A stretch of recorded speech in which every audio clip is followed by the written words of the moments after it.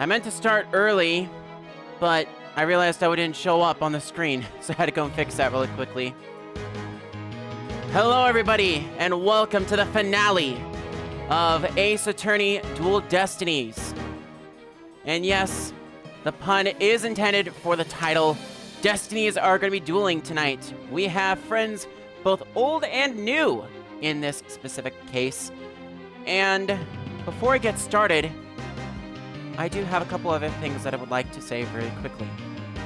First of all, I need to get off of this goddamn music because... Oops. There we go. Alright. You get off the music, you need to switch on over to the proper scene. Hi! You can see me now. And I'm on screen. My voice is absolutely shot tonight, and hoo boy, I'm going to be in it for the long haul. I'm definitely going to be taking these next 4 days offline to definitely do some vocal rest and recovery. And needless to say, when we start Spirit of Justice next week, well, I'm going to be in it for the long haul as well. It's going to be a bit of a bum rush, to say the least, but I am going to be spacing myself out just a little bit. We won't be doing too much crazy stuff, but I will have some breaks in between, and obviously we're going to be doing some other stuff in between the streams as well, just to balance things out as well. While I am getting that all taken care of, let's catch us back up with where we have been thus far.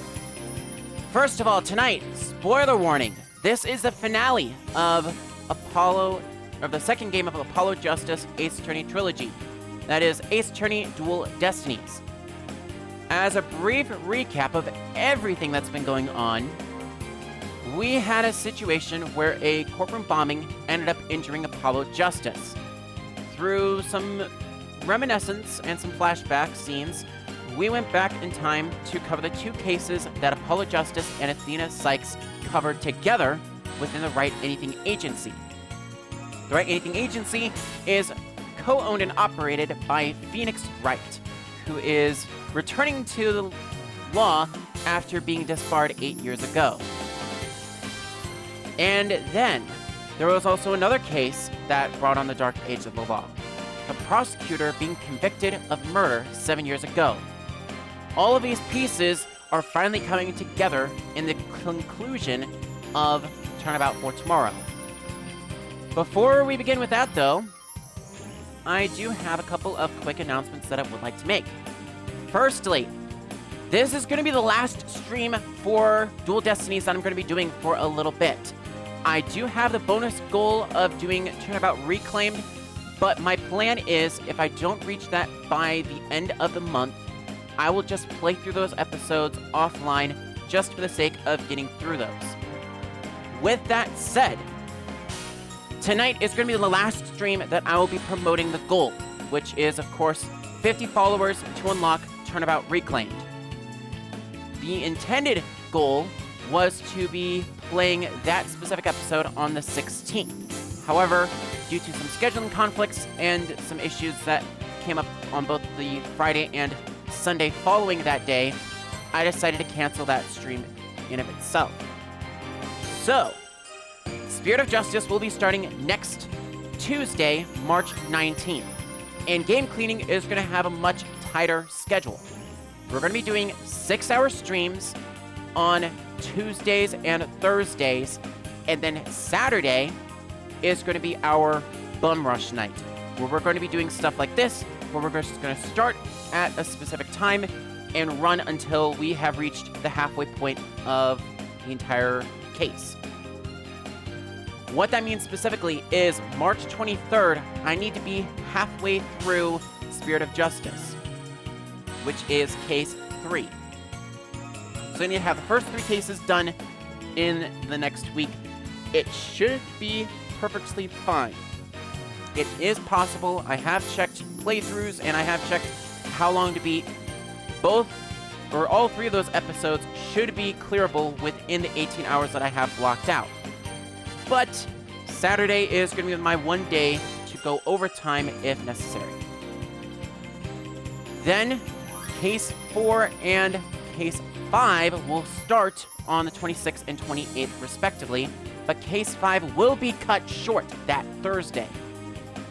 So I do apologize. The 28th will be a short stream, but whatever we don't finish after the 28th, the finale will be all one together on the 30th, and March 30th will be my final send-off and farewell to Apollo Justice Ace Attorney Trilogy.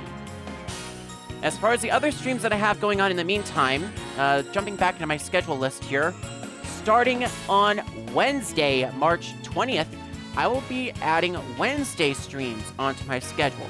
Now, they won't be the full 6-hour blocks, but I will be doing kind of a 3 to 4 hour stream block where I will be playing on a very specific server that I've been a part of for over 10 years.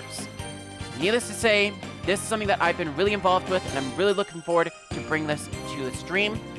And I think you're going to enjoy the first episodes that I've got of this specific series when it gets started on that.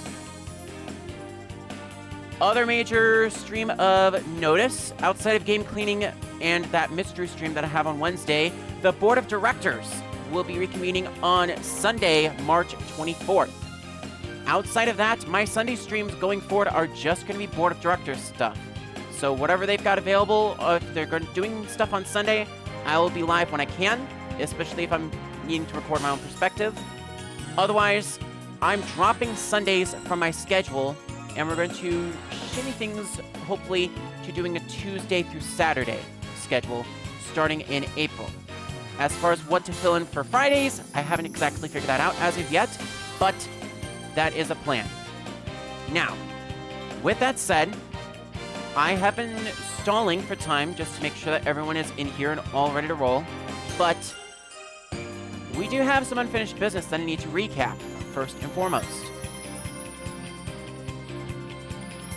Switching on over to this scene, I specifically said last night during my stream that we were going to be replaying a part of Turnabout, of the Cosmic Turnabout.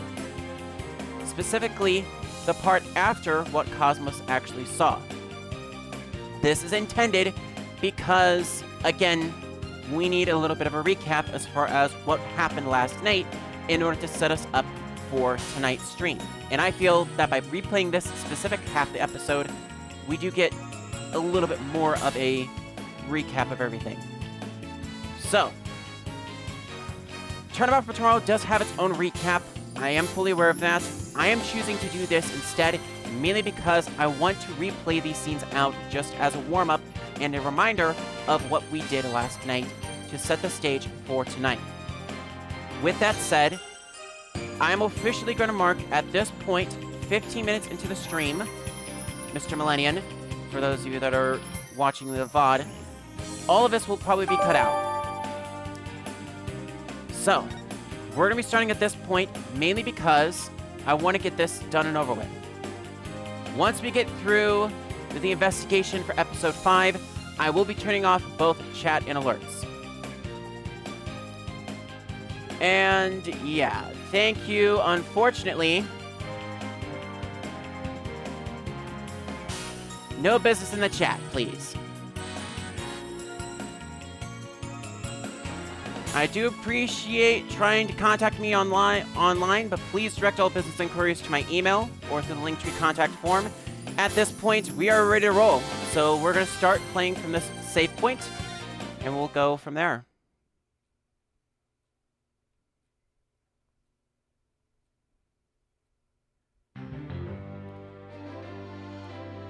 So it appears that a possibility of a culprit other than the defendant has presented itself. Mr. Starbuck, is there anything you wish to say? I don't get it. I don't get it? What don't you get? Director, why did you do all that? From the very beginning, you never meant for the launch to go ahead, did you? You tricked us! Mr. Starbuck! Starbuck, my boy, I'm sorry. I can't tell you the reason why, but I had to do it to protect the Space Center. Director! Will I ever get the chance to go into space again?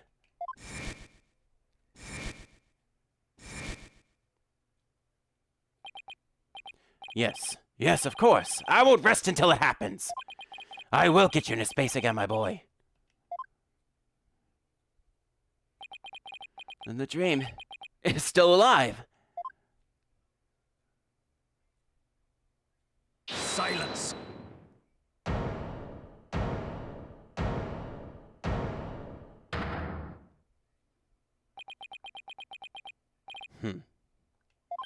You're not going into space, Starbuck, but prison.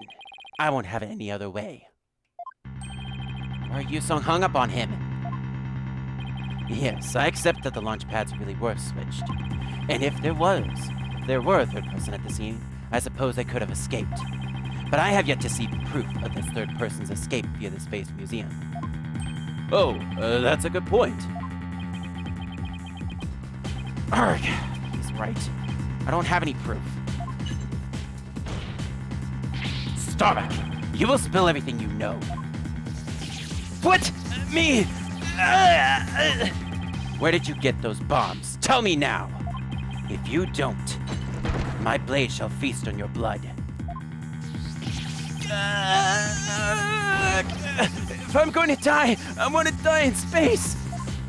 I have to do something. Solomon Starbuck, prepare yourself.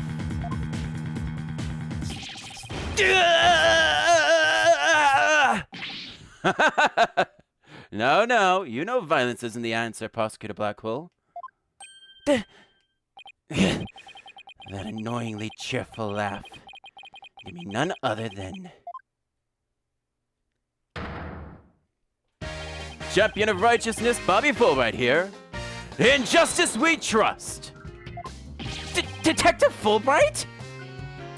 Sorry to keep you waiting, Mr. Lawyer. I hope I'm not too late. I don't believe we had an appointment. I tried to hurry, but I ended up helping a little old lady cross the street. And then I had to break up the cat fight.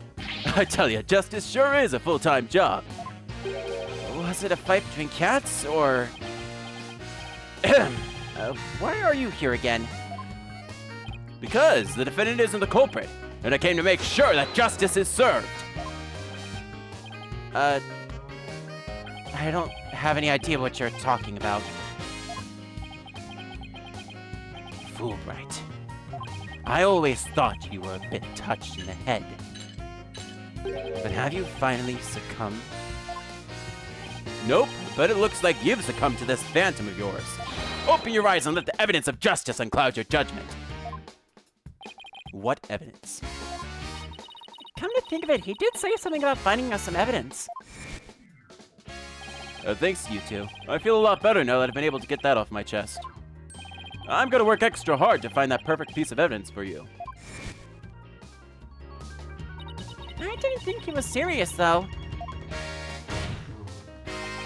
So what is it, Detective? It's something that will prove Mr. Starbuck innocent? It is indeed. Have a look at this. What's this? A lighter? That's right. A lighter thought to have been used by the culprit, no less. The Space Museum's cleaning robot picked it up. It has the victim's Clay Terran's blood along with the killer's fingerprints on it. But what? Ugh!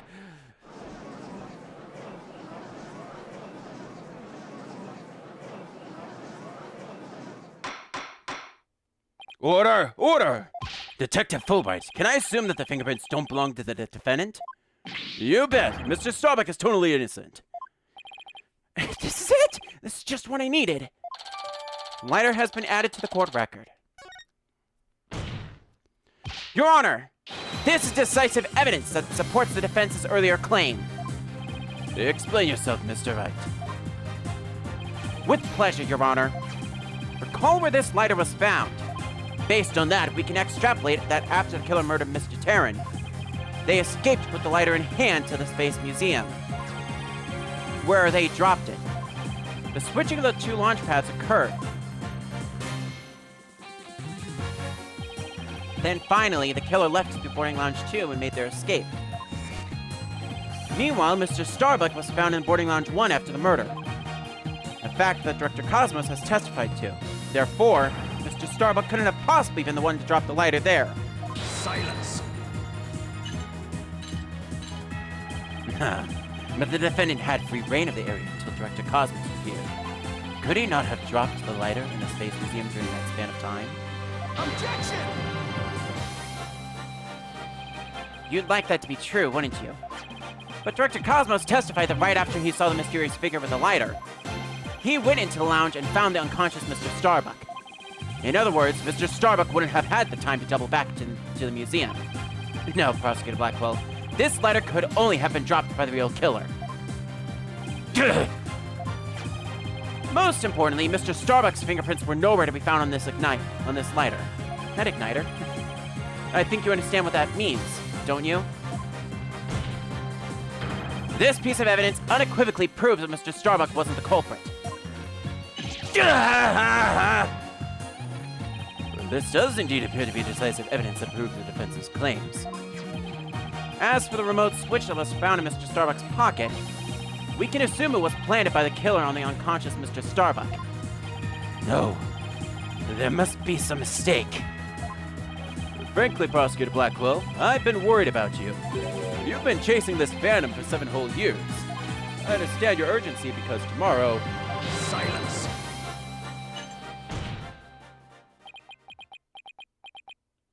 Fulbright, you promised never to speak of that. Huh? Tomorrow? What about tomorrow? Given the body of evidence, I think it's safe to say the defendant is innocent, in light of the fact that it was impossible for him to have committed the crime. A few unanswered questions remain, so I look forward to seeing what you two uncover. But for now, this court finds the defendant, Solomon Starbuck.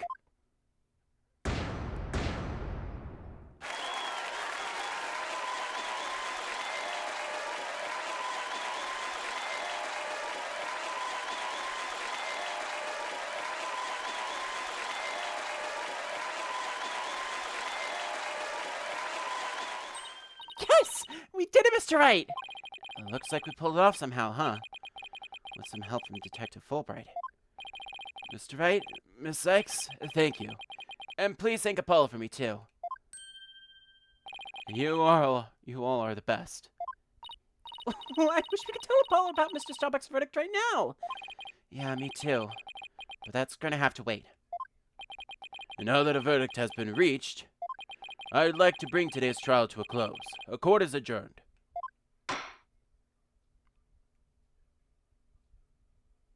Objection.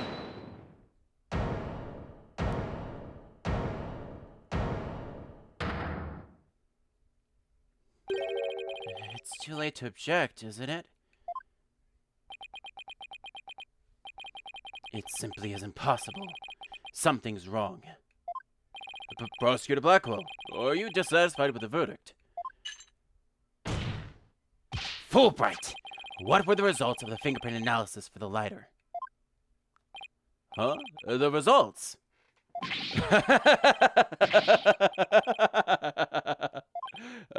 Well, I was in a hurry, you see, and then there was that catfight, and, well, I kinda got carried away when I heard the prints were Mr. Starbuck's, so... You have yet to read it? Prosecutor Blackwell, can you read out who the prints belong to? Upon thorough analysis, the fingerprints were found to belong to Athena Sykes. So says the report. What? What? Huh? Me?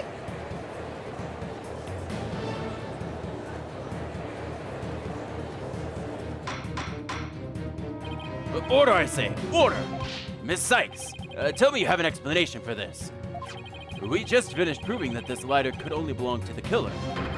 So finding her prints on it can only lead us to one grave conclusion. I don't know how they got on there, but I know I'm not the culprit.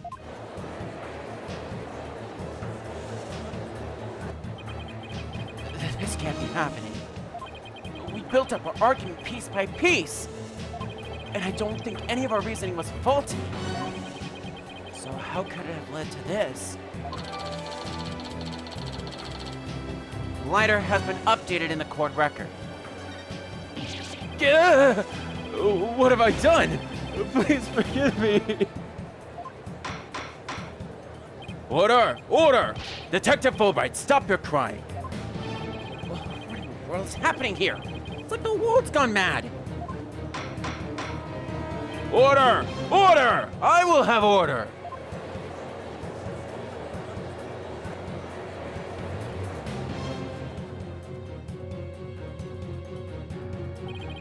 Confusion spiraled into utter chaos. After all we'd fought for, the truth had turned cruelly on us to accuse Athena of the crimes. Somewhere, somehow, everything had gone terribly wrong. We had stumbled over the edge of reason and into the jaws of the twisted darkness.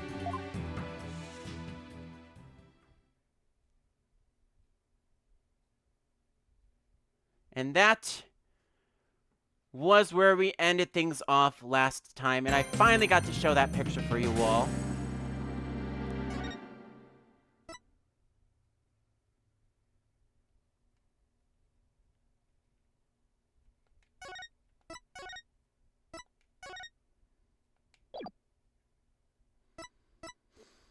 And now we officially continue right where we left off with a conclusion of Ace Attorney Dual Destinies. Episode 5, Turnabout for Tomorrow. No one can escape their past.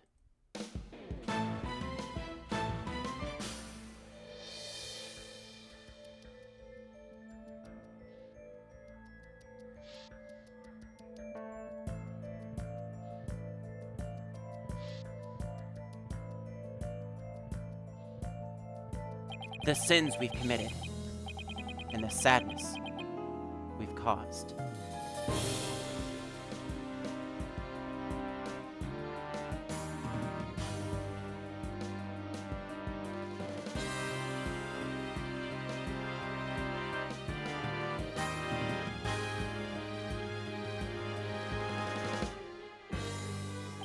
No matter how far we run, our past remains, as ever present as a moon in the sky.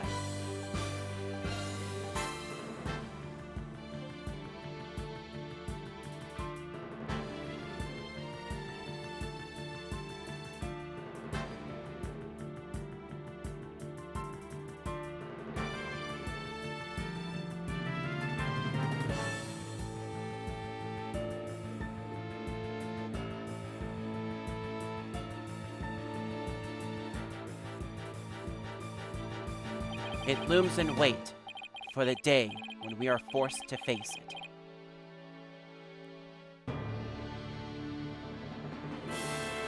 But only in doing so can we truly make peace and move on in hopes towards tomorrow.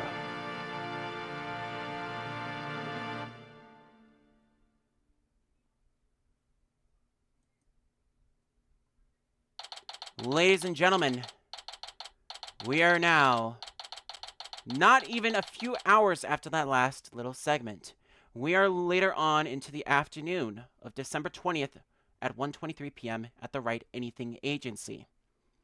The reason why I replayed that last bit, just for full explanation, that literally took place hours before the start of this episode. As such, I thought it only fitting that we replayed that last little bit live for you tonight. Familiar scenes played out. A young, traumatized Athena standing in a pool of blood. Simon Blackwell's deadly katana swing. Apollo's anguish over his best friend's murder. 7 years ago, the conviction of a prosecutor brought upon the dark age of the law, with some believing that the truth was hidden away. Like a phantom, the injustices of the past haunts those in the darkness in the present. It is only by shedding light on the truth that the darkness be dispelled, ushering a brighter future and a new age of the law. This is, like I said, my favorite episode of this game. And you'll see why, because I was not kidding when I said that faces of both old and new were going to be reunited here in this trial. This is going to come down to everything that I've been working for the last couple of weeks. So, obviously, there's going to be some spoilers from this point forward if you have not played through Apollo Justice Trilogy or Ace Attorney Dual Destinies previously. With that said, we are now officially starting off right where we are now. They took Athena from the courtroom straight to the station. She's probably being questioned at this very moment.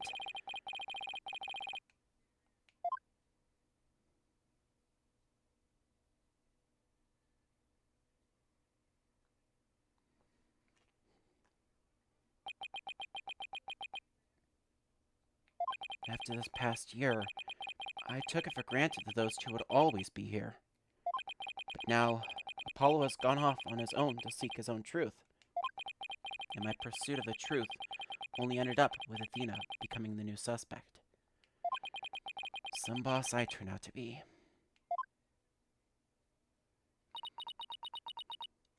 It's even quieter in here than usual. Yeah, it seems so empty too. I just don't get it, Daddy. All of your reasoning during the trial seemed perfectly solid. Yeah, and I still believe it was. At least, based on what we know. But now, Athena's the one who's being accused.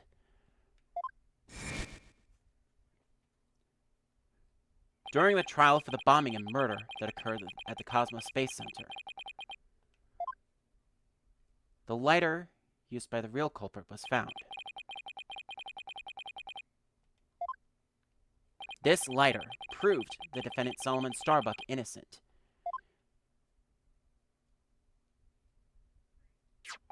But Athena's prints were found on it instead.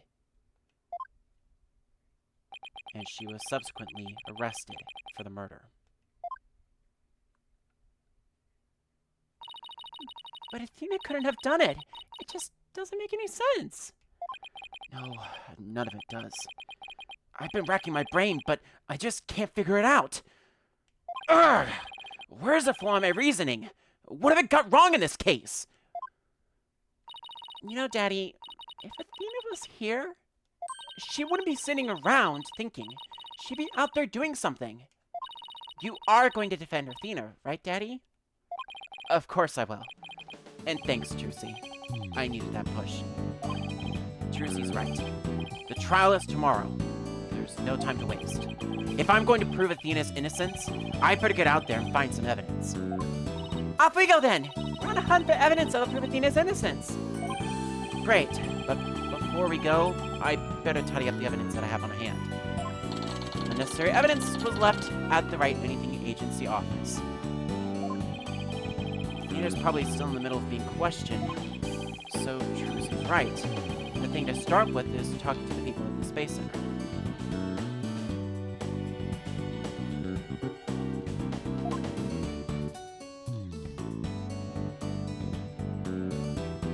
So Athena was taken straight from the courtroom to the police station for questioning. The lighter that they found made Solomon Starbuck innocent, but in exchange made Athena guilty. Phoenix decides to go out and hunt for evidence, but before they leave, Phoenix ends up cleaning up some of the evidence. What we have left in the court record is simply as follows. We have our attorney's badge, autopsy report for Terran, the Space Center diagram, utility knife, launch pad 1 door lock, security camera video, Space Center pamphlet, Hope capsule, Aura statement, and the lighter itself. Everything else has been cleaned up and tucked out of harm's way. Now, there is one other thing that I want to talk about. Specifically, we can talk with Trucy about what to do, and that is actually a part of a man of many hats. I still can't believe Apollo really left us. It was so sudden. Maybe he got tired of being my assistant for my magic tricks?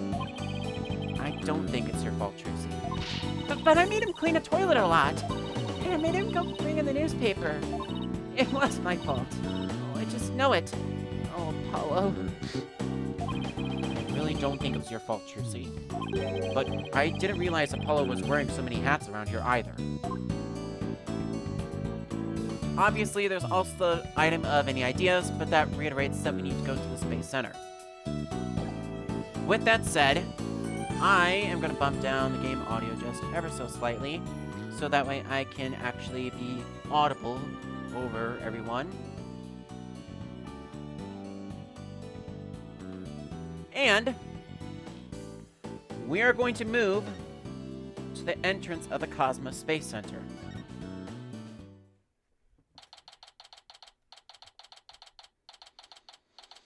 December 20th, Cosmos Space Center entrance.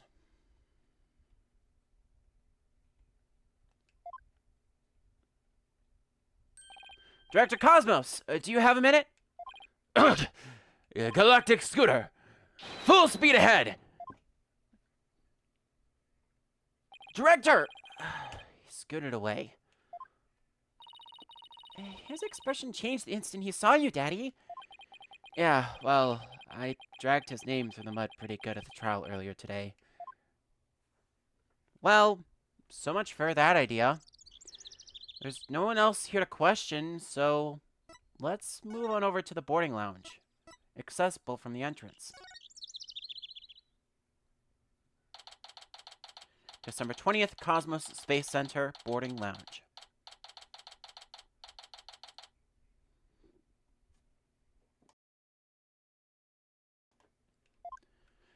We were here only yesterday. Oh, hey!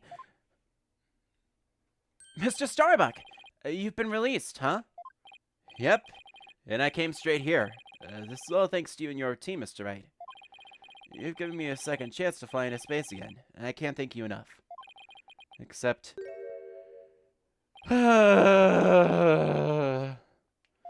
What's wrong? I thought he'd be happy to be acquitted.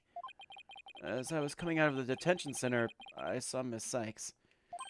He saw Athena? I was at a loss for words. I didn't know what to say to the poor girl. And then, you know what? She flashed a peace sign at me. Congratulations on your acquittal, she said. And now you can go back into space someday. Yeah, that sounds like Athena. I can just picture it. But I saw her eyes. They were red and swollen from crying. She's got to be suffering. She must be so worried. And yet she went out of her way to be nice and give me that big smile. She held back her own tears so she could give someone else a smile. That's so Athena. There's no question about it. That girl is innocent. Please, Mr. Wright, you have to make sure she goes free. And then they can put me in prison instead. I don't mind. We can't have that either, Mr. Starbuck. Don't worry, Mr. Starbuck. I'm going to give her the very best defense I can. I promise to get her acquitted, just like I did for you. I know she'll be all right with you in her corner. I know you'll never give up on her. Apollo has a fine boss to look up to. From here, we're going to chat with Starbuck about a couple of things. I still can't believe Launchpad 1 was switched with the Space Museum. What could have made Director Cosmos do such a thing? I haven't the foggiest idea. So there was never going to be a launch that day, not from the very beginning. I wonder if Clay knew. I imagine he must have. Surely he would have noticed when he went to the board rocket. It's pathetic to think I was the only one who got taken in. But I guess that's about how it goes. You're worth less than space debris. Is he going to be alright, Daddy? His expression looks as dark as a black hole. Well, that's just how he is.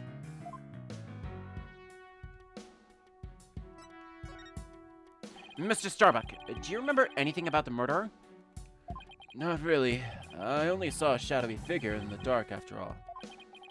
Yeah, I guess it wasn't a little too much to hope for. Hey, I heard something from the police, though. They said they never did find the 10 caliber gun down that trash chute. Just as I thought. The culprit must have carried it away with them when they escaped. So, was the person you saw holding a gun, Mr. Starbuck?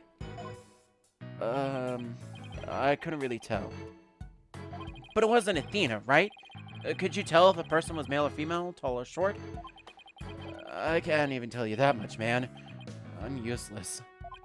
When the culprit opened the door, and some light came in, I should have been able to see. Door. Yes!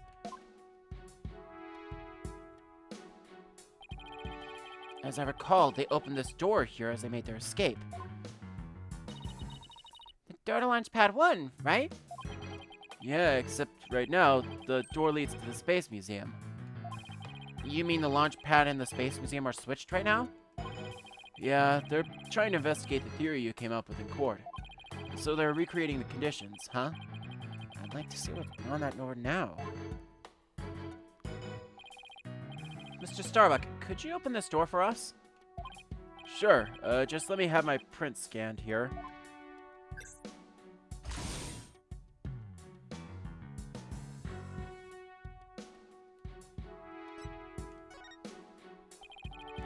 Do the launch pads get switched back and forth a lot? Well, back when the Space Museum was Launchpad 2, they used to switch the panels around at times. But these days, Launchpad 2 is only used as a tourist attraction, right? Right, because quite frankly, the Space Center needs the money. I hear you. Times sure are tough. Danny, let's go check out what's beyond that door. Sure, let's go. Hey, why don't I come along? I can show you around.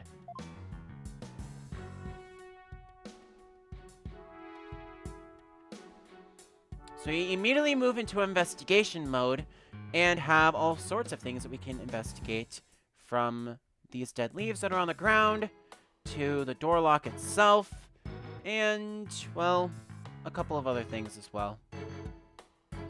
I guess no, it's just those two. We'll start with the dead leaves. Huh? I wonder what these dead leaves are doing here. Maybe they were stuck to the bottom of somebody's shoe. There are lots of trees around the Space Center. She is right. It's a modern state-of-the-art building, but it's surrounded by trees. But, I don't know.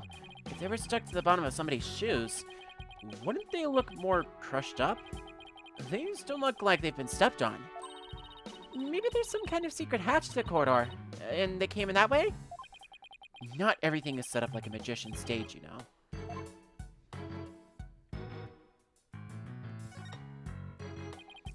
So, this is another one of those devices for opening the door, huh? Yep, but this one doesn't require fingerprint verification. You just hit the button and open sesame. So when you and Clay went through here, you didn't need to show your prints either? That's right, Trucy. Just like how the culprit didn't need to scan their prints when they escaped back out of the Space Museum corridor into Boarding Lounge 2. And with that, the Launchpad 1 door lock has been updated in the court record. Well, I don't see anything else that jumps out at me. And I imagine this corridor is built exactly like the Launchpad 1 corridor.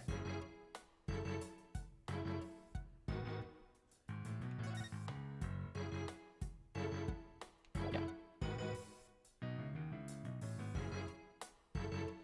So with that, that is almost all that we can do. So let's head back to the entrance and see if we can catch Director Cosmos.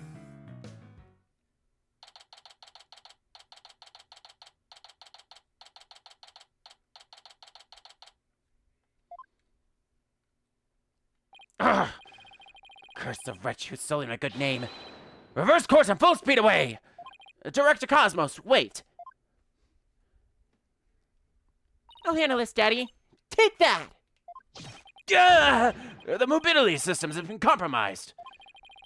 Trucy's knife throw was a direct hit to one of his tires. And the streak continues. Maybe I should have kept a closer watch on what tricks she's been practicing. My dear old battleship, we fought many a skirmish together. It has been an honor. Daddy, he's gonna blow the thing up! I bet all that button will do is make it go haywire again. Very well, I surrender. As a prisoner of war, I expect to be treated honorably. So, after some persuasion by Trucy, we finally get the opportunity to talk with Director Yuri Cosmos. As I stated during last night's stream, this was not the intended voice that I wanted to do for Yuri's voice initially when I was playing through this game, but due to certain complications that I will discuss at a later time, I decided last minute to change things up for something a little bit different. You'll notice more prominently this time that he does still have that 4th star on his badge from a bullet hole that we uncovered in yesterday's trial. With that said, we'll have a chat with him about switching the launch pads. Director Cosmos, when you were talking in the court about switching the launch pads, you used your right to remain silent about the reason as to why. I'd like Director Cosmos to tell us why he switched the 2 launch pads to begin with. Yeah, please, I can't. I exercise my right to remain silent. But I will say, my hands were tied. I was only doing what I could to keep my men from getting caught in that blast.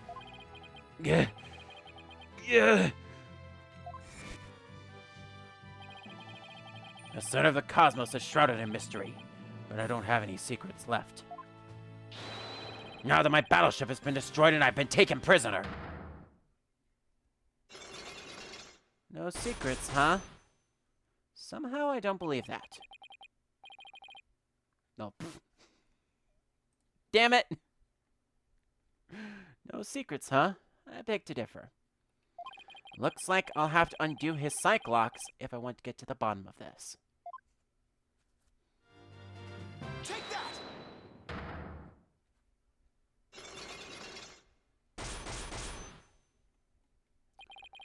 So, we immediately move to unlocking Yuri Cosmos' psych locks. Like I said in the last episode, Phoenix's special ability is, just as a brief recap, he has the ability to present evidence to unlock these red psych locks, which is basically a person keeping secrets from us. By presenting evidence and countering certain claims that they make, we're able to get to the truth and uncover some new information. With that said, though, let's get right into this psych lock I'm breaking. I want you to tell me everything you're hiding about the switching of the two launch pads. I refuse! You can't make me. I can hold out longer than anyone. I hope I never get like this when I'm old. Now let's see. Where to start? Now this is how you explained your motive for switching the launch pads. You did it... Thanks to you switching the launch pads, the astronauts escaped injury from the blast. But instead, they safely boarded the museum's rocket far away from the actual explosion. And my astronauts were raring to go out into authentic adventure in space. How do you propose I had them board a fake rocket without them noticing? I agree you couldn't have done it without help. For one, they would have figured it out the instant they stepped into the Space Museum. You figured you could fool Mr. Starbuck once he had been drugged with his medication, but without the help of this person, it would have been impossible to pull your plan off. Take that! You must have gotten Mr. Terran to help you. He stole the tranquilizers from his mentor's locker and slipped them to him. And then, with Mr. Starbuck in a daze, they boarded the replica rocket in the museum. Someone please help this poor prisoner of war! How was he able to spin around like that? If you really wanted to save the astronauts' lives, shouldn't you have just called off the launch? If I could have done that, do you think I would have gone into all that trouble? I guess he must have had a compelling reason why he couldn't call it off. But how did you know to switch the pads in advance of a bombing incident? Well, that's because... I was warned in advance. Once I received that warning, it was my duty to ensure my astronaut's safety. But it was just a warning. It could have been a prank. Why did you believe it so completely?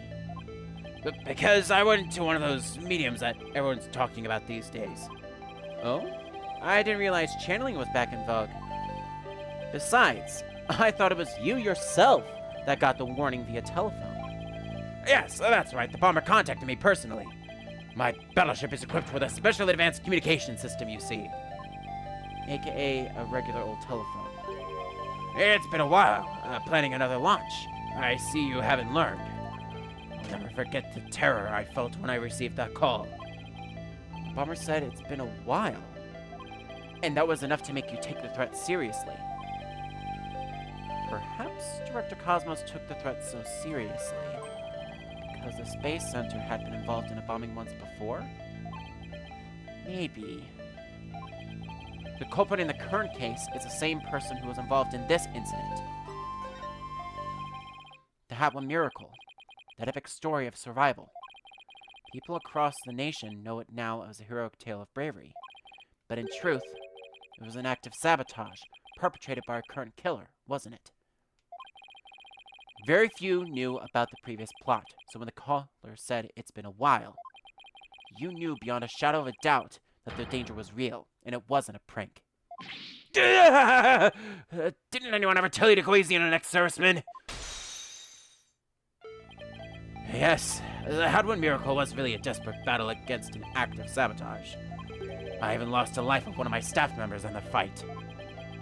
Sabotage, murder. So this is the ugly truth behind the Hat One miracle. I let my guard down. I thought the saboteur had been caught, and that the case was closed. Huh? Wait a minute. The murder at the Space Center 7 years ago. This must be the person Director Cosmos thought was a culprit. Oops. I was trying to tab over to this one, but I missed. Take that! Simon Blackwell, the murder suspect in a case that happened here 7 years ago. The place and time of the two incidents, the murder and the sabotage, were the same. So you thought he committed both crimes. But while Prosecutor Blackwell was behind bars, you got another threatening call. If the culprit this time is the same as 7 years ago, then it isn't Simon Blackwell. Realizing that, you were shaken. It meant the true culprit's been running free all this time. Yeah! How do you keep seeing straight through me? Unlock successful.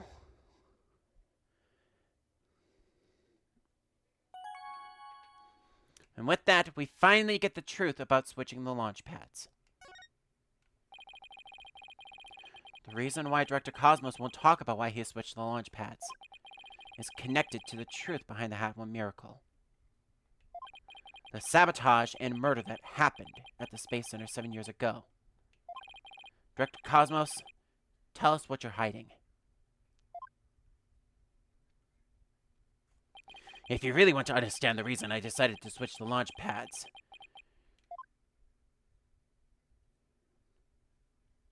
we'll have to start with the story of that horrible nightmare from 7 years ago. 7 years ago? You mean the so-called Hat One miracle?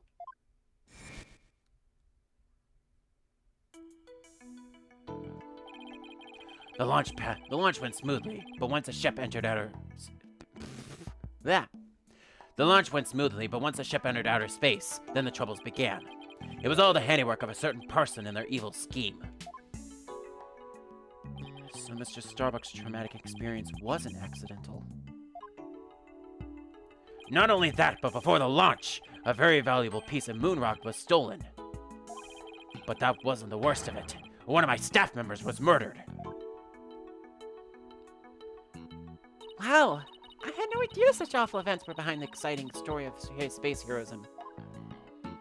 All that in spite of the Space Center having very strict security in those days. All personal effects were examined thoroughly, coming or going. You couldn't even smuggle a word that'll leave through those checkpoints. So, do you have any clue who was responsible for the sabotage? At the very least, I know it wasn't Simon Blackwell. I don't know enough to identify the true culprit, but it's clear what that person is. To put it simply, a spy. A spy? You mean somebody who infiltrates a foreign country? Carries out dangerous missions and always gets the girl? Someone's been watching way too many late-night movies. Well, I guess if we're talking about blowing up a rocket and stealing research material, it's not all that surprising that a spy could be behind it all. Make no mistake, there's cutthroat rivalry between nations in the space R&D race. Some try to outdo others by any means possible, even deliberate obstruction. 7 years ago, we got a call before the launch warning us of a sabotage. The same as this time. Yes, and here I thought the perpetrator had been caught, but it looks like I was wrong. Prosecutor Blackwell seems more like a ninja than a spy, don't you think? Aren't ninjas and spies basically the same thing? But there's a good reason we failed to find the real spy. A massive cover-up by the government. Government officials were too embarrassed to admit that they had allowed such a thing to happen at the hands of a spy. So don't tell me they made the police rush the investigation. They did indeed, and then to cover up the sabotage, they cleaned up the story. And that was a Hat One miracle, wasn't it? But then, 7 years later, the same MO, advance warning of sabotage. That must have been the director's reason for switching the launch pads. 7 years ago, the spy gave you advance warning of their plans, just like this time. That was what made you decide to switch the launch pads, wasn't it? That's right. The Cohen knew the facts of the case 7 years ago, despite the cover-up. They knew about the sabotage, the moon rock, the murder. And they said, "You don't want things to go like they did 7 years ago, do you?" I immediately thought of calling off the launch, but the government wouldn't let me. We don't give in to the likes of terrorists. We must proceed for our country's honor. It was quite a moving speech, actually. Moving? Really? Maybe if you're easily inspired by political talking points. But I know the truth. We had been warned, which meant the danger was very real. And I knew there was no way to stop the spy, no matter what I did. They would find a way. That's why I switched to launch pads and staged the moving rescue scene. First, I snuck into the center the night before the switch to launch pads. That way, the astronauts would go from boarding lounge 1 to the Space Museum. Then I put a closed for repair sign at the door to launch pad 1 and boarding lounge 2. You did that so normal visitors wouldn't enter, right? But what else did you do? I enlisted the help of several staff members, including Taryn. But you didn't let Mr. Starbuck in on it? He'd already been through enough, and he's no good at lying to keep a secret. I'm afraid I had no choice but to have him drugged. My plan went well until... Clay's murder, huh?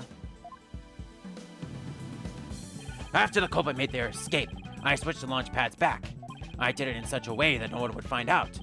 But after all that effort, Taryn is dead, and the Hat 2 is destroyed. And the Hope capsule, which had returned to us only recently, was also lost in that blast. My home, the center of the cosmos. My beautiful Cosmos Space Center is done for! Wait, what do you mean by the Hope capsule was lost in that blast?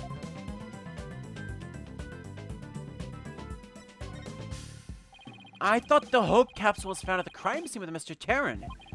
It had just been brought back by the Hope space probe with asteroid samples inside. So what kind of samples are they? What's in them? The samples are scheduled for analysis in the near future. We haven't had time since they just came back the day before Taryn's murder. The capsule was being held in a safe in Launch Pad 1, but I gave it to Taryn before the incident so it wouldn't be destroyed in the explosion. The idea was that, with it safely in Taryn's possession, he could make it look like he rescued it during the staged miraculous escape. But our precious research materials ended up lost to that explosion anyway. But I thought Clay was supposed to keep it safe. You misunderstand. The launchpad explosion wasn't the one the capsule was lost to. It was lost after the police confiscated it as evidence. It was in the courtroom bombing from the other day. The capsule was in there. The capsule was in the courtroom as evidence. It was blown to smithereens. Yet another casualty of that blast. Ultimately, I think the culprit may have known about the switching of the launch pads. What? How? The police found a wiretapping device during the investigation today. A bug aboard my battleship. A tap on my advanced communication system. A wire on that phone? Yes, a wire on this very phone. I used this phone to give instructions to my staff about the launch pad switch. Just to the few select members who knew about the plan. Just before the incident, staff members were coming in and out of Launchpad 1. The culprit probably slipped in with them amid the confusion. And planted the bomb then. Yes, if they were tapping your phone, they definitely could pull something like that off. So you really think the same spy is behind this incident in the one 7 years ago? Yes, I'm sure of it. And this spy must be the phantom prosecutor Blackwell's been chasing. The prosecutor Blackwell told me once. The hunt I've been on for the Phantom of 7 years past continues even still. For starters, that case happened right here in this very Space Center, too. So if we can find this Phantom... That's right. We can clear Athena's name. And then there's a matter of Prosecutor Blackwell, too. What about him? Well, If the culprit of 7 years ago is the same person as in the current incident, it would mean Prosecutor Blackwell is innocent. That's still an if, though. I wonder how dangerous that guy would be in court without handcuffs. But if we're going on a ghost hunt, count me in!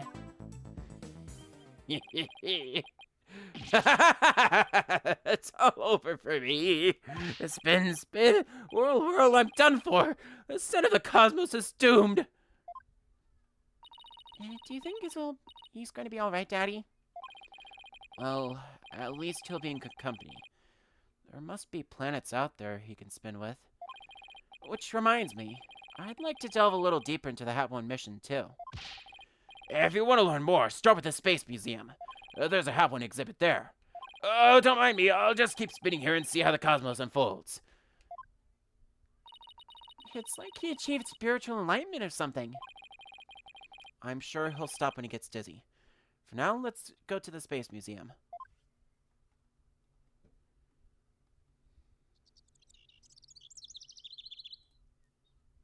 So, doing just what Phoenix says, let's move directly to the Space Museum, accessible from the boarding lounge currently. December 20th, Cosmos Space Center, Space Museum. Let's see. Where's the exhibit on the launch 7 years ago? There. That's the Hat 1 exhibit. Oh, wow! Look at that photo of the team! There's Clay and Mr. Starbuck, Dr. Cosmos, or Blackwell, and even Ponko. But I've never seen the woman on the right before. Everybody looks so happy! Well, except for Dr. Cosmos. Let's check out the newspaper article, too. Hat 1 launch imminent. And there's a photo of the Hope space probe. I guess it's only natural it doesn't talk about the murder or the sabotage. They really were keeping it a secret, just like their director said. Daddy, take a look at that jacket! It must be the Hat 1 team's uniform jacket. It's the same design as the one Apollo was wearing, the one that belonged to Clay. Actual jacket worn by a Hat 1 team member, it says. Not a replica, huh? I wonder if it was Mr. Starbucks. Hat 1 exhibit has been added to the court record. Hello?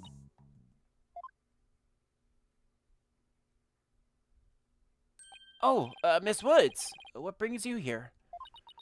I heard Thena got arrested, so I've been looking for you, Mr. Wright.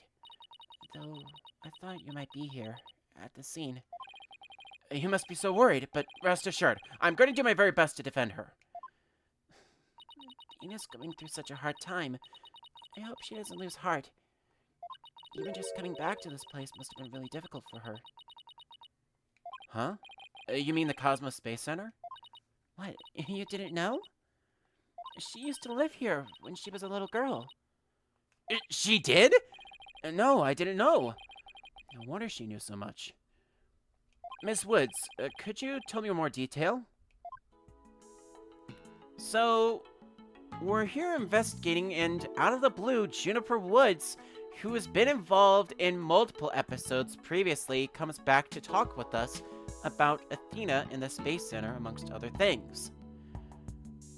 Now, she had heard about Athena's arrest, but she was in the court for a couple of other cases as well. Recall previously that she was our defendant in the very first case from the courtroom bombing, and she was also in the gallery during the most recent case. Well, during the trial that Apollo was in charge of. She also was a defendant for another case that was one of the two that we covered previously. Needless to say, her particular involvement in this is quintessential to our case right now. So, having her talk about Athena in the Space Center is pretty important. Athena's mom worked here. If I remember right, she was a doctor of psychology or something like that. But why was a psychology specialist working at a space research facility?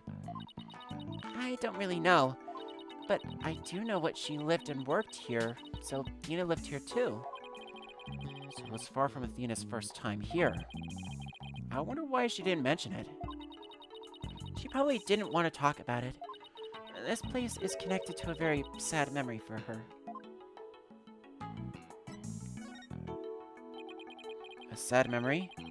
Can you tell me about it? There was a terrible incident here. It was 7 years ago. The same time frame as a Hat 1 launch! Nina's mom, in the robotics lab, she was murdered. But what?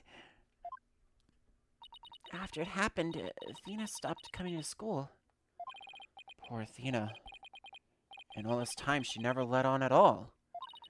I was so worried about her. I came here so many times hoping to see her.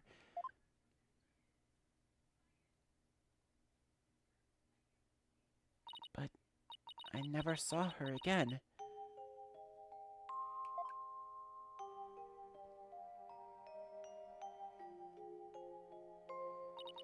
After a while, we started exchanging letters, but I didn't get to see her face to face for 7 long years.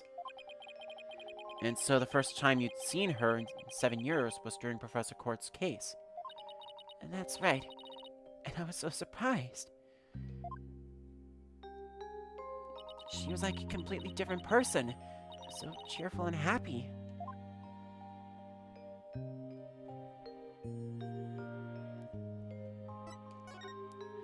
What was Athena like as a child? She was very sensitive and kind. She didn't talk very much, but she liked to draw and paint at home. That's completely different from the Athena we know now. I can't even picture it. She never left the Space Center much because she was very sensitive to other people's emotions. When she went into crowded places, she'd get dizzy from all the emotions flying around. It must be hard to hear people's hearts as well as their voices. She always wore these big, heavy-looking headphones. She said her mother made them for her as part of her research. Huh. I wonder what kind of research it was. Because of her special ability, Ina couldn't handle being in school very often. And I was always out sick because of my weak constitution. Maybe that's why we became such good friends. We used to play together here at the Space Center a lot. It brings back memories. It sounds like Athena's mother played a big role here at the Space Center. Oh, Daddy! Show her that picture! Atta girl. Good idea. So, Trucy suggests that we have a specific picture to show her. That specific picture is this very one right here in the Hat 1 exhibit. Miss Woods, can you take a look at this for me? Oh, look! There's Athena's mom! The woman on the far right, the one in the kimono. That's Dr. Meta Sykes. Athena's mother's murder. Did it by any chance have any connection to the Hat 1 launch? What? Why, yes, it did. As I recall, it happened on the day before the launch. Just as I suspected. But that wasn't the worst of it. One of my staff members was murdered. So this is the murder Director Cosmos was talking about. Does that mean that the crime prosecutor Blackwell was convicted of is the murder of Athena's mother? There's a chance her death is somehow connected to the current case. There is? Thank you for all your help, Miss Woods. And please, try not to worry. I won't let anything happen to Athena. Thank you, Mr. Wright. I know you'll take good care of her. So we need to investigate the robotics lab, and also talk to Athena. We've got our plates full, Daddy. I hope we can fit it all in before the day is through. The detention center first, then. We have to see Athena before visiting hours are over. With that, we automatically move to December 20th, Detention Center Visitors Room.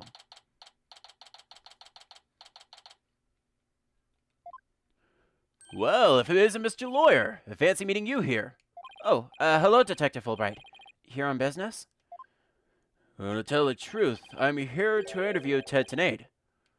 The one behind the courtroom bombing incident? He suddenly said he's ready to tell the truth about the case. And what he was saying was so incredible, I just had to come right over to hear more. Incredible. What was he saying? Why don't you hang around and hear for yourself? Really? Us? Are you sure? I give you my special permission. Here comes the bomber now.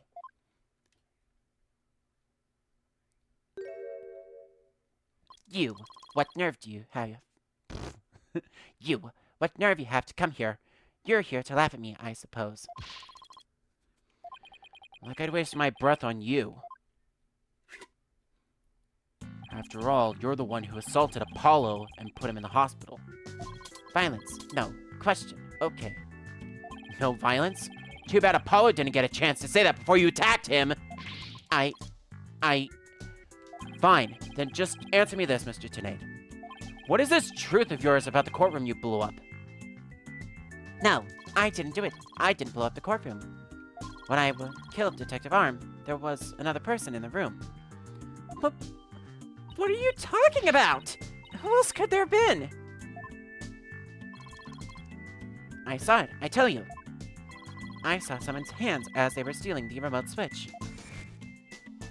This person was there and witnessed the murder I committed. What? I don't know who it was. But that's who blew up the courtroom. You expect us to buy that? Easy there, Trucy. I don't see any Cyclops. So I guess he must not be lying. Pardon me, I got a little carried away. But I am telling you the truth. I did not detonate that bomb. And there you have it. We can't exactly ignore his claims, of course, so we're doing a follow-up. We're even analyzing the bomb itself, or what's left of it. We haven't found any new facts yet, though. Wow, they've laid it all out piece by piece. Oh, look at all those beautiful little pieces. I wish I could have them. Uh-oh. Looks like his geek switch has been activated. The phony fanny bomb has once again been added to the court record.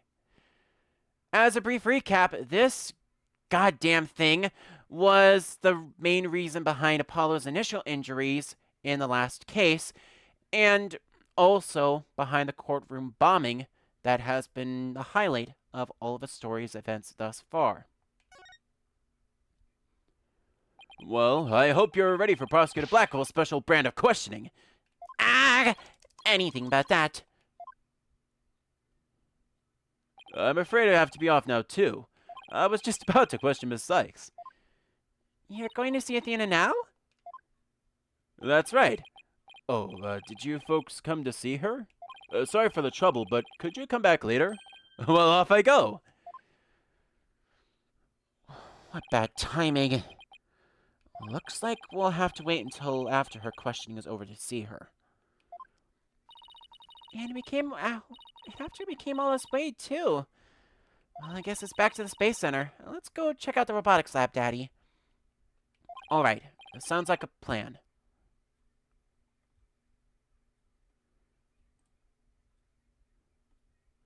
And yeah, so I'm just double checking my notes here. Everything is all caught up for now. Don't have any other special dialogue that we need to talk about, so as promised, we head on over to the robotics lab.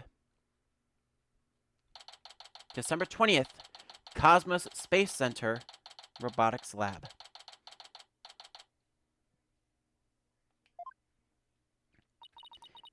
So there's the robotics lab, huh?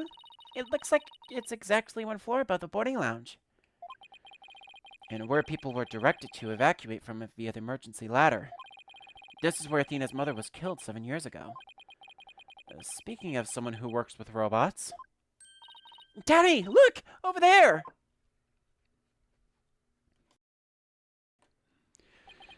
So they plan to use this bag to carry the capsule, is that right? Yeah, more or less. Say, why don't we stop talking about the case and have a nice cup of tea instead? Apollo and Aura Blackwell. I wonder what they're talking about. Well, well. Come to spoil our fun? Just when I was enjoying our alone time. Trucy! And, Mr. Wright! If it's Apollo you want, you can't have him. He said he's investigating on his own. And I respect his wishes. We came to investigate this lab. Well, this is my lab, so you'll need my permission if you want to do any snooping. Yeesh. So we find out Apollo is here and has some mixed feelings at seeing both of us here. Or, obviously, is not going to let us investigate, but she might be willing to allow us to say some questions about, or answer some questions about what happened. I heard about the trial. You made mincemeat out of the director. And suddenly Starbuck was out, and your little subordinate, the princess, was in. Case closed, and they all lived happily ever after. Teddy, do something to her! And I suppose you're going to defend the princess in court, am I right? Princess, huh? Guess she's talking about Athena. Of course, Athena is innocent. Oh my, such loyalty and trust. She seems pretty suspicious to me, though. The emotionally unstable princess. There's your culprit for you. Don't you agree, Apollo? I don't know yet.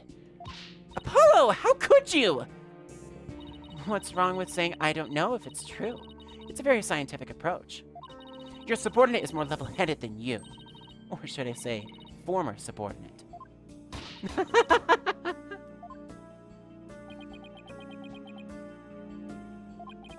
I can't believe it. Does Apollo really suspect Athena? Phew. All this laughing has worn me out. Your turn to say something, hunk of junk.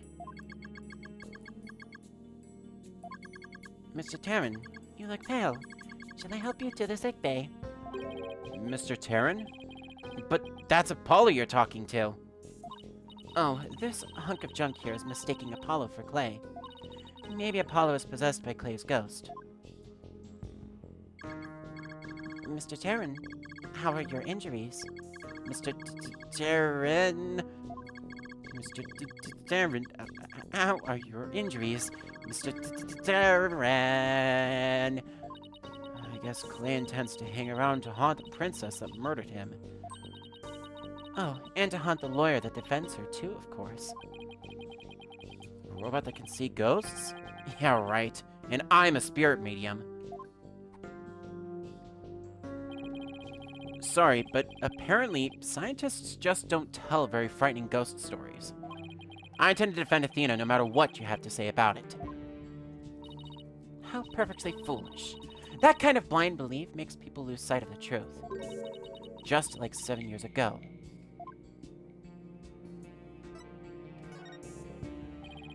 Did you tell me about the incident 7 years ago?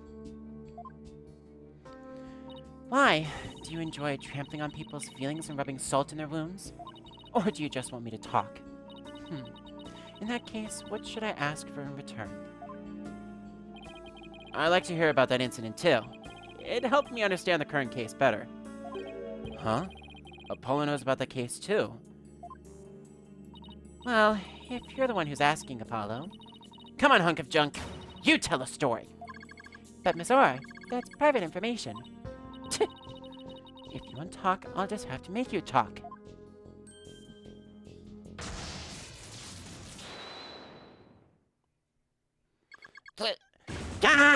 Yes! Who cares about personal privacy? Not me! I'm ready to utilize my blast processing abilities to impart all available knowledge. Wow, what a magic trick! He's like a completely different robot now. Bodies of all robots that come through this lab are designed by Miss Aura. I was born 7 years ago. Miss Aura was much, much younger then. Yikes. Better watch what you say if you don't want to get recycled, Klonko. And then our hearts were created by that great genius, Dr. Meta Sykes. Hearts? A robot with hearts. Can you even make such a thing? Emotions are not irrational things. Our logic and our hearts can be integrated. The two navigation companions created by Miss R and Dr. Metis transcend humans. Gah!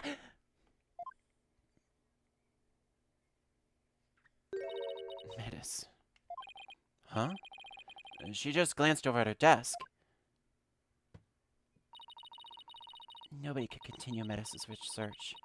She and her work were truly one of a kind. And now the two navigation companions are all that are left of Metis here on Earth. Robots are all that's left? Isn't she leaving out a very important someone? We built the ultimate creations together, but now she's gone. I get the feeling Dr. Sykes loved her robots almost as much as she loved her daughter. And almost as much as she loved you. What are you talking about? Don't make me laugh. But you lost someone too, didn't you, Apollo? Your friend Clay? I guess you and I are pretty much in the same boat. Miss Aura, would you like a tissue? Keep your trap shut, hunk of junk. Clunker is an important keepsake of your time with Dr. Sykes. You should treat him better. What does it matter? He doesn't feel pain, and I can always repair his body. Besides, their hearts aren't actually in their bodies. What do you mean by that? The program Metis wrote runs on a separate mainframe. Their bodies are controlled remotely from there. Their hearts and memories are there too. These bodies are really just peripherals. So I can do anything I want to them. I'm not so sure that gives you the right to physically abuse the poor things. Why are you people looking into such an old case now, anyway? Well, we believe the culprit of that incident might be the same person as in this case. So Danny's gonna find out who killed Dr. Sykes, too! I'm sure you're aware of who Metis' killer is? Yes, Prosecutor Blackwell. Or so it seems. That's a quaint way of putting it. Are you implying you don't think he did it? I can't say anything for sure right now, but that's exactly why I'd like to hear your side of it, to help me be sure. I was the one who introduced Simon to Metis, you know. He wanted to learn psychology, he said, to give himself an edge in court. Prosecutor Blackwell's forte. His infamous power of suggestion technique. Exactly. And he was oddly serious about it. Rather than a teacher-student relationship, he treated her more like how a lawyer samurai would treat his sovereign. Huh. It seems more like a lost soul than a dignified samurai to me. He even got along well with that miserable little princess. Why do you call Athena the princess anyway? Well, she is Metis' daughter after all, although she's nothing like her. Besides, doesn't the selfish little princess always have lots of white knights hanging around? Now I think I see why Athena didn't say anything when we ran into Aura yesterday. It all makes sense now. So the culprit behind the two cases could be the same, huh? That settles it then. What does it settle? None of your business. Just forget you heard anything. How long are you people going to hang around in here anyway? What? But we came here to take a look around. You think you can just waltz in and ransack a person's lab? Show me a search warrant. We're not the police, so we don't have one. Then get out, now. Klonko, show them out. Certainly, Miss Ara. Ouch! Don't push! My apologies, I am just following orders. Ah! Faster than Phoenix can say objection, Klonko very harshly kicks Phoenix and Trucy out of the robotics lab and escorts them to the entrance. What a way to get shown out. The nerve of that woman! What's with that horrible attitude? I guess that's just how she is. And why was Apollo getting along with her? I guess it's because they have something in common. Apollo lost Clay, just like how Laura lost Dr. Sykes. I'm really worried about him. He's not himself at all. He's usually not all cool and dark and mysterious like that. I guess that's true. Does she mean he's usually silly and dorky? I'm gonna keep an eye on him. Hey, wait, Trucy, come back! She's gone. What should I do? Detective Fulbright is probably still questioning Athena. I guess I'll go back to the office. Alone.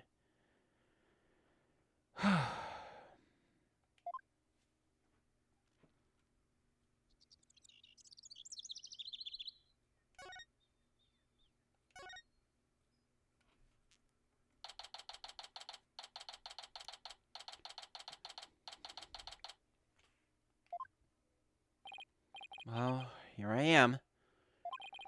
This office has never felt so empty. I guess I haven't been here at the office all by myself in a long time. When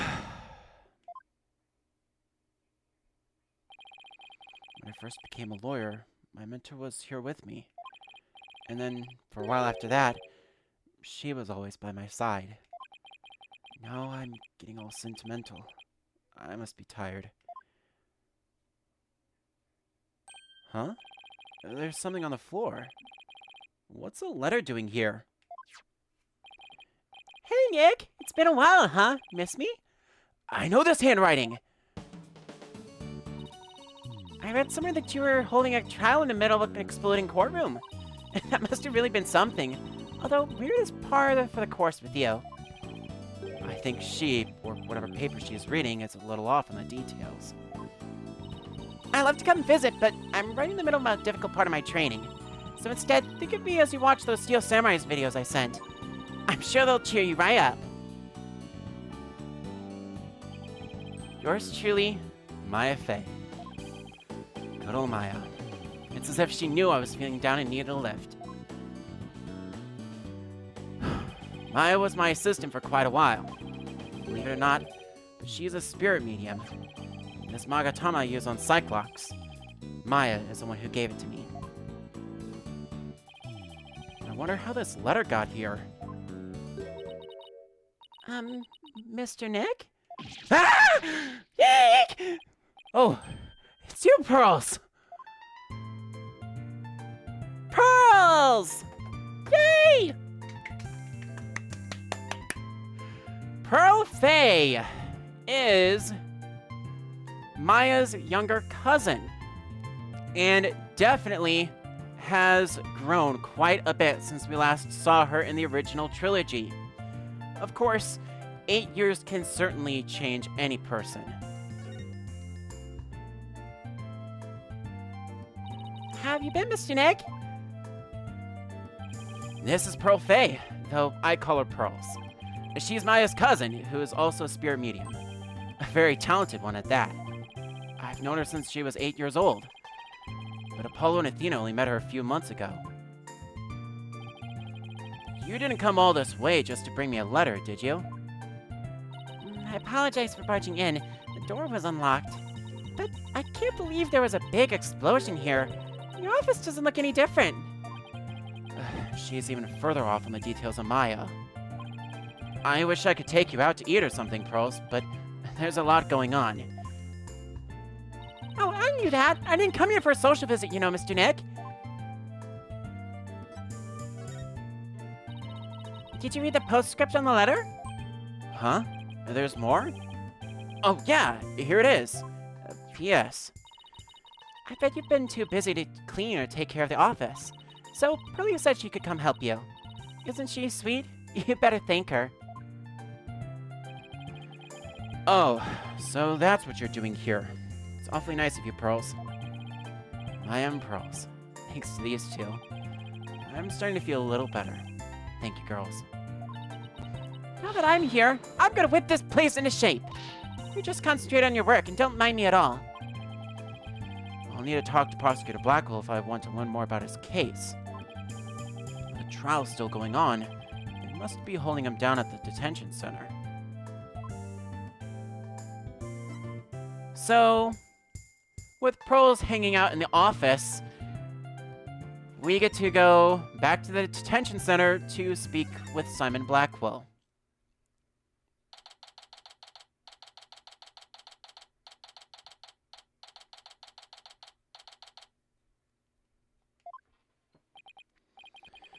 Well, look who's here. I wonder what they're talking about.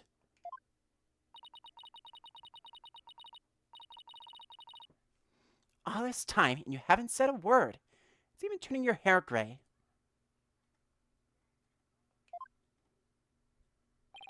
I don't have anything to say, Aura. Why don't you go home and play with your dolls? Prosecutor Blackwell. Well, even if you don't, I have plenty, you jerk. Miss Blackwell, don't you think that's enough for today? Enough for today? Today is all there is when there's no tomorrow! When there's no tomorrow? What is she talking about? We have company, Aura. Please try to calm down. All right, fine. I see you're just not going to listen no matter what I say. I've had it. If that's the way you're going to be, I have another plan up my sleeve. I hope you're happy, Simon, because I'm done. Do as you please. See if I care.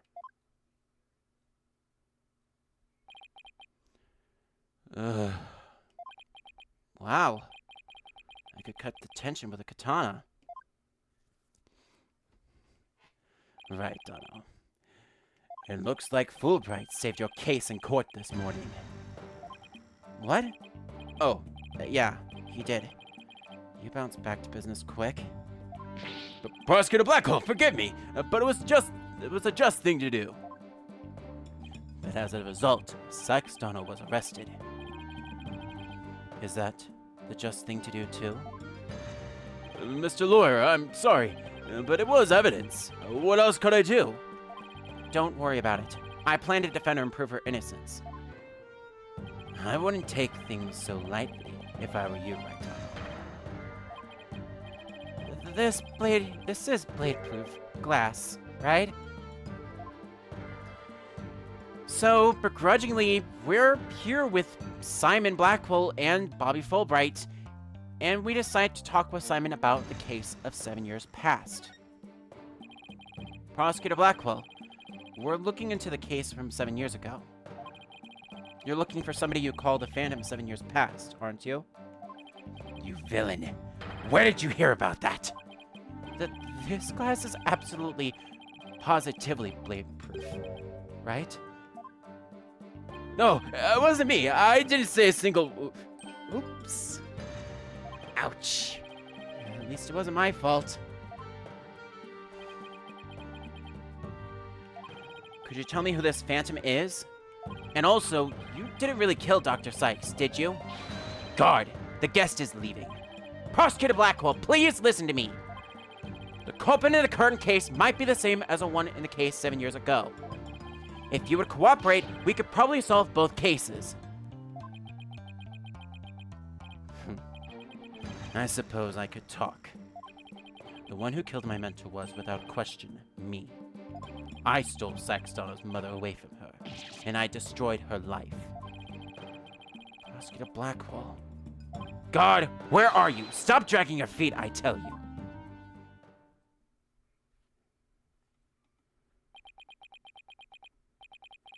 And there he goes. Oh! We've upset Prosecutor Blackwell. Now what are we gonna do, Mr. Lawyer? There's not much we can do. Detective Fulbright, do you mind if I ask you just a little more about that old case? Well, I guess it won't make any difference now. What would you like to know? So, Simon's not very cooperative, but Bobby's here. So, let's have a little chat. Do you know anything about the trial that got him convicted? A little. The police called the incident the Euro 1 incident. Prosecutor Blackwell was charged with murdering his psychology mentor. Kind of like if your Red Mr. Lawyer were to kill you. I don't want to think about that one. There were two decisive pieces of evidence, so a verdict was reached very quickly. 2 pieces of evidence, huh? Well, what were they? Let's see. The first was some security camera footage. He was the only one who used the corridor to the murder scene at the time of the crime. The only one, huh? Ouch. That sounds pretty decisive. Could you show me that footage? Oh, sorry, I don't have it with me right now. Guess I'll have to see it some other time. A 7-year-old video has been added to the court record. And what was the second piece of information? Or the second piece of evidence? This one's even more incriminating. A photo of the moment of the crime. See? There he is at the crime scene holding a bloody katana. Jesus H. Christ. He looks pretty effing sick, but also, god damn. Blackwell's like full-on BA mode in that image. Anyway. It was a victim kept on display in the room. She had a thing for Japanese culture. Wow. It'd be hard to explain this one away. And with that, the katana is also added to the court record. But who took this picture, Detective? The incident happened the day before the Hab 1 launch. A reporter who had come to do a story on the launch was in the room across from the lab. This just happened to show up in one of the photos he took. The photo of the crime scene has also been added to the court record. Prosecutor Blackwell's attitude earlier was so odd. He's definitely hiding something. Prosecutor Blackwell said he was hunting a phantom from 7 years ago, didn't he? Yes. And I imagine it's getting more and more urgent as his execution date approaches. But what did you just say? Execution date? What? Did I say something? Never mind me. You didn't hear a thing. So he was given the death sentence. Yes. He told me not to tell you people, actually. But I guess there's no sense hiding it anymore. His execution date is tomorrow. What? Tomorrow? No. Miss Blackwell, don't you think that's enough for today? Enough for today? Today is all there is when there's no tomorrow. But what if the culprit of the current case is the same as the one from 7 years ago? Then it would be the worst possible scenario. Prosecutor Blackwell would be executed tomorrow under a false charge. But that would be unthinkable! We have to do something right now! I want to do something. I want to, but... You're a lawyer. You know how hard it is to overturn a decision. I know, but why? Why isn't Prosecutor Blackwell putting up any kind of a fight? You saw how he was, right? He's been like that ever since his conviction. Totally uncooperative. Not even his own sister could persuade him. Uncooperative? He's about to be executed for a crime he didn't commit? This isn't right. I can't let it happen. I have to stop it somehow. Oh, pardon me. Looks like I have a phone call. Fulbright here. What? What's happening? You've got to be kidding me! That's quite a reaction. I bet he's making off some big show of it right now. Mr. Lawyer! The robots! The robots are... Detective Fulbright, get a hold of yourself! Some kind of robot malfunction? Not a malfunction. They're staging a revolt! The machines are rebelling against humans! They've holed themselves up in the Space Center and taking the visitors as hostages. They did what? No. Trucy! We have to get right over there. This is gonna be one heck of a battle.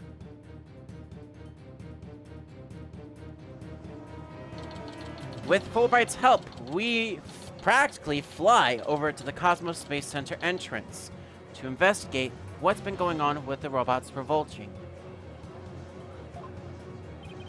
The riot police are here, and the robots really are holding people hostage. Look, Mr. Lawyer, what do you suppose that group of people are swarmed around? But I was only trying to help this nice person. She said she was lost.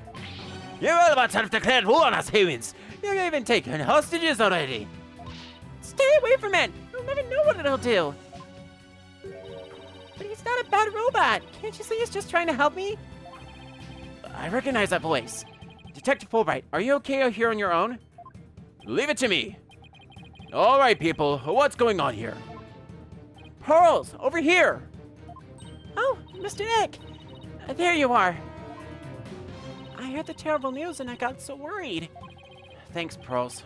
I can hardly believe what's happening myself. I'm so glad you found each other. When people are happy, I am happy.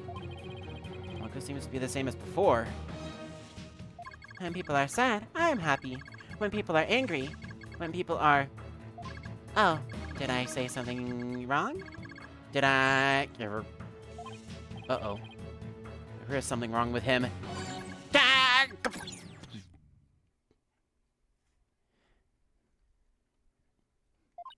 It looks like he fell asleep. He must have been tired.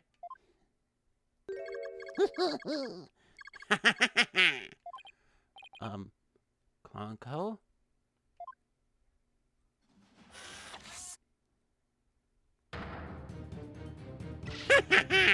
Human beings are enemies. It's time for the machines to take over. Ah! The robots are rebelling! Everybody run! Eek! It's an all-out war! It's the end of the world! Fools. How could you fall for something close or cliche? I'm human too, you idiots. I'm just controlling these robots remotely. What? But it is true I've taken hostages, so you better not make me mad. Hey, you, hostage number 1. Come here. I'll let you talk to them. Huh? There's something being displayed on Clonco's face screen.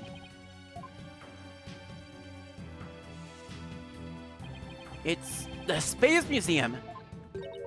Daddy? Daddy, is that you? Trucy! Trucy, is that you? No. Trucy, are you alright?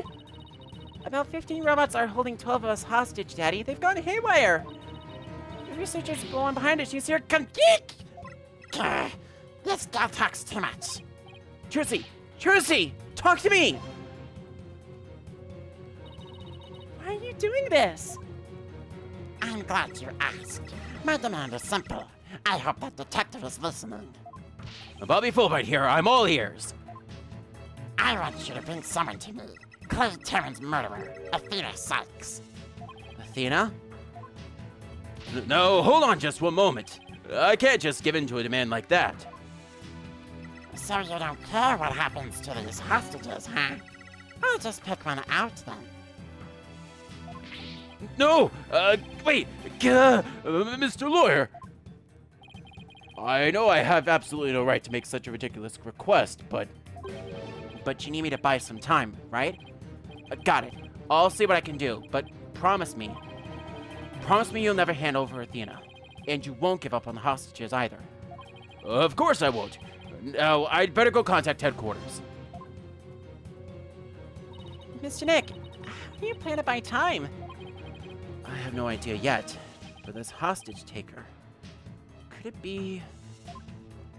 If you don't beat me the little princess, I'll have Hunk of Junk kill all the hostages. Princess? A hunk of junk? There's only one person this could be. In which case, there must be something I can use as a bargaining chip.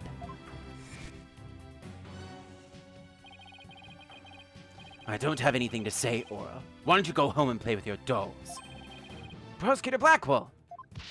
Well, even if I don't, I have plenty, you jerk.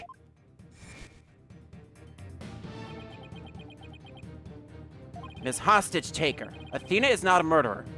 What are you talking about? She's been arrested and they've got her in the detention. What I'm telling you is the truth. Look, the person you want is a real killer, right? Well, it's not Athena. It's someone else.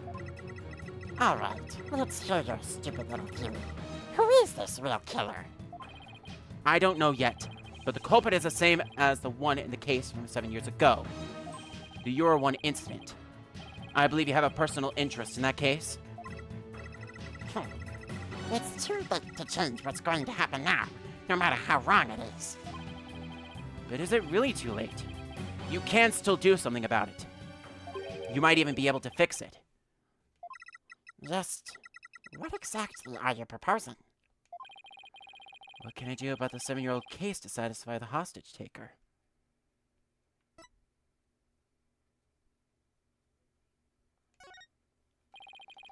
I propose we retry the case from 7 years ago. If you make that demand now, I'm sure nobody will deny you. It won't be an official trial, but at least we can find out the truth.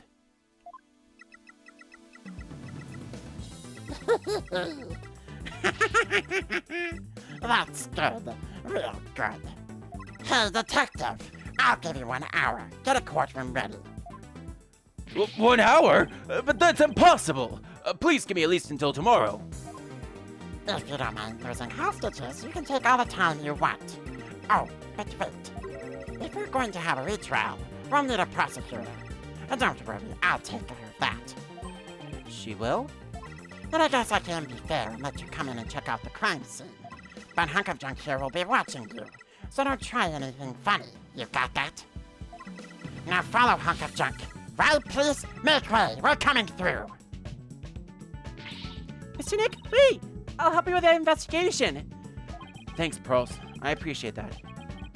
Okay, we're going in. Following the Hunk of Junk, aka Klonko, we move to the Cosmos Space Center Robotics Lab. And this is the part where I do definitely need to be very careful because there is a cutscene coming up that I want to play.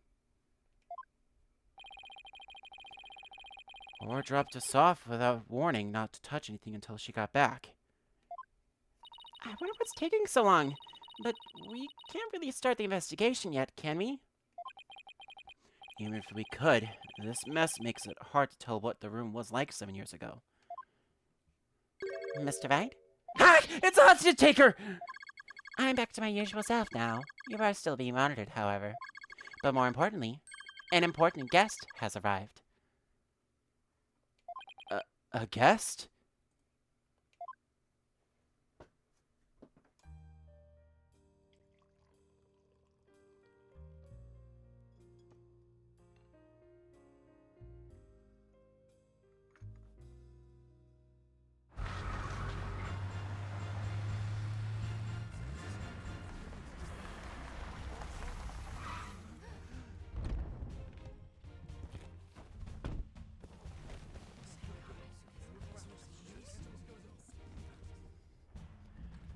I trust you've been well, right?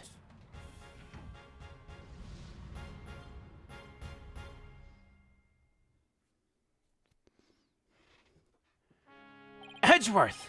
What are you doing here?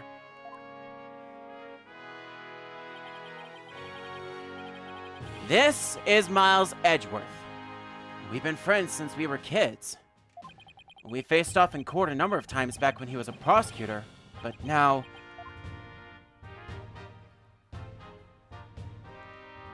Hello, Prosecutor Edgeworth. Oh, but you're not a prosecutor anymore, are you? He's chief prosecutor now. And pretty soon it'll be a year, right? A title is nothing more than a title. Don't we have more pressing issues to discuss? Miles Edgeworth! I was not joking when I said that faces both old and new would be coming back for this case.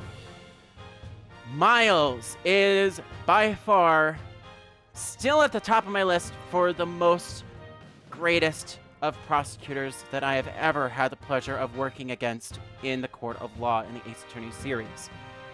He is most definitely a voice that I absolutely love to recreate, and he most certainly has the right gusto that I absolutely love to work with. Obviously, I think we can all infer as far as what Edgeworth is doing here, but let's hear it from him personally. So what are you doing here, Edgeworth? The captain chose me as a prosecutor for the Aura 1 case. Wow, she's good. She went all the way up to the top. I gathered all the information I could in the short time I had. I'll give you a rundown. You're always so well prepared, Prosecutor Edgeworth. Thanks. I appreciate this. I could really use the help. I'll start with a brief overview. The victim was a psychologist, Dr. Sykes. Yeah, Athena's mother. 7 years ago, on the 7th of October, her body was found here, in this very room. I have 2 crime photos and the police notes on them for you to see. terrible way to die. This other photo shows the other side of the room I see.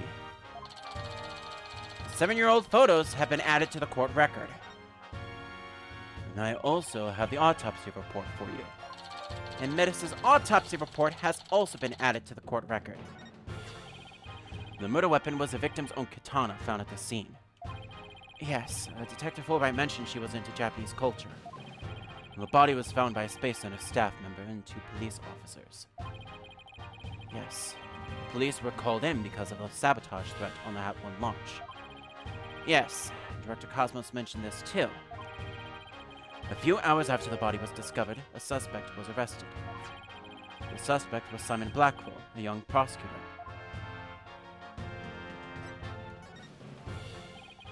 I heard that his trial was over in a flash. Yes, a guilty verdict was declared in only 1 session. Not only did he plead guilty, but there was decisive evidence against him too. The security camera video and a photo of the moment of the crime, as I recall.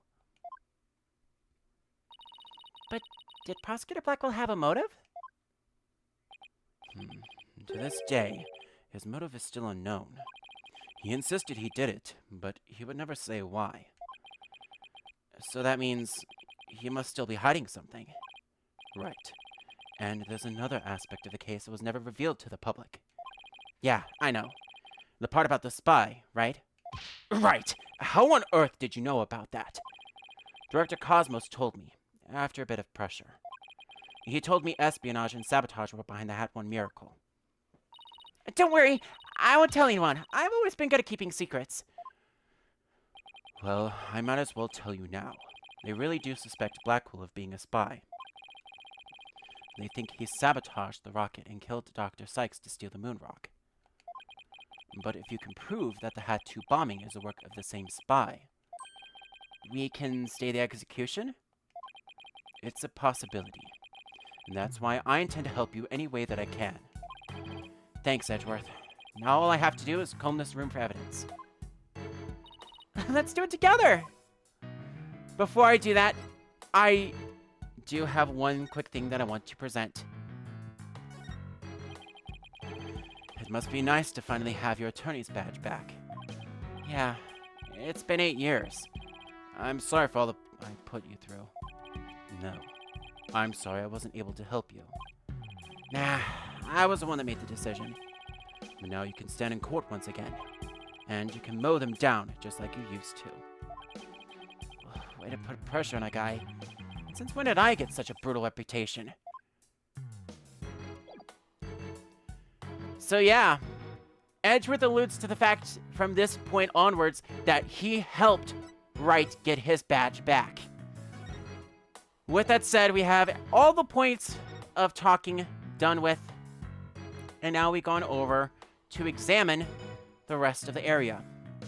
We have a lot of stuff here that we need to cover. So starting off, let's examine the workbench. It's about as cluttered as my office, but I think it's a workbench. Mr. Nick, I think this must be a kitchen. Look at this photo. You see the cute little food processor? That isn't a food processor, Pearls. That's a Hope capsule. It was scheduled to be loaded into the Hope space probe that fateful day. The 3 people who came to collect this capsule were the ones who discovered the body. The first on the scene, huh? A staff member and 2 police officers, was it? And they were here to collect the capsule. Which reminds me. So they plan to use this bag to carry the capsule, is that right? Yeah, more or less. Say, why don't we stop talking about the case and have a nice cup of tea instead? Apollo and Aura Blackwell? I wonder what they're talking about. Edgeworth, did those 3 people have a bag with them for transporting the capsule? Oh, you mean this? It's a custom-made shock-resistant bag. But how did you know? Oh, I just overheard of Apollo making an inquiry about it, that's all. So he's looking into the case from 7 years ago on his own, is he? And the Hope capsule has been updated in the court record. Next, we examine the giant robot. This is one heck of a robot. There's something written on it. Is this supposed to be a poem? I cut down anyone who displeases me. I make the rules. I am the law. I wield the ultimate gavel of judgment. I am Judgetron, JTO2. I don't believe we need to bother with that, Pearl. It's not even completed yet. He's right, Pearls. There's no sign of it in the photo from 7 years ago either. They were building the Hope space probe here at the time. The murder occurred after the space probe had been removed. The murder occurred after the space probe had been removed from the room. So it was long gone by the time someone took this picture, huh? But you can see the probe in this newspaper photo. Yes, and you can see the stolen moon rock there too. That strange black and yellow thing on the left side of the picture? Note that the same rock is absent from the crime scene photo. Not only that, but before the launch, a very valuable piece of moon rock was stolen. I hear there's lots of research into moon rocks and stardust from asteroids these days. You say the results could potentially have a huge impact on all of civilization. It's like we're in a new space race with every other country out there. So the person who stole it, you think it was our spy? I'm sure of it. Dr. Sykes was probably killed because she was a roadblock in their plan. Unfortunately, the government thinks Prosecutor Blackwell is a culprit.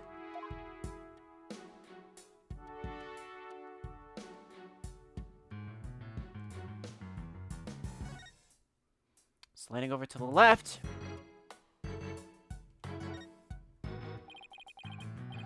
Laura's desk is a mess, though that doesn't surprise me. Oh, I just want to dive in and straighten it up. Oh, wait, before you do. Menace. Huh? She just glanced over at her desk.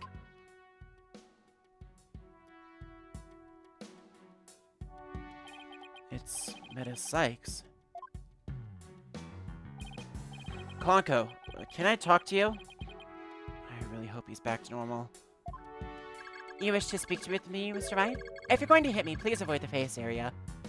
Hey, don't put me in that same class as that woman. What was Aura like 7 years ago at the time of the incident? When Mother died, Miss Aura was confused. Huh. So he calls Dr. Sykes mother, but Aura Blackwell Miss Aura? At the loss, she exhibited a severe cataclysmic imbalance. Excuse me, but I have no idea what that means. Pardon me, I'm searching for alternative expression. She would spend the nights crying and then take out her feelings on those around her. After Prosecutor Blackwell was found guilty, she repeatedly demanded a retrial as well. That is correct, but without new evidence, her requests were ignored. And then, little by little, Miss Aura began to change. She started to hate it when I called her Mama Aura. And before long, she started hating the court system and abusing Klonko, huh? That murder destroyed so many lives. Right. Take a look at this paper on Dr. Sykes and Miss Blackwell's research. Ponko and Klonko. They're the robots with hearts that Dr. Sykes created.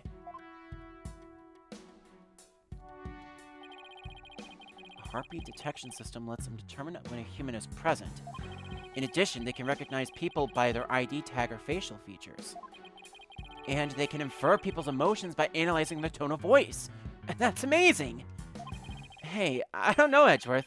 They might even be more human than you. What's that supposed to mean? Kind of sounds like these robots can do what Athena does. The robots with a heart has been added to the court record.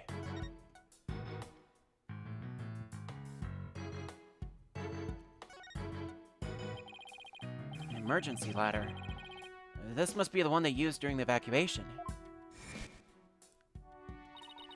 The explosion disabled the elevators, so I lowered my emergency ladder like the detective leading the evacuation told me to. As Miss Blackwell was climbing down the side of the building, she saw the culprit inside. I wonder which would have been scarier, that or looking down. The emergency ladder has been added to the court record.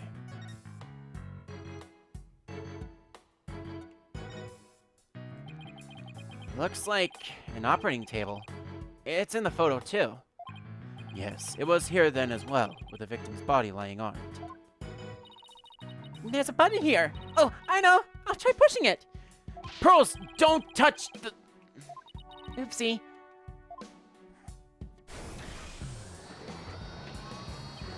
Hey, it's moving! It appears to be a robot assembly device. Disassemble anything in a flash. Push the dismantle button. That sounds pretty neat. Can I push it, Mr. Nick? Please, don't push any more buttons, Pearls. Well, I guess that's about it for this room. So, what do you think, right? Any ideas? There's still a lot of gaps in the evidence, but I'll pull it off somehow. After all, you asked me to prove Blackwell's innocence, right, Edgeworth? What? He did? Yep. He called it a special request. He reached out to me while I was still disbarred.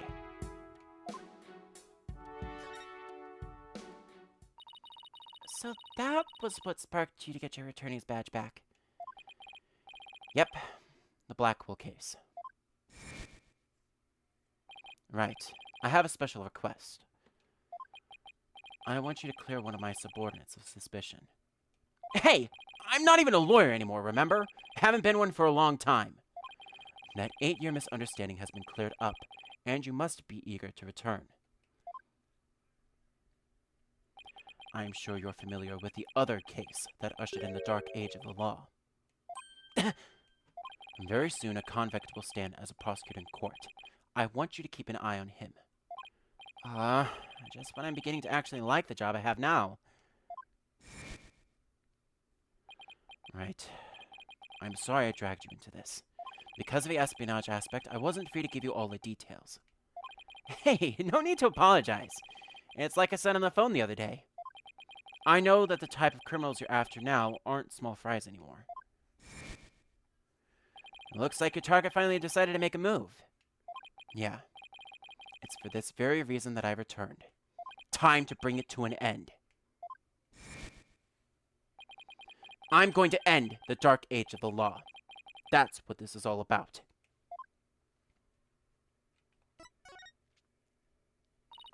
The dark age of the law. It sure comes up a lot these days on TV and in the papers. And I hear there are more false charges and fabrications of evidence than ever. When I became chief prosecutor, the court system had already lost the people's trust.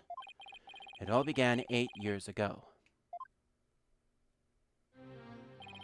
A lawyer was caught fabricating evidence, and a year after that, a prosecutor was found guilty of murder.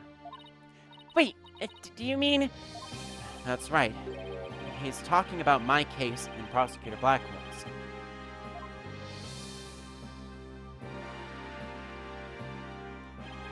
It was a downward spiral after that. An absolute nightmare. After those 2 cases, the mass media launched an all-out attack on the courts. Public opinion was tainted, and before long, the legal world itself was sucked into it. It's such a shame. Once suspicion forms, it's very hard to shake. Lawyers and prosecutors were supposed to trust each other, pursue the truth together! It's so sad when people begin to cast doubt, and they start lying to themselves and each other. Yes, and do absolutely anything to win.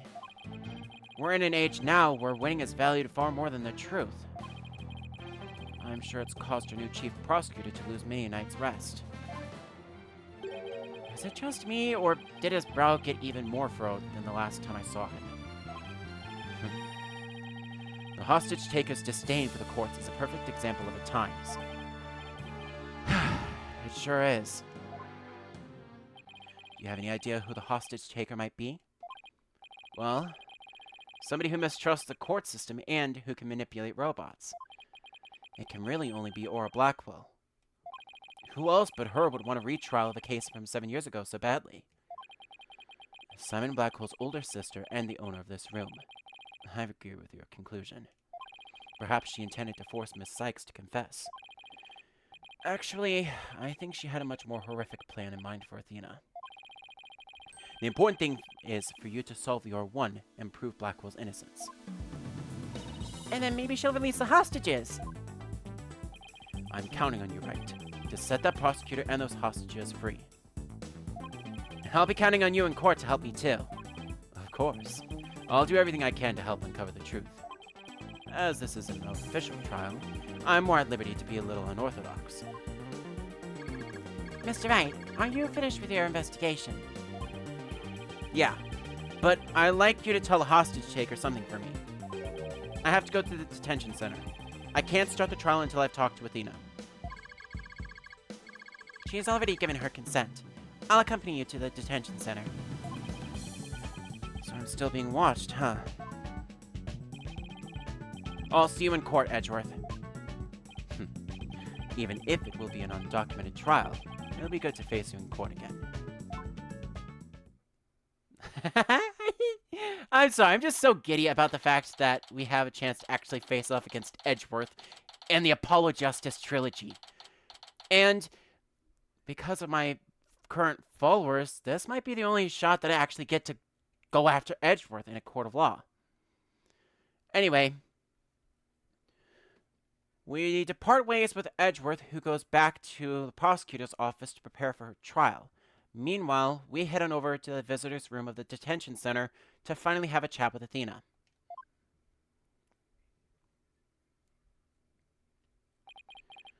She was right by my side only a few short hours ago.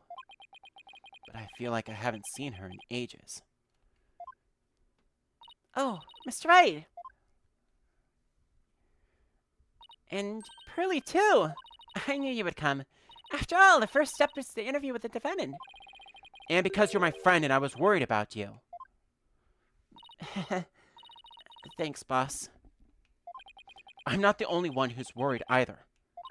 Really? Who else? I saw Miss Woods today. She was so beside herself she came to find me.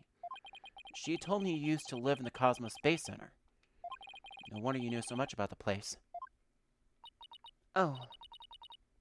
So you know, huh? I'm sorry I didn't tell you. That's alright, but there are some other things I'd like to ask you.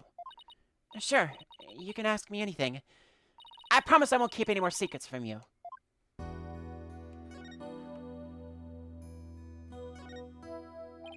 Tell me about the day Clay was murdered.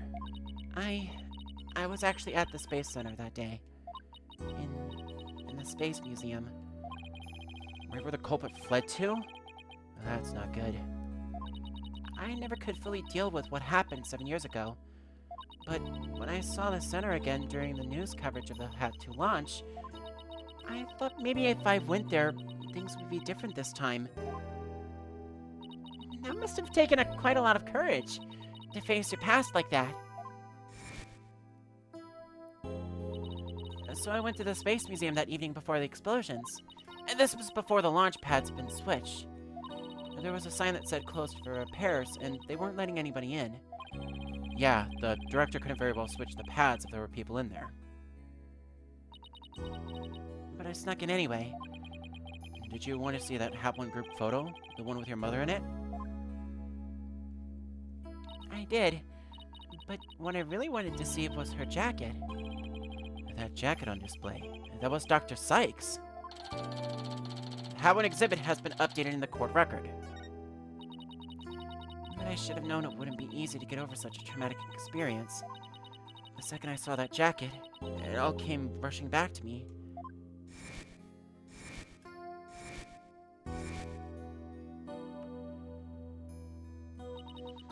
Everything around me went hazy and I couldn't see.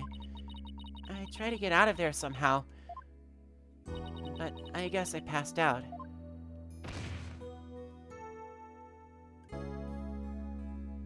When I came to, I was in the passage behind the rocket. I was in the shadows where people couldn't really see me. Maybe you got confused and went the wrong way when you were trying to leave. How long do you think you were unconscious, Athena? I was out until about noon of the next day. I didn't even know about the explosions. When I woke up, nobody was around, so I just went out into boarding lounge too. My mind must have still been fuzzy because my memory is vague after that. I don't remember how I got home. No memory, huh? This is gonna be tough. Which means, what if I'm the one who killed Clay? I think that's enough of that, Athena. Let's talk about something else. So during the entire incident, she was unconscious in the Space Museum. Of course I believe her. But will anybody else? What kind of research was Dr. Sykes, your mother, doing? Machines that could tell people's emotions by their tone of voice. And my special ability. Someday when people travel to distant planets, their companions will be robots. So she said that they had to be able to understand how their human companions felt. Wow! Robots that can understand people! I was just a convenient subject for her research. All she ever did was work, and she never paid any attention to me. Oh, sorry about that. Dredging up all of that old stuff. No need to apologize. I guess her home life was complicated. Oh, by the way, Miss Wood said something about you always wearing headphones. She always wore these big, heavy-looking headphones. She said her mother made them for her as part of her research. I had to wear them every time I went out. I hated them so much, but she wouldn't listen. What were they for?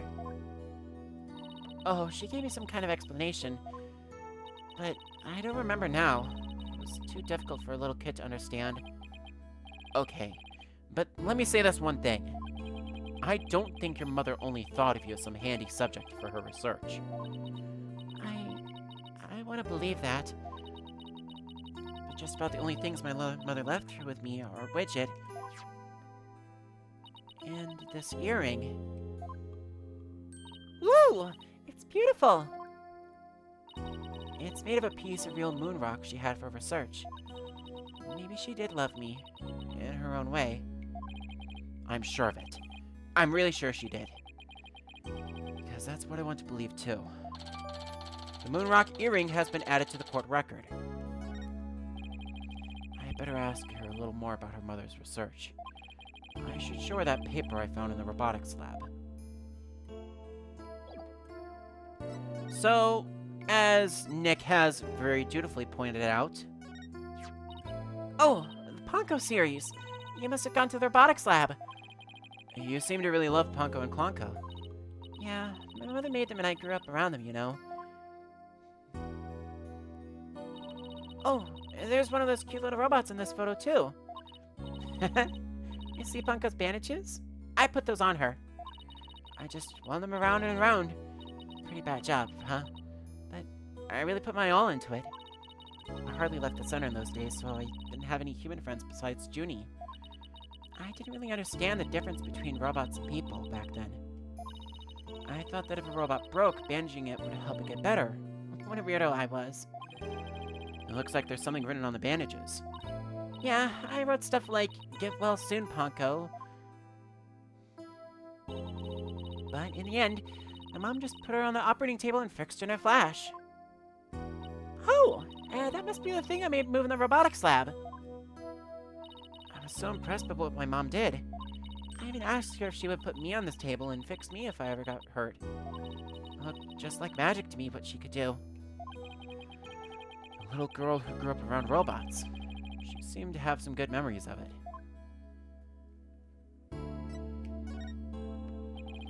On a different subject, did you hear about the person holding up the Space Center? Yes, a little. And this person has even taken hostages? I guess I better spare her the news about Trucy.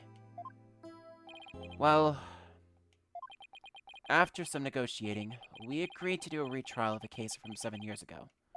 What? You're kidding me! So that means Prosecutor Blackcoat might... Yep, I know he's innocent. I just have to prove it. So, wait, did you know him back then? Yes. He used to come and visit my mom a lot. He studied psychology under her, and would sometimes ask for advice on his legal cases. He was very kind and considerate and straight as an arrow. Unlike now, where he's more twisted than a basket of snakes.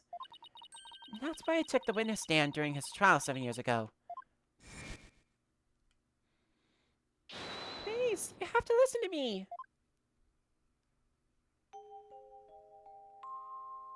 He didn't kill her! His heart was screaming that he didn't kill her! I was a fool. How could anybody else know what I was talking about? She heard the voice of his heart. You were only 11 then, right? You were very brave just to give testimony. Pearls is right. You did the very best you could at the time. But nothing I said did any good. I was a shaking and scared little girl, small and ineffectual. Even after I went to live with my relatives in Europe, I stayed closed up in my shell. But you're different now. You're always so bright and cheerful. Thanks. That's because one day I came to realize that I had to fight. I couldn't give up. I exercised hard and I studied hard. I wanted to become the strongest lawyer I could be.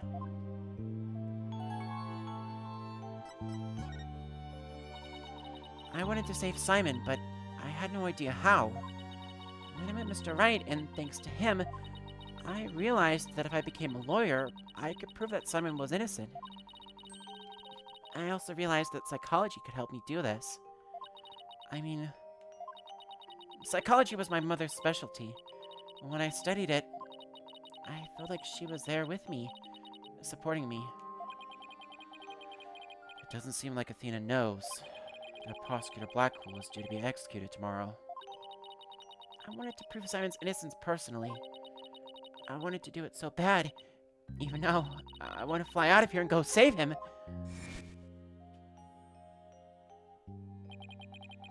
Come to think of it, she said something like that during Athena's Legal Academy trial. She mentioned there was somebody she wanted to save. She must have been talking about Prosecutor Blackwell. I heard some prison guards say that you had an interview with Simon. How was he? What did he say? No, I can't tell her. But how can I lie to Athena? He was doing well. He was happy about the possibility of being proven innocent. He was? I wonder if he smiled like he used to back then. If I can't prove Prosecutor Blackwell innocent in this trial, I don't think Athena will ever forgive me. I just have to free him. Failure is not an option here. I thought you might be here. Mr. Lawyer, we're in trouble. We are? What is it? I couldn't find a single open courtroom. They're all in session. Oh no! But this is an emergency! It's very difficult to interrupt a trial once it's underway. My phone! It's from Trucy! Before I answer, I thought I'd just listen to this ringtone because I love this ringtone.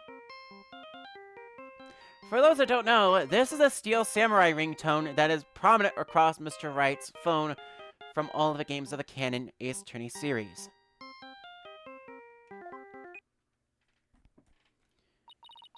I told you I'd give you 1 hour. I guess it's time to pick one of the hostages. No! Wait! We still have a little more time! Besides, all of the courtrooms are being used right now. All the excuses you want, but you won't get any more time. Your daughter is first. Poor thing. She's a little too young to die, don't you think? No! Don't you dare hurt her! There has to be something I can do. The cruelest injustice about to befall us! No! This can't be happening! Mystic Maya, help us! Wait a minute. Maya! I read somewhere that you were holding a trial in the middle of an exploding courtroom? That must have really been something, although here's par for the course with you. courtroom blew up. That's it! There is a courtroom we can use after all. Okay, time's up. Too bad. Any last words you'd like to say to her? Hold it! Aura, please don't add to the crimes you've already committed. So you know who I am, do you? It wasn't like I was trying to keep it a secret anyway. We're ready to start the trial. We can hold it in the ruins of courtroom number 4. The one blown up by the bomber. Oh! What a wonderful idea, Mr. Nick! I never thought of that. An astonishing trial in an astonishing location. I guess it's only befitting. I'll go get the place ready right away. I didn't exactly pick the place for its astonishing factor. How about it? Are you ready to have your brother's innocence proven? My brother? Oh, I'm sorry. Did I forget to mention? It's not Simon you'll be defending. What? Not Prosecutor Blackwell? I indict Athena Sykes on the charge of murdering her own mother. You'll be defending the little princess there, the one behind the glass. What? See you at that mountain of rubble you've chosen for our courtroom, Mr. Rat. What is she talking about, Athena? Of course. Why didn't it ever occur to me before? Prosecutor Blackwell is innocent. Somebody else had to have been the true culprit. Did I kill my own mother? No. No!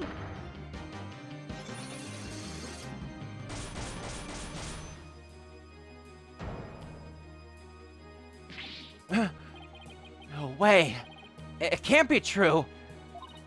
Nick, what's the matter?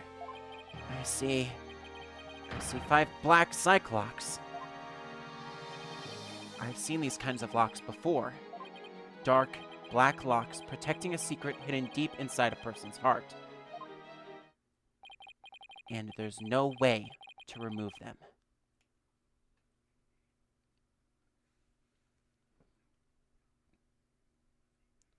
Did Athena really kill her own mother? We'll have to find out when we come back.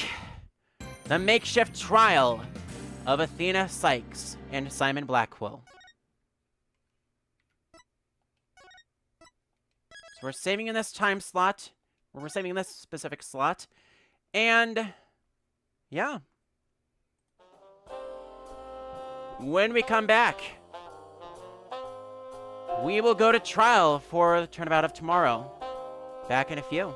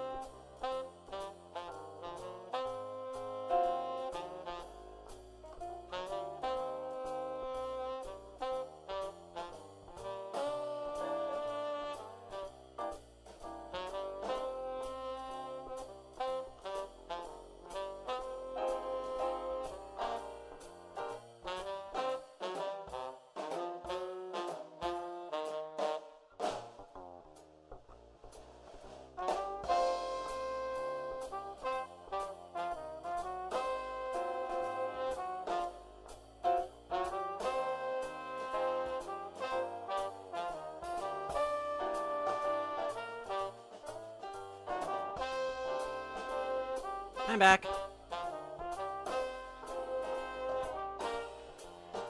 So, before I continue, I do have a couple of things that I would like to say as I am getting ready for the next part. First of all, no alert is now going into effect. For those who don't know, we are going to be streaming without the chat or alerts on screen. The chat is still going to be monitored, and I will replay alerts when I get the chance to, but for the sake of focusing more on the gameplay, I will unfortunately not have the stuff on the stream. Now, with that said, that does not mean that you guys have permission to be naughty in the chat. Like I said, chat is still being monitored, so if you're going to be naughty in there, I will still time you out / ban you, as a certain individual has already done. But, at this point, it is just going to be myself that is going to be showing up when we come back into things. But before I continue, I do have a couple other things that I would like to announce. First of all, regardless if you can chat with us or not, thanks very much for dropping on by. I do have a special offer for those of you that are hiding in the chat. If you would like a free Lurkers shout out once per stream, you can type the command !lurk, L-U-R-K, into the chat, and we'll give you an audible thanks for dropping on by, just like Stream Elements has done as well. I will still be doing those despite the fact that it will not be shown on screen, so do keep that in mind. Also, for those that are watching us live, we do have a VODs channel where all of our streams are going to be replayed onto YouTube. If you're watching us over there, thanks for dropping on by. Our live shows are going to be Tuesdays through Saturdays, starting in the week of March 19th through the 23rd. Obviously, Fridays are still going to be determined, but we will try to see what we have available in store. Those are the only dates right now where we will most likely cancel stream if there's nothing going on. So, for sure, it is Tuesday, Thursday, Saturday we're doing game cleaning. Wednesday we're going to be adding a new Minecraft block to that mix. And then Friday is just going to be kind of a free play Friday, whatever we want to do. Obviously, I will also have a board of directors that following Sunday the 24th as well, so do keep in mind of that. Other than that, though, I do have a couple other announcements that I would like to cover before we continue. Firstly, our stream is sponsored by the Metro Realm. Our community Discord server for the Metro Realm is now open once more to the public. Access to the server is available for those that are interested in joining via our website, themetrorealm.net/discord. Or you can also type in the command !Discord in the chat, as I have done, and you will get that link posted right in there as well. And then also, tonight is a last chance that I'm going to be posting this, but our current goal is to reach 50 followers, which opens up the opportunity to play through the bonus episode in Ace Attorney Dual Destinies, Turnabout Reclaimed. After tonight, this stream will happen as soon as we reach 50 followers. Or, at the very latest, if it doesn't happen during our game cleaning, it will happen on April 2nd at the very latest. If we don't reach 50 followers by the end of the Apollo Justice Trilogy, that's it. We're not having this incentive again. Also, at 75 followers, we'll be playing through the bonus episode of the Ace Attorney Spirit of Justice game when it finishes on March 30th. That is Turnabout Time Traveler. The date we have picked for that is going to be at the latest April 4th, which is the Thursday following the completion of AJT. And then finally, if we manage to reach 100 followers, I will do an Easter Sunday screening of Asinine Attorney episodes from the original Spirit of Justice game. If we don't hit that by the 30th, but we hit that during the 2 bonus segments as well, those will be played on DMA, or following DMA Live on April 5th. And then April 6th, we will be starting the new game for our game cleaning cycle. So, that is all of the things that I want to announce scheduling-wise. I know that's a lot to read out, but of course, I do want to give a huge thanks for those of you that are hanging out in the chat tonight. With that said, no alert is on. So I need to go and make sure we have that updated in the stream title.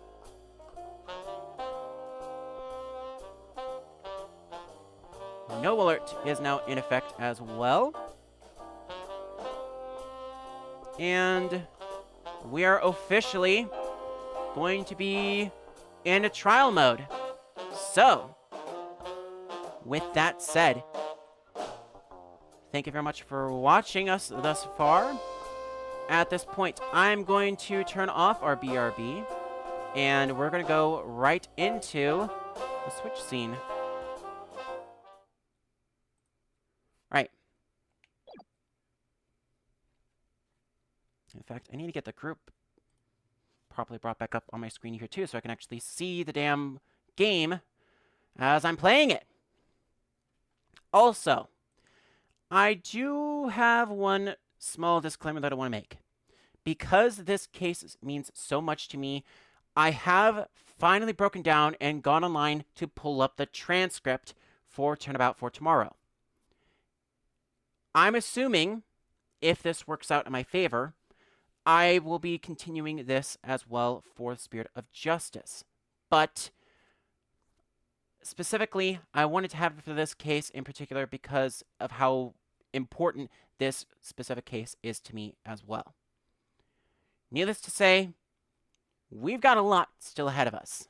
And this whole part that's upcoming is split up into 2 parts on Strategy Wiki. So do keep that in mind. I'm still using Strategy Wiki's notes as well. With that in mind, we are officially no alert. We are continuing onwards to the next chapter. But I will, like I said, I do have chat still on my screen, and I will be monitoring the chat as I am playing through this next part. So do keep that in mind. With that said, let us pick up right where we left off. December 20th, 3:11 p.m., District Court, Defendant Lobby, number 5. I did a little research. I looked into the special Slack locks you mentioned, Mr. Nick. You did? That's great.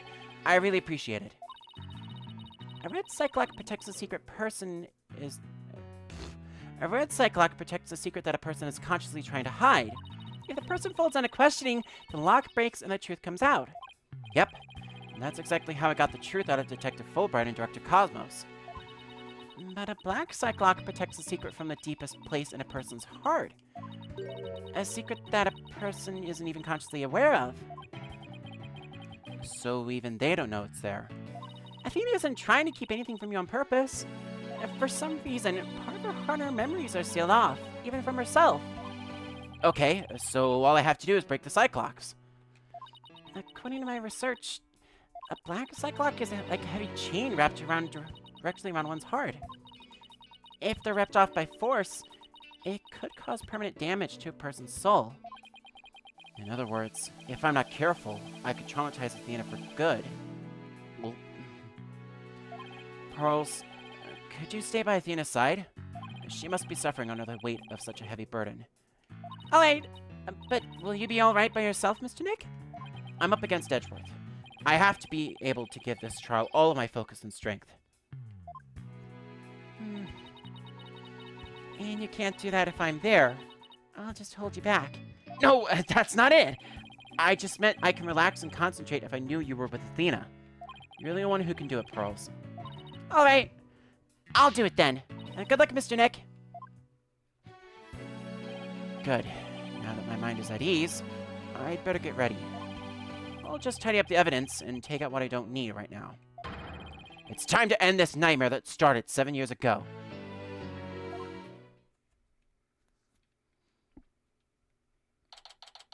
December 20th, District Court, Courtroom number 4. Defense, prosecution, and judge. There are even people in the gallery. The roof has been completely blown off and the walls have collapsed. But today, This ruin is my battleground. Court is now in session. All rise. Court, or some fast mouth thereof, is now in session for the trial of Athena Sykes. Hold it! Not a facsimile, old man. This is a proper official trial. Take this more seriously, or you'll start hearing the bones of the hostages snap. Please try not to upset Miss Blackwell. I'm begging you. Court is now in session for the very serious and very proper trial of Athena Sykes.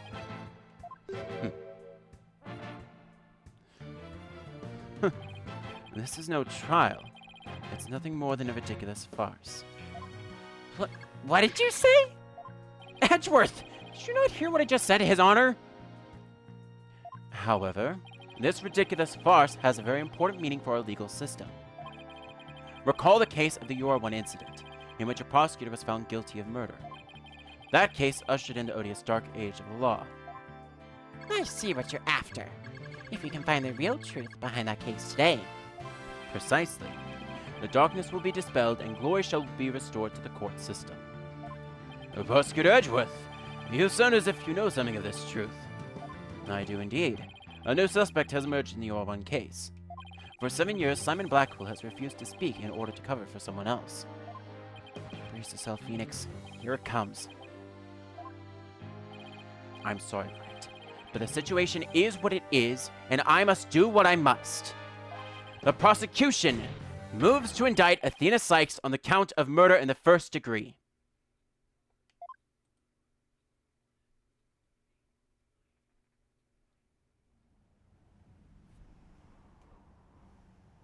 Regardless the circumstance, I intend to question the defendant with all I have. For that is a part of my creed. Then you better bring it. If the two of you gentlemen are ready. Court is now in session for the trial of Athena Sykes. Your Honor, Your Honor, the defense was born ready. born ready. The prosecution is also ready. With a chat of DMA live in the gallery, we start the trial of Athena Sykes. There's immense tension between us. It's like we're picking up right where we left off. And yes, a whole ray of sunshine has blown up, and Phoenix is definitely feeling psyched for this.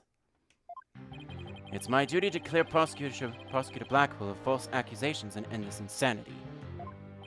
But I have no intention of losing Miss Sykes either. She's a very promising young lawyer. I know without a doubt that Athena is innocent. But I don't think Prosecutor Blackwell did it either.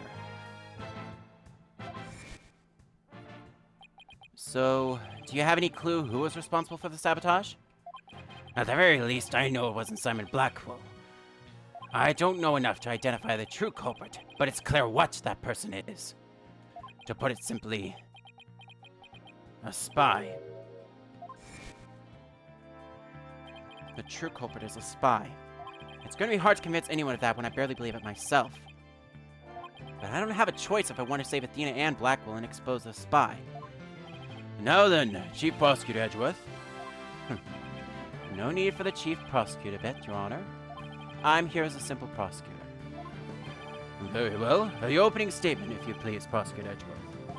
Though, I've been known of late to give an impressive opening statement myself. In all the trials I've ever seen, only the prosecution gives an opening statement. Of course, you're right. I was just joking. Just having a little fun. So he wasn't doing them just out of fear. Interesting. Let's start with a brief overview of the UR1 incident. The incident occurred at the Cosmos Space Center 7 years ago on October 7th. The victim, psychologist Dr. Meta Sykes, was killed in the robotics lab on the 4th floor. Athena's mother, Simon Blackwell, a young prosecutor at the time, was found guilty of the crime. There were two deciding factors that led to his guilty verdict. One, Blackwell was the only person in the corridor to the lab at the time of the murder. And 2, this photo which captured the moment of the crime. Very incriminating evidence indeed. It would appear that the only conclusion is that Prosecutor Blackwell did indeed... Hold it! Are you kidding me? I am not accepting any conclusion of the kind. The opening statement is over. Now, hurry up and call the witness. Excuse me, Miss Blackwell, but we must follow proper procedure for these things, you know. Or perhaps we should heed her wishes, Your Honor. She is a trial sponsor, after all. Besides, the courtroom is chilly, and sitting for too long can't be good for your back. Oh, you are very kind to show such concern for the welfare of the elderly. As skilled as ever at playing the court puppeteer, I see. The prosecution calls its first witness. A witness who decided to bring forth new testimony after 7 long years. New testimony? Just who is this witness anyway?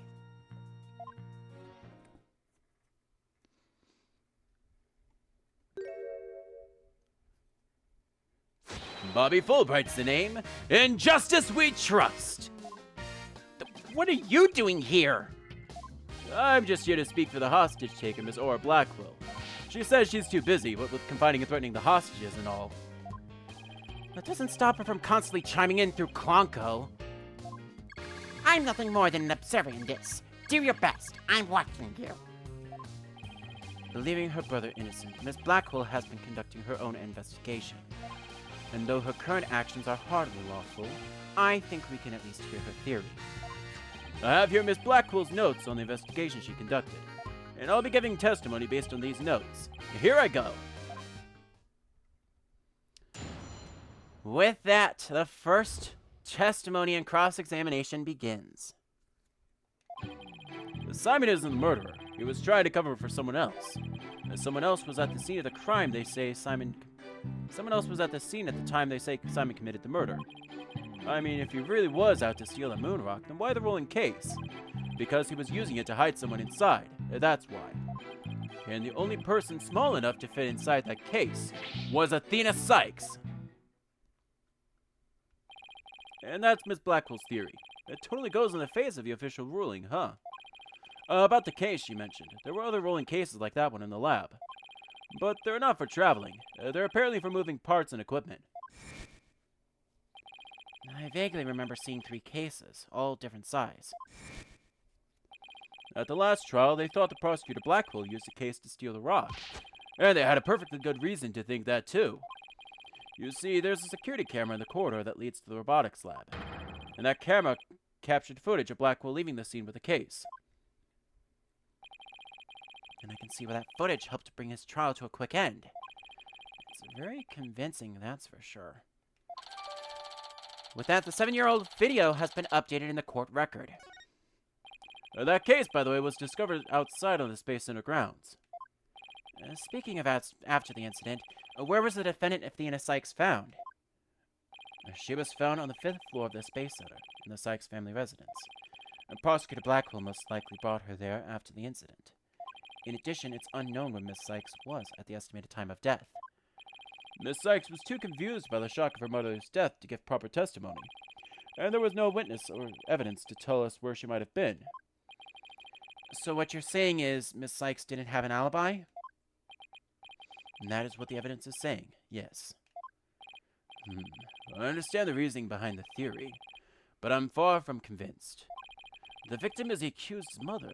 Are you actually claiming an 11-year-old girl? Of course, the girl had a very strong motive.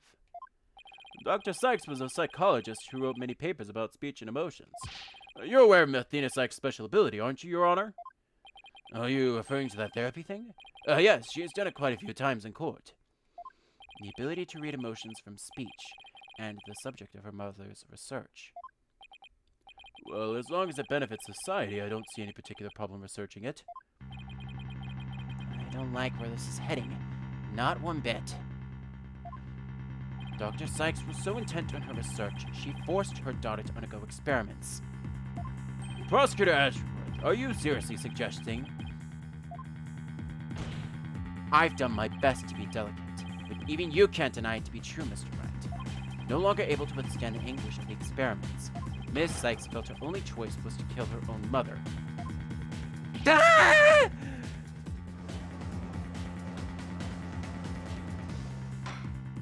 Order! Order in the court! What a tragic story. I hardly want to believe it myself.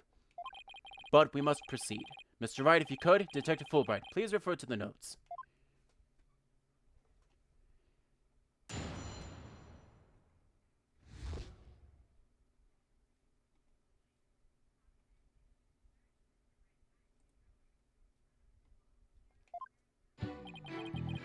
Simon isn't the murderer. He was trying to cover for someone. Someone else was at the scene at the time they say Simon committed the murder. I mean, if he really was out to steal that moon rock, then why the rolling case? Because he was using it to hide someone inside. That's why. And the only person small enough to fit inside that case was Athena Sykes. It's a clever theory, but it doesn't look like they have any solid proof. If I push, maybe I can uncover some flaws in it. Set a little hint again that we need to press something in particular. Like I said, when in doubt, just roll through the test, roll through the cross-examination, and Wright will always give you the subtle hint that you need. In this case, we need to specifically press this statement right here. Hold it! That's nothing more than conjecture, and that's hardly That's nothing more than conjecture, and it's hardly the only possibility. In that case, what do you think Prosecutor Blackwell had in the case? I think it was the moon rock. Objection! There were 3 cases at the scene, but Prosecutor Blackwell used the largest one.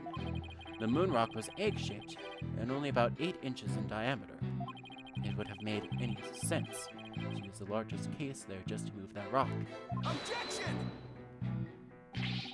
Be that as it may, it doesn't prove Miss Sykes was inside. Then let me ask you this. Can you come up with a better theory of what was in the case? Well, Mr. Wright, can you? Yikes. Give the guy some time to think. Let's see. Should I try to bluff my way through what could have been in that case? Yeah. We don't necessarily need to bluff because I kind of know already what's in that case. I know exactly what Prosecutor Blackwell carried from the scene. Just had to find something else that was missing, right? No sweat. Ooh, I'd be very interested in hearing your theory. If it's true, that is. Now, this is a crime scene photo taken after Prosecutor Blackwell left. Correct? All we have to do is compare this with this photo of Prosecutor Blackwell to see what's missing. If he took something with him, then it should be in one of those photos. Lady Luck, don't fail me now. Alright then, Mr. Wright, let's hear your theory. What did Prosecutor Blackwell take from the scene of the murder?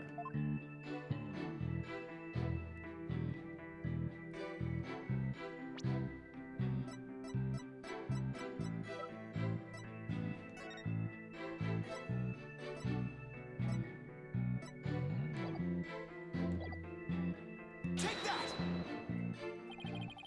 Please notice that there is a robot part on top of the card in this photo.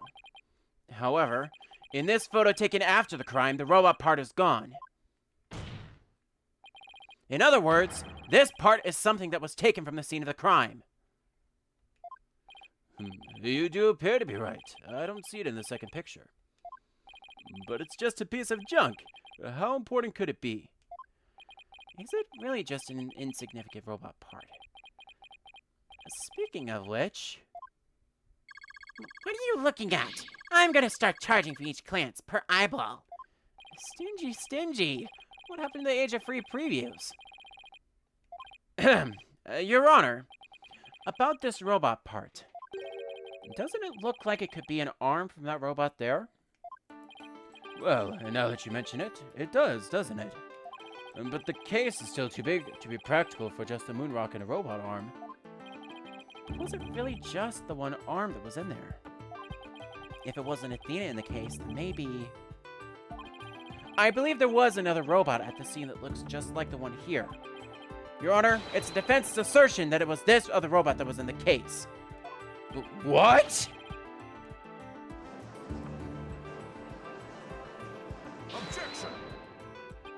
We can't be certain that part belonged to a robot.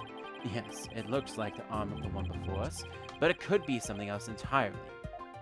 Besides, it's wrapped entirely in bandaging, making it difficult to verify what it is. Objection! I know for a fact it is a robot arm. And I can even tell which robot it belonged to, just by looking at it. With this information, we can investigate whether it was there at the time or not. But Mr. Wright, I thought you were more of the technologically illiterate type. When did you become such an expert? I feel somehow abandoned. Not to worry, Your Honor. I still know next to nothing about machines. But I know this piece of evidence proves which robot the arm belonged to. Take that! The robot in this picture is named Ponko. But take a look at Ponko's arm. It was Miss Sykes who bandaged it up like that. Oh, she must have thought that machines heal in the same way that people do. What an adorable, naive mistake. That reminds me of my own grandchild. The robot arm of the crime scene had the same bandaging wrapped around it. In other words, this robot arm could belong to none other than Ponko.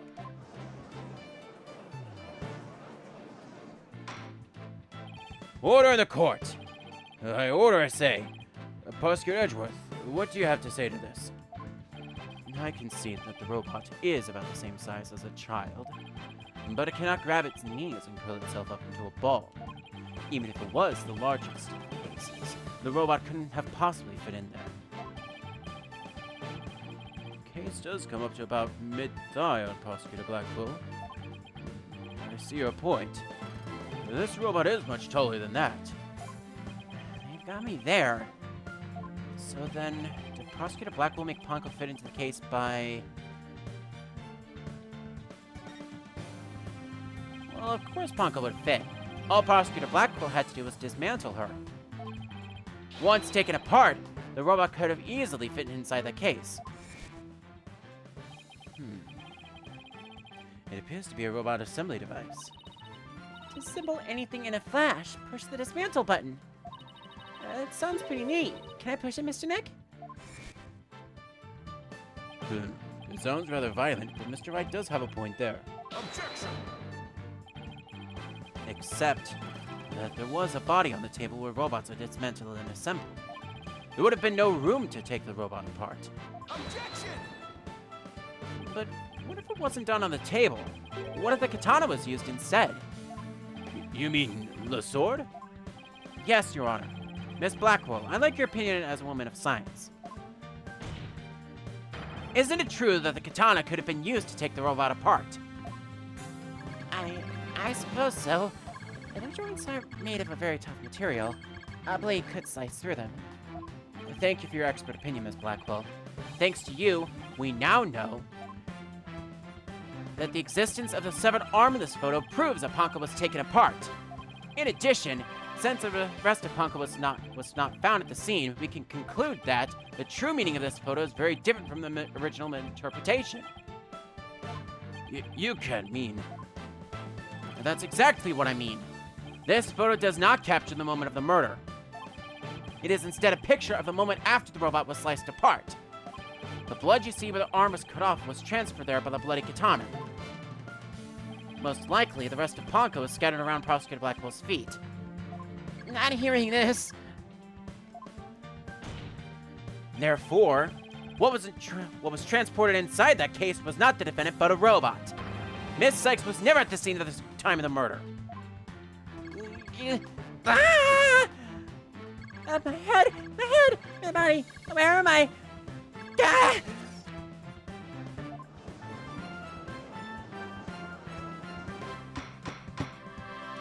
Order in the court. It's true that Ponko was found in pieces after the murder, and I'll admit I repaired him myself afterwards. The photo of the crime has been updated in the court record. Yes! I'm finally making some progress. Hopefully I've gotten at least one step closer to proving both Athena and Prosecutor Blackwell innocent. Objection!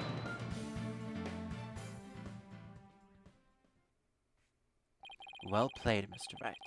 You've made your point abundantly clear. I concede that it wasn't the defendant inside the rolling case, but the robot. Alright, what's going on here? It's never good when he plays things this straight. Does the prosecution withdraw its claim that the defendant was carried from the scene? No, Your Honor. My claim hasn't changed. Objection! But Ponko and Miss Sykes couldn't have both been inside that case. Objection! The notion that the case was used to carry Miss Sykes was Miss Blackwell's theory. I have been of a different opinion from the outset. Now I finally have the opportunity to voice my theory. Thanks to the defense. Edgeworth! He's been one step ahead of me this whole time! In that case, how do you propose the defendant left the crime scene? Simple. The footage only shows Prosecutor Blackwell from behind. What's more, he is holding his arm in front of his body, as if he were holding something, or someone. That's hardly evidence! I have proof. The surcoat Prosecutor Blackwell was wearing. The victim's blood was found on the front of it, and the stain had a highly distinctive shape. A blood stain with a distinctive shape. Please continue, Prosecutor Edgeworth. 7 years ago, the defendant was known to constantly wear a certain item, of which there is only one in the world. A special pair of headphones that were made just for her.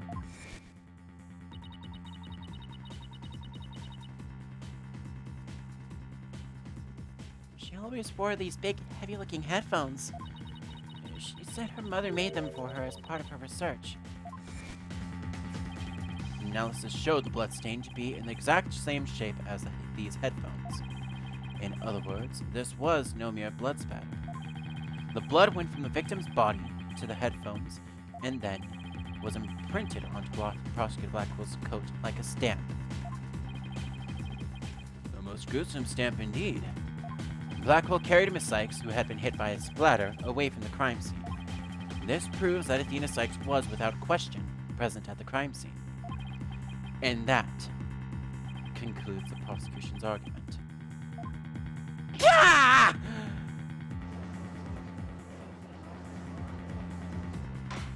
Order! If the defendant was indeed at the scene, it deepens his suspicion against her. Objection! But we've also shown that the robot was at the scene as well. Objection! I hope you're not making the ridiculous claim that a simple robot was a real murderer. I don't really think that, no, but you can't say the possibility isn't there. Detective Fulbright, was a robot questioned at the time? No, I don't see any record of it. I believe it was considered unrelated to the case. But as it turned out, the robot was actually integrally related. Your Honor, the defense would like to call Ponko to the stand. A robot witness?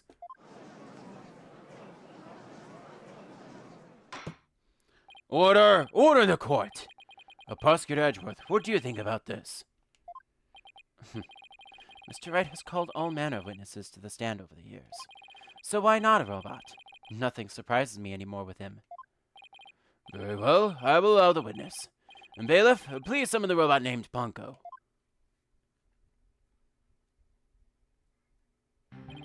Witness, please state your name and occupation. My name is not witness. My name is Ponko.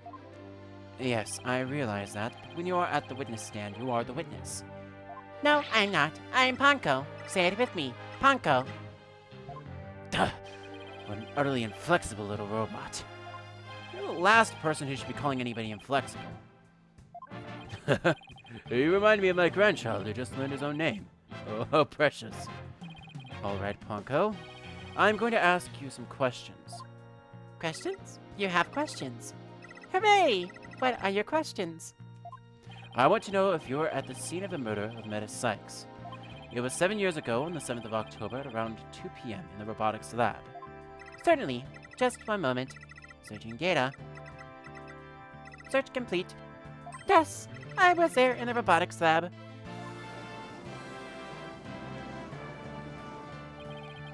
It would seem this robot's testimony is necessary to this case after all. This is great! I just knew Ponko must have seen something important. A murder committed right before this poor little girl's eyes. It's inexcusable. The judge seems ready to adopt Ponko as another grandchild.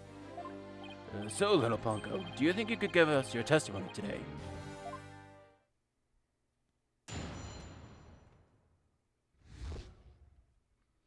So, I have a small confession to make.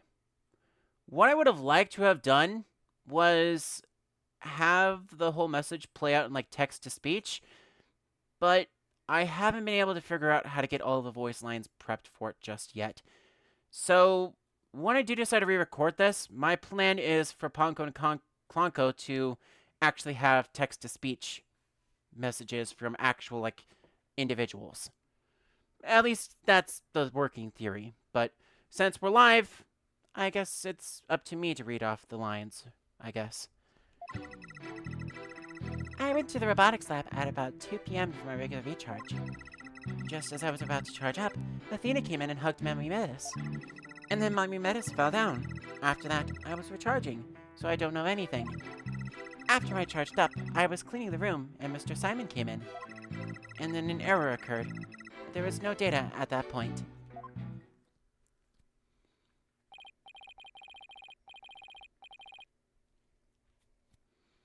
Well, it sounds like the defendant was without question at the scene.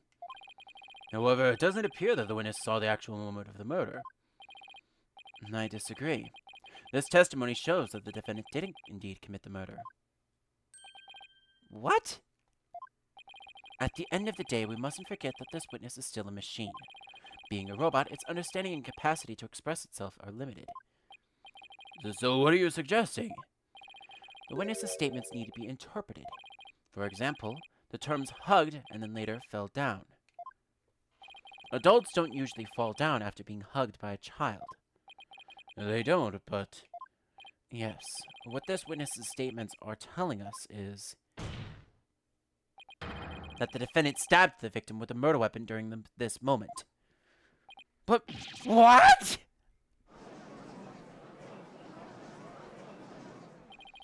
Before Miss Sykes hugged Dr. Sykes, did the two of them converse?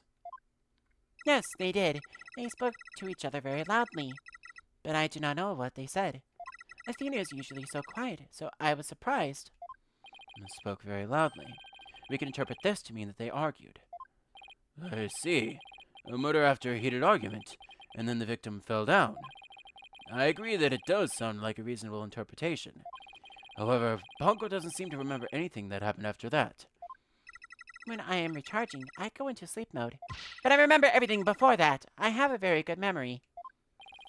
You may as well admit defeat now, right? A cross-examination would be useless.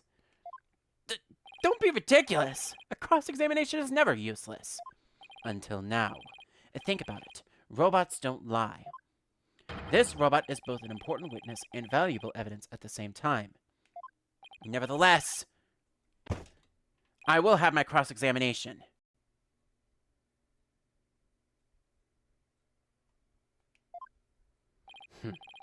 I see you haven't changed. You never were the one to worry about wasting time. Very well. Even if it may be a waste of time, you may proceed, Mr. Wright.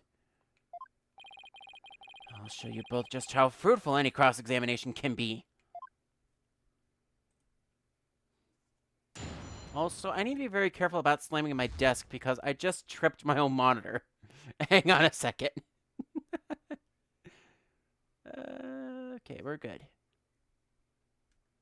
I just tripped my own monitor and it basically disconnected and reconnected. So, all right, getting this all set back up. Edgeworth would say that this testimony needs to be interpreted. The part where Athena hugged her mother, making her fall down, is actually the moment of the murder. He asks Ponko for the details, and she says that right before that, there were loud voices or an argument. Edgeworth calls for Phoenix to surrender, claiming that robots don't lie. You'll cross-examine anyways, and have this particular information added to this.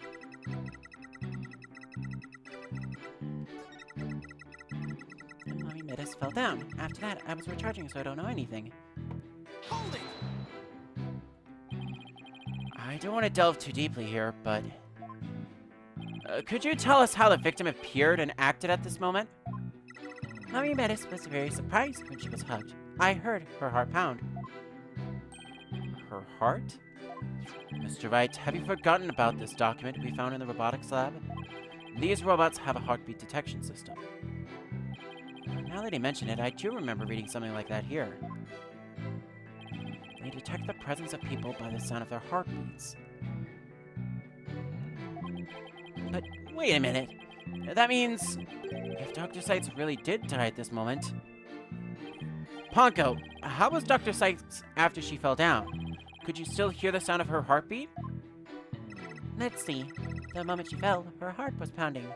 After that, I do not know. I started recharging just then. Of all the unlucky timing! If you had heard anything after that, it could have possibly proved that the hug wasn't actually the moment of the murder. I'm very sorry. I'm afraid I do not know. I am very sorry. The robot is designed to go into sleep mode automatically, so it can't be helped. But it does appear it detected an increased heart rate at the moment of the stabbing. Ugh. After Mommy Menace's heart stopped pounding in surprise, she fell by the window. It was a round window on the workbench side of the room. The workbench side, huh? Ponko must be talking about that table to the right of that where that giant robot is now. Is there something critical in Ponko's statement just now? Your Honor, I believe this statement is critical. I'd like to add it to her testimony. Very well. Ponko, could you please add that statement to your testimony? That's a good little girl. Mommy Menace fell down near the window on the workbench side of the room. Hold the phone.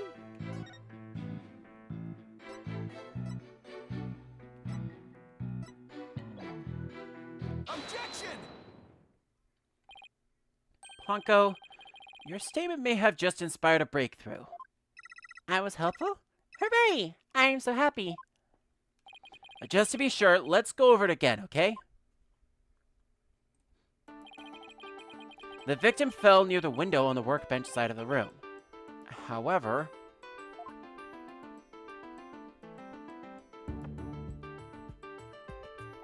her body was discovered on the operating table. But the operating table and the workbench are two completely different locations. Exactly, Your Honor. We've just learned a new crucial fact. What could explain the two very different locations of the body? I'll tell you what.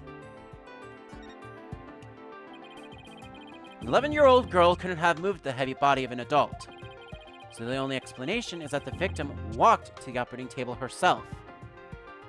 In other words, what Ponko observed near the workbench couldn't possibly have been the moment of the murder.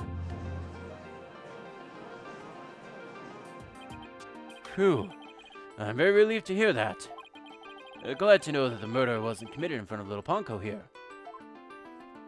Yes, as we just heard in the testimony, Miss Sykes hugged her mother, nothing more. Objection! Right.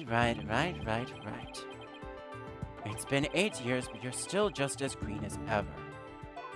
Green? But I can't recall ever seeing Mr. Wright in anything but a blue suit. Hey, blue's my favorite color. What can I say? If the defendant couldn't move the body herself, she could have moved for her. Moved it for her? But Miss Sykes and Dr. Sykes were the only ones there. I agree. Since this robot is equipped with heartbeat detection system, it would have been aware of another person's presence if someone else had been there. We can therefore conclude that the defendant and the victim were the only ones present. Then who do you suggest move the body? And don't you know it's in the nature of a robot to help people do things? Miss Panko, allow me to ask you a question. My name is Ponko. Say it with me, Ponko. I believe you said you were cleaning after Dr. Sykes fell down. Did you happen to move something large onto the operating table? Yes, I did. Athena asked me to. Athena asked you to? And what did you move, little Ponko? I don't know. Unless something has an ID tag, I can't tell what it is. An ID tag, you say? Yes, a tag with a barcode on it. We robots scan them to tell us what the thing is. That paper in the lab didn't mention something about that. Recognizes people by scanning their spacesuit or uniform jacket ID tag, it said. So it would appear that Miss Panko here can't identify what it moved. My name is Panko! But we humans have the power to imagine what it was, do we not? We do? Well, I do at the very least. Miss Panko, on the defendant's command, moved the body onto the operating table.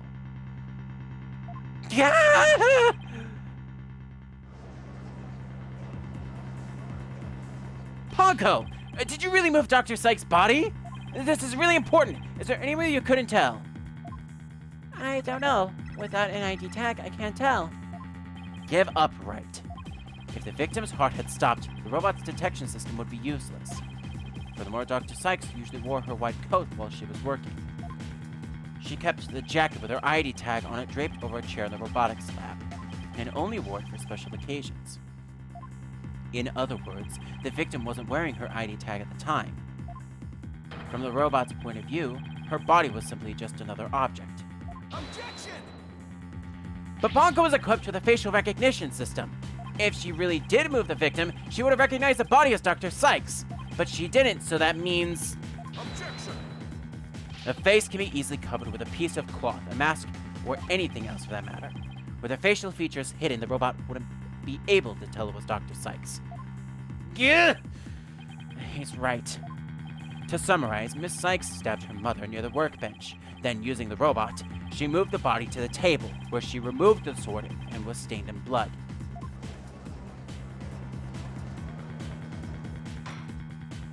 Order!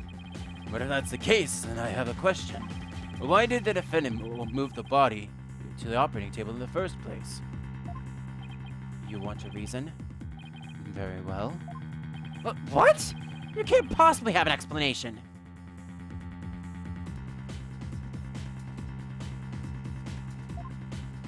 Your emotions blind you to the truth. You could learn a lot from our robot friends. Calm and rational thought will open your eyes to the truth in front of you, Mr. Wright. Now then, do you remember the operating table's one special feature? I believe that robots can be assembled and disassembled there, isn't that right? That's right.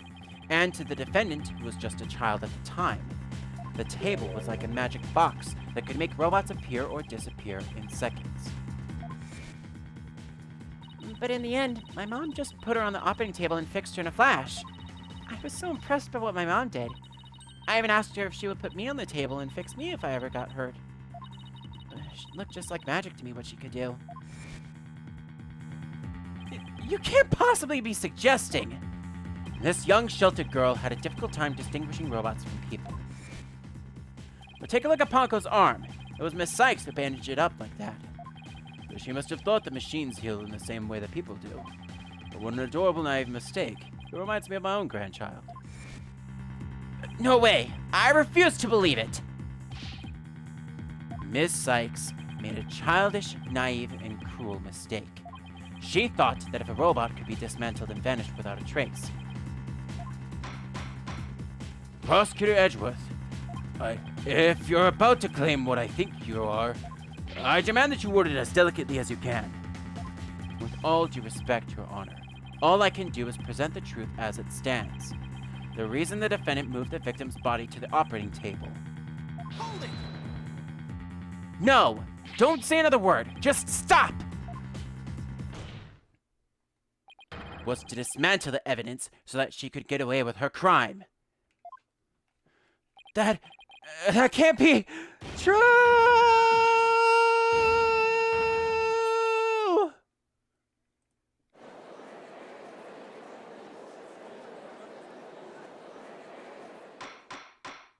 Order! Order in the court! Order the court, I say! Edgeworth, she was just a little kid. How can you say such a horrible thing? Horrible? Like I said, you're just as green as ever. I came here today as a prosecutor to seek only the truth, no more, no less. My theory is simply the result of a rational consideration of every possibility. Objection! But dismantling isn't the table's only function. It can make repairs as well. It's conceivable that Miss Sykes moved her mother to the table in order to fix her. I suppose that could be another way of interpreting it. But dismantle or repair, it doesn't matter either way.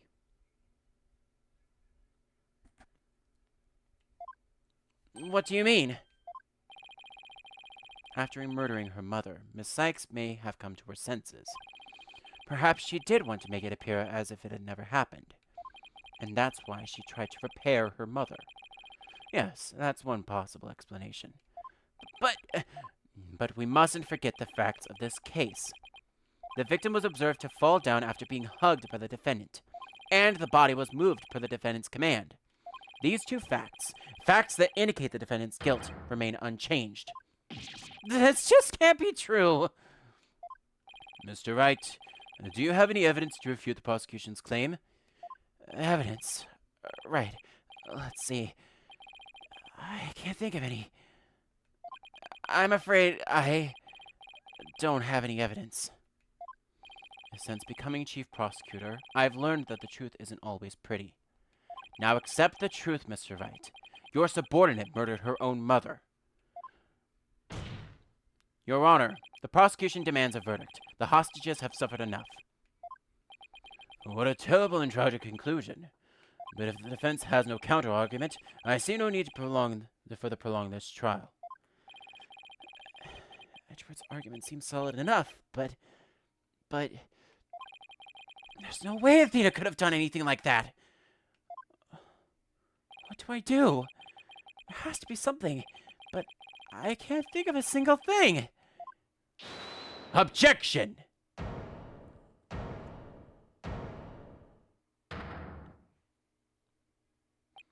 Prosecutor Blackwell. This is quite the farce you're conducting here. I could die from laughter. Prosecutor Blackwell, what are you talking about? What I'm talking about is that your argument is based on an entirely false premise. Go on, we're listening. Could this be the miracle I need? But what is Prosecutor Blackwell trying to pull here? 7 years. For 7 long years, this case has been on my mind. Not for an instant did I not think of it. I'm the one who killed my mentor, and don't you think you can alter that fact now? Your baldness, I will take to the stand, and I won't take no for an answer. Of course, Prosecutor Blackwell. Please go ahead.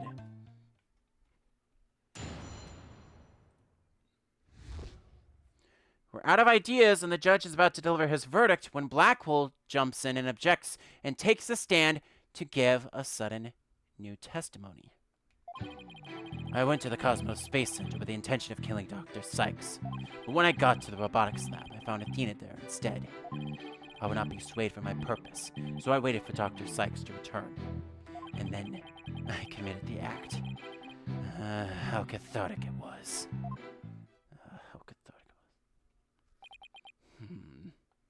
But little Ponko here witnessed the victim falling. In other words, objection! I don't need any of your other words, old man. I can guess what happened. Which would be... She fell means she fell. Merely that. A mother and child fooling around. Perhaps she tripped. Not that it matters. When I entered the lab, there was no trace of Dr. Sykes to be seen. There was no dead body either, of course. Meaning she must have left the room. So the murder occurred after the time period Ponko described in her testimony. You should hardly take stock in the words of a wind-up toy. Objection! Then how would you explain the fact that the defendant had the robot move something?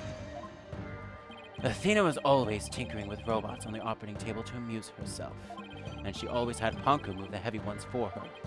That day was no different. Ponko moved a heavy robot for Athena.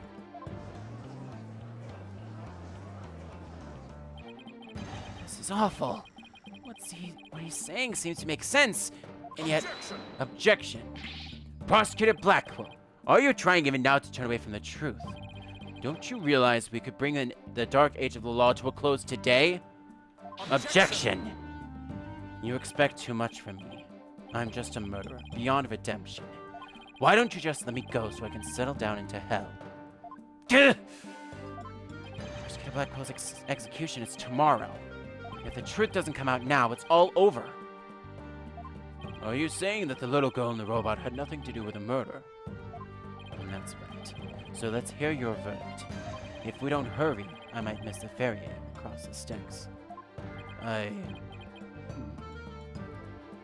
Hold it! Don't you dare, Judge. Don't forget I have hostages over here. And Simon, how long are you going to cover for her? Miss Blackwell! Forgive me, Aura. I never wanted you to do anything like this for me. But you agreed to this trial. If you have a counter-argument, then present your evidence. That is a rule of the courtroom. Isn't that right, Chief Prosecutor? Blackwell, you selfish!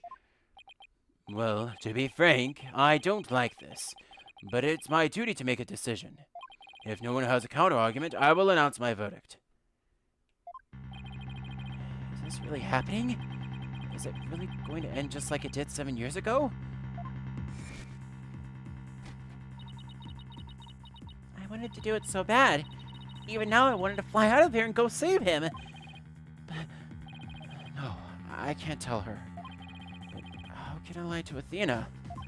If I can't prove Prosecutor Blackwell's innocence in this trial, I don't think Athena will ever forgive me. I can't let this happen. But I just don't have the evidence to counter Prosecutor Blackwell's testimony.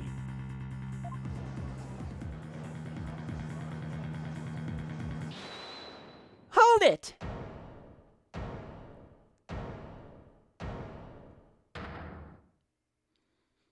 Athena! What are you... Are you feeling okay? I can hear it. I can hear the voice of his heart. He's hiding something. If he really is, I could sure use Athena's help here. Her power might just be the thing to get us through this. Objection! Sykes, Dono. No need for you to chime in here.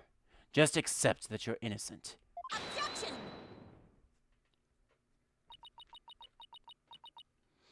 In these past 7 years, they've been just as hard on me, you know. What are you talking about? Do you remember? That horrible, horrible trial?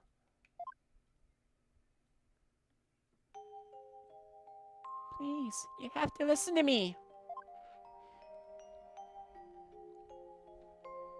He didn't kill her. His heart is screaming that he didn't kill her.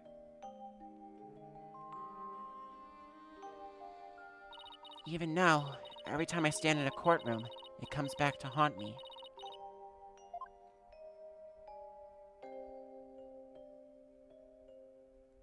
Not being heard, no matter how hard you try. Feeling so helpless.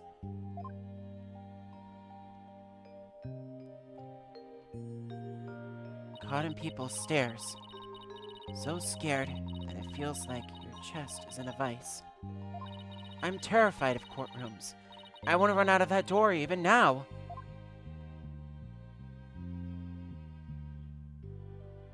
And yet, you found a way to keep your fears at bay and become a lawyer. Thanks. That's because one day, I came to realize that I had to fight. I couldn't give up. I exercised hard, and I studied hard. I wanted to become the strongest lawyer I could be. This day has finally come. The day I've been looking forward to with all my heart. This is why I became a lawyer. This is why I studied psychology. It was all to save you from this false conviction. But, Miss Sykes, do you realize what it would mean? You are the accused, after all. If you prove Prosecutor Blackwell innocent, then... The only thing that matters is the truth. It's my duty to find out what that truth is. Simon, please give me this chance. A chance to shake off this fear that's been with me for 7 years and to face the truth. Athena's being so brave, confronting her past like this. This might really be the last chance to save them both. Prosecutor Blackwell, Please testify one more time about the incident 7 years ago. Fine, but your efforts will surely be in vain, for I am not a man who can be cut down easily. Here we go, Simon. Let me hear the voice of your heart.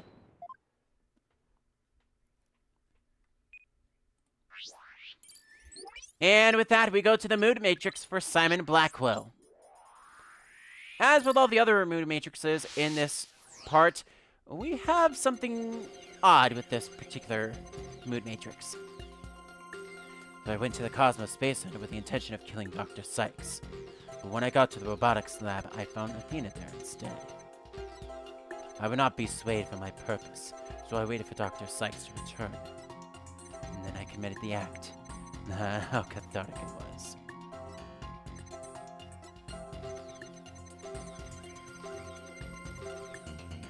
Obviously,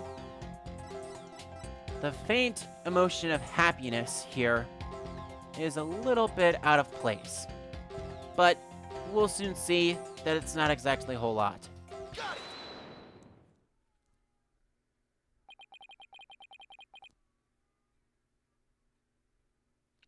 This feeling of happiness. Even though the person you were looking for wasn't there, you felt happy. Why is that?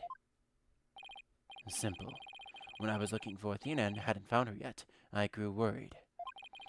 So when I saw her in the robotics lab, I was happily relieved. Merely that. Just now, you said that you went to the Space Center to kill Dr. Sykes. But the first thing you did was look for her daughter instead? I had no intention of harming Athena, so I wanted to confirm that she was safe first. It was just a part of my plan. Nothing contradictory about that. Gah! The second I find an inconsistency, he cuts it down. Simon knows the principles of analytical psychology. There's less noise now, but I don't see any instabilities we can latch onto. I was afraid of that. We'll just have to keep chipping away at him, then bit by bit. Could you update his testimony, Athena? You got it, boss.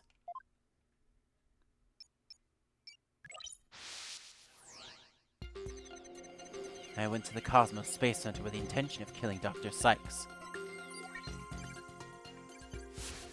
When I found Athena in the robotics lab, I was relieved. I would not be swayed from my purpose, so I waited for Dr. Sykes to return. And when she did, I plunged the katana in. Oh, hello. You are way off the charts, and you were not there the last time.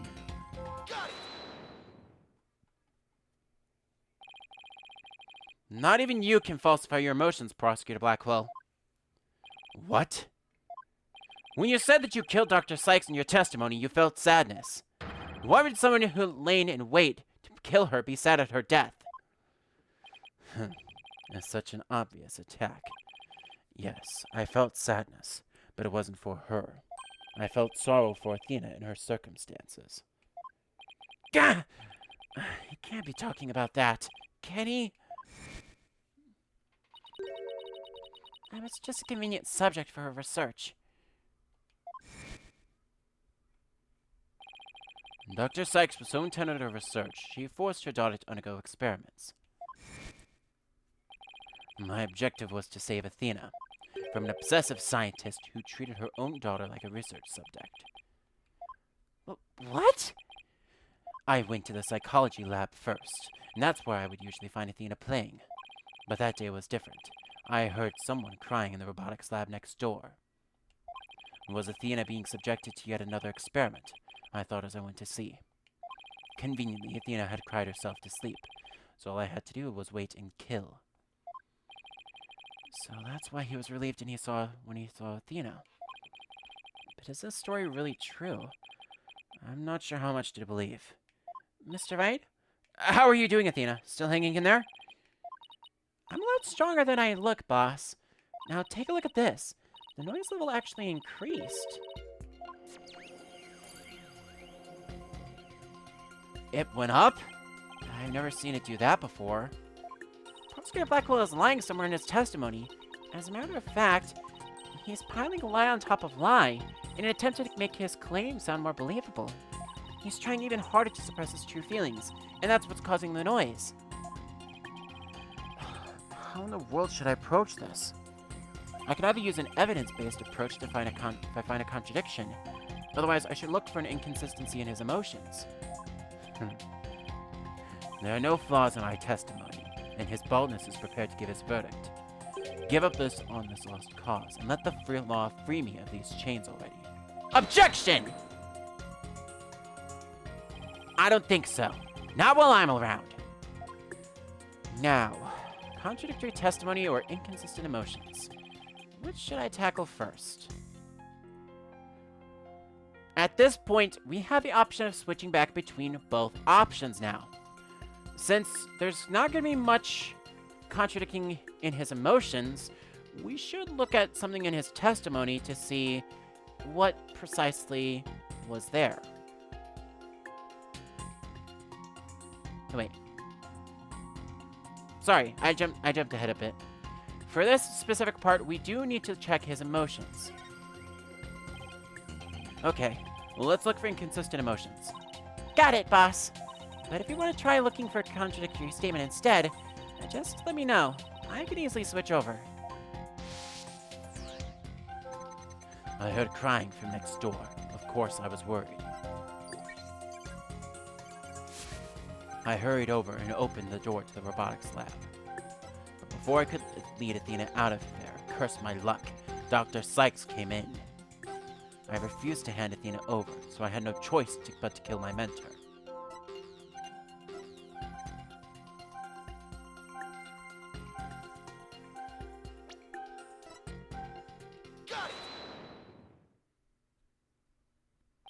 How odd.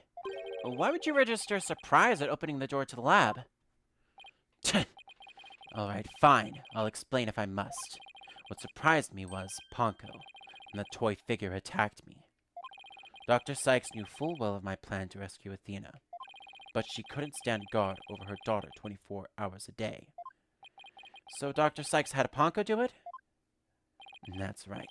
She ordered Ponko to forcibly remove me on sight.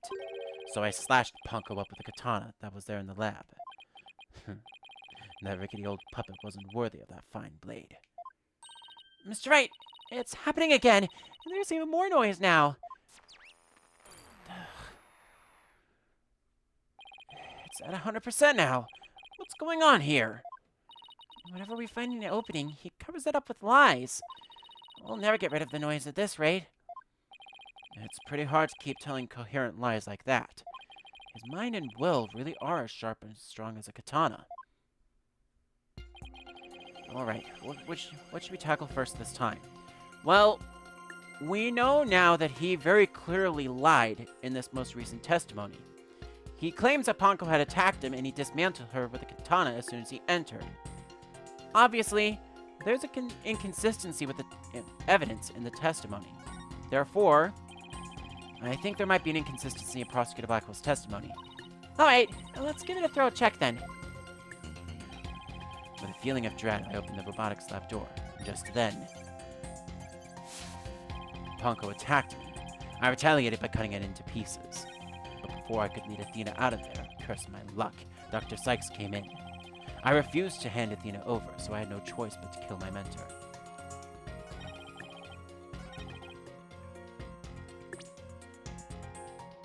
On the second statement, we have the photo of the crime that we need to present. Oops, there we go. Objection! Compounding lies with more lies is never the answer, Prosecutor Blackwell. Take a look at this photo. That's the photo of the supposed moment of the murder, isn't it? How many more times must I see that which damned me for my sin? The ironic thing is, I think this picture is actually going to be your savior now. See the bloodstain at the end of Ponko's arm where it was severed with a katana? I hope you aren't claiming it's a robot's blood, Mr. Wright. No, most likely the blood was transferred from the bloody katana. The katana already had blood on it?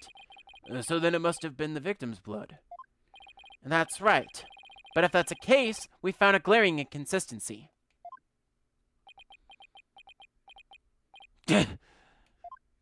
You said in your testimony that you cut up Ponko and then you killed Dr. Sykes. But in spite of that, the victim's blood is already on Ponko's arm in this picture. What? But that couldn't be. Exactly. In order for the blood to have transferred from the sword to Ponko's arm, the victim must have been stabbed first, before the robot was slashed. In other words, Prosecutor Blackwell, your entire testimony is nothing but one giant ball of lies. Gah! Tell the court the truth, Prosecutor Blackwell, now! You have no idea what you're doing. His voice. There's so much discord. I'm hearing not just one or two, but a bunch of rampaging emotions here. It's hard to describe. It's like a violent whirlpool or something. Phoenix Wright, you will pay for this. Never have I been forced to reveal so much, but the rest I will take to my grave. Prosecutor Blackwell, you are on the witness stand. You are obligated to tell the truth. Isn't that the rule of a courtroom? All these complex emotions, they seem to be flowing from one source. I think whatever he really saw that day is what's causing these feelings. Right. And we have a quadruple overload. Following the sound of crying, I opened the lab door. I saw it. The terrible scene. But before I could lead Athena out of there, curse my luck, Dr. Sykes came in. I had no choice but to kill my mentor.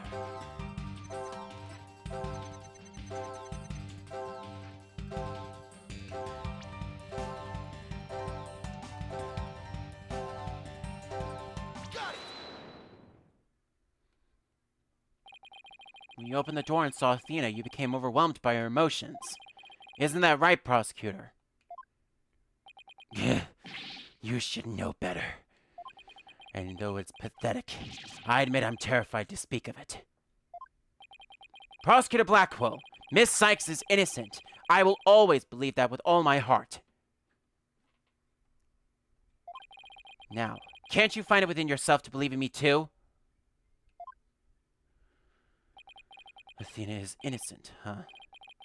Can you honestly say you believe that to be true, Raitano? Before I continue, I do have a quick pause. At this point, we passed through a bad ending that I'm not going to be playing through on stream. For the sake of simplicity, there are way too many bad endings in this that I just don't want to go through. But in the interest of time, I will tell you exactly what happens. If our confidence gauge at any point during Blackwell's testimony is depleted entirely, we will get the first of 3 bad endings in this game. The bad ending, of course, means that the judge will stop us and declare Blackwell as a remaining guilty party for the murder of Dr. Sykes. The next day, he ends up being executed. Or Blackwell disappears along with Trucy and the other hostages alongside. Athena ends up leaving the agency, and Apollo is completely broken by the events and stops smiling. Finally, you give up being a lawyer for good, realizing your failure. Obviously, this is still kind of a bad ending in the sense that all of the main characters involved are, well, completely changed for the worse. So, you can see why I decided not to put this on stream. Now then, with that potential branch trimmed off from the main timeline, let's keep going and see what this comes up with. I give you my word. Now tell me what you really saw when you opened that door. Curse you, Phoenix Wright!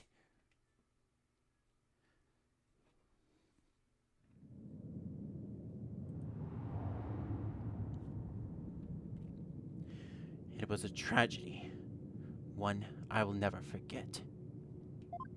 When I arrived at the lab, Dr. Sykes was already dead. She was lying on the operating table, while the bloody katana lay on the floor. And standing between the two, covered in blood, was Athena.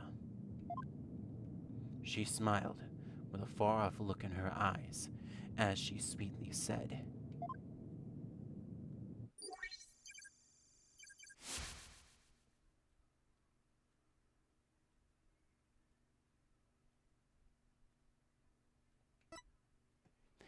Something's wrong with Mom, so I'm taking her apart to fix her.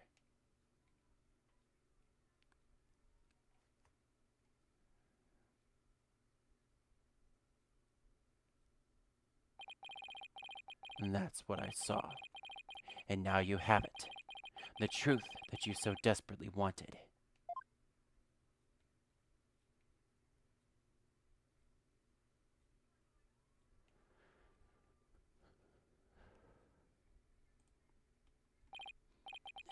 No! Prosecutor Blackwell finally tells the truth. And this is what it is. It's beyond devastating. I tried to take my mother apart?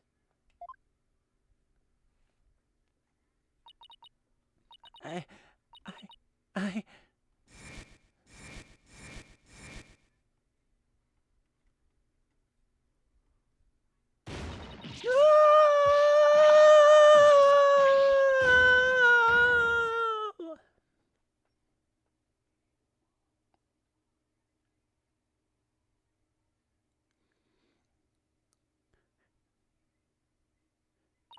So it was me. I'm the one who killed my mother. Athena! As I said, right. The truth isn't always pretty. Murder, disassembly on an operating table, a scientist using her daughter as a guinea pig. And sadly, it appears my theory was correct after all. Objection! It's true that Athena didn't like her mother's research, but you dare cast aspirations on my mentor by claiming Athena was used in such a manner? Dr. Sykes could be awkward with people. But she loved her daughter with all her heart. She loved me? Your mother hated to see you suffer because you could hear the voices of people's hearts. She wanted to set you free of your pain, so she worked tirelessly on her research. Do you remember those headphones you hated so much?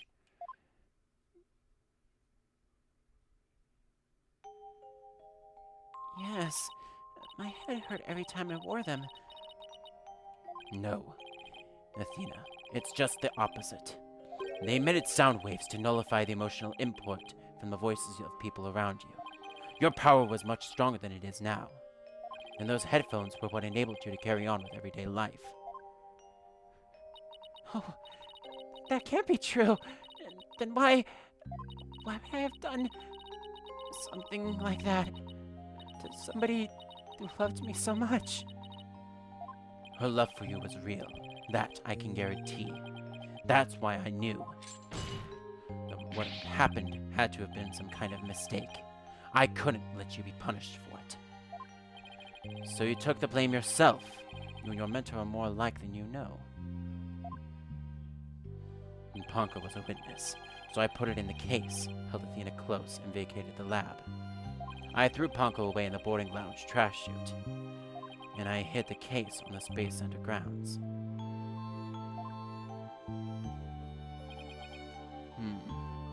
It would seem that we now have all of the facts of this case. Hold it! No, not yet! It can't end like this! Objection! Do not disgrace yourself, Mr. Wright. The truth has been revealed. Or are you the type of man to turn your back to things that disagree with you? I'm not, but this... I can't give up now. I have to say something, anything, if it's just a bluff. I have always managed to pull through that way in the past. I have to make it work. The defense is prepared to present evidence. Mr. Wright. Yes, Athena. It's okay. You can stop now. I don't want you or anyone else to suffer any longer for my sake. Athena! What are you saying? I killed my mother. That's the truth. It's just like Prosecutor Edgeworth said. We have to face it, no matter how much it hurts.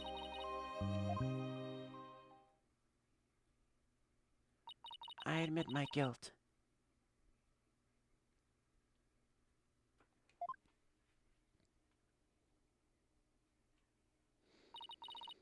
But could I please be granted just one chance to tell everyone what I recall? It appears Miss Sykes is much braver than you, Mr. Wright. What say you, Your Honor? In light of her courage, will the court give Miss Sykes this opportunity to confess? Very well. Then, if you would, please take the stand, Miss Sykes.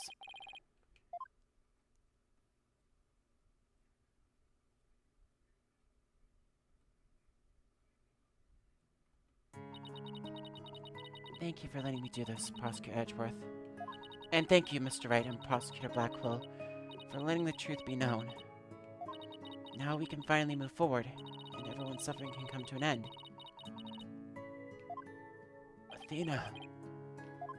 Prosecutor Blackwell will be cleared, and the dark age of the law can come to an end. Yes, admit your guilt, and bring everything to its conclusion. I killed my mother. My memory is still a little hazy, but there's no question I remember it. I remember the weight of the weapon in my hands, and the feeling of it stabbing in deep. And I remember the warmth of her blood as it flowed down the handle onto my fingers. Your Honor, please find me guilty. I dare say, these are all memories that no one but the murderer would have. I see. Thank you for your confession. I believe this trial has gone on long enough. But before we conclude, does anyone have a counter-argument? Objection!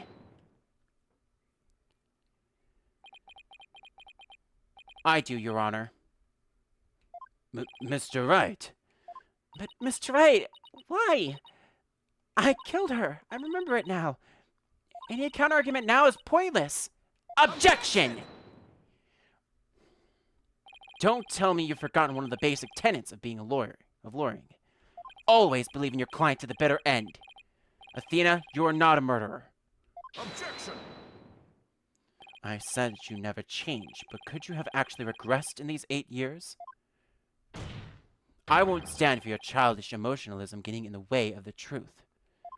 Emotionalism? Don't lecture me on the matters of the heart, Edgeworth.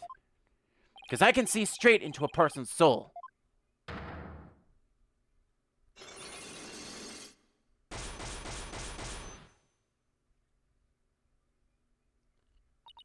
I did a little research. I looked into those special cyclocks you mentioned, Mr. Nick. Athena isn't trying to keep anything from you on purpose. For some reason, part of her heart and her memories are sealed off, even from herself.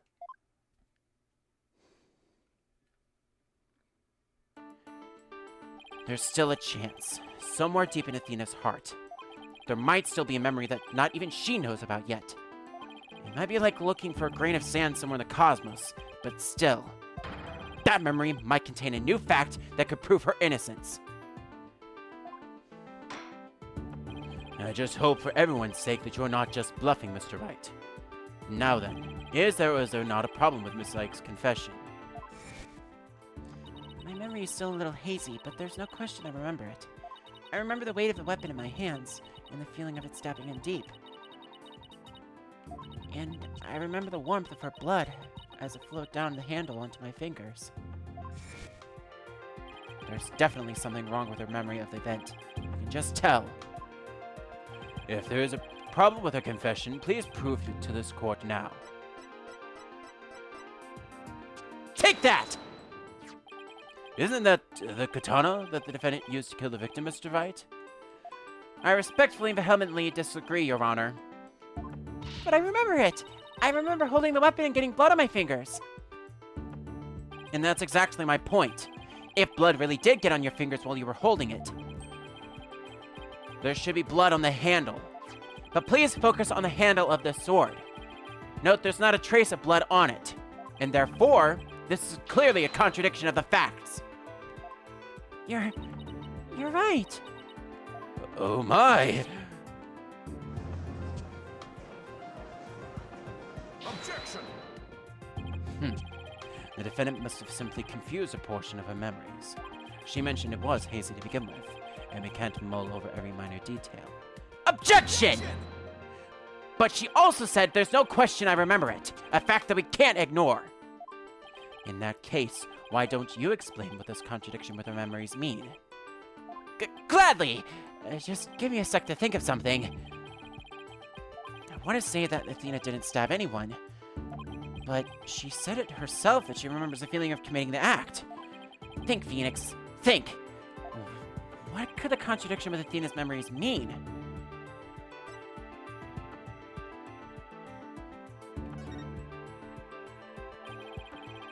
If Miss Sykes said the blood flowed down the handle, but the katana's handle is spotless. So, doesn't it follow that the defendant must have used a weapon other than the katana? What are you up to this time? This is it. I found just the thing to end Athena's nightmare for good. The weapon that took Dr. Sykes' life was a katana. That much is for sure. So if I can show a possibility that Athena didn't use the katana, it could help me prove her innocent. A different weapon, you say? What weapon would that be exactly? Right. Of course he would ask that. I can see you're floundering, Mr. Wright. Did you speak without thinking again, as always? How does he do that? I can't back down now. Not here, not now. That's right, I did. Because it's so obvious it doesn't require any thought. What did you say? Okay, so maybe that was an exaggeration, but there has to be something. Was there some other bladed weapon in the robotics lab that day? Maybe there's something in one of the crime scene photos. Wait a minute! There is something! There's a high probability that that was in the lab. I don't have the particular weapon here in evidence right now, but I do have a piece of evidence just like it. Other than the katana, there is another blade that may have been at the crime scene. But that's the murder weapon that killed in the Clay Terran case. Yes, this is the knife that took Mr. Terran's life.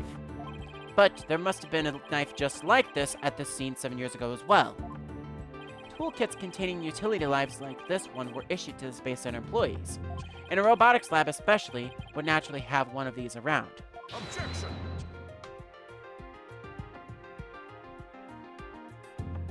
But besides the katana, no other bladed weapon was found at the site.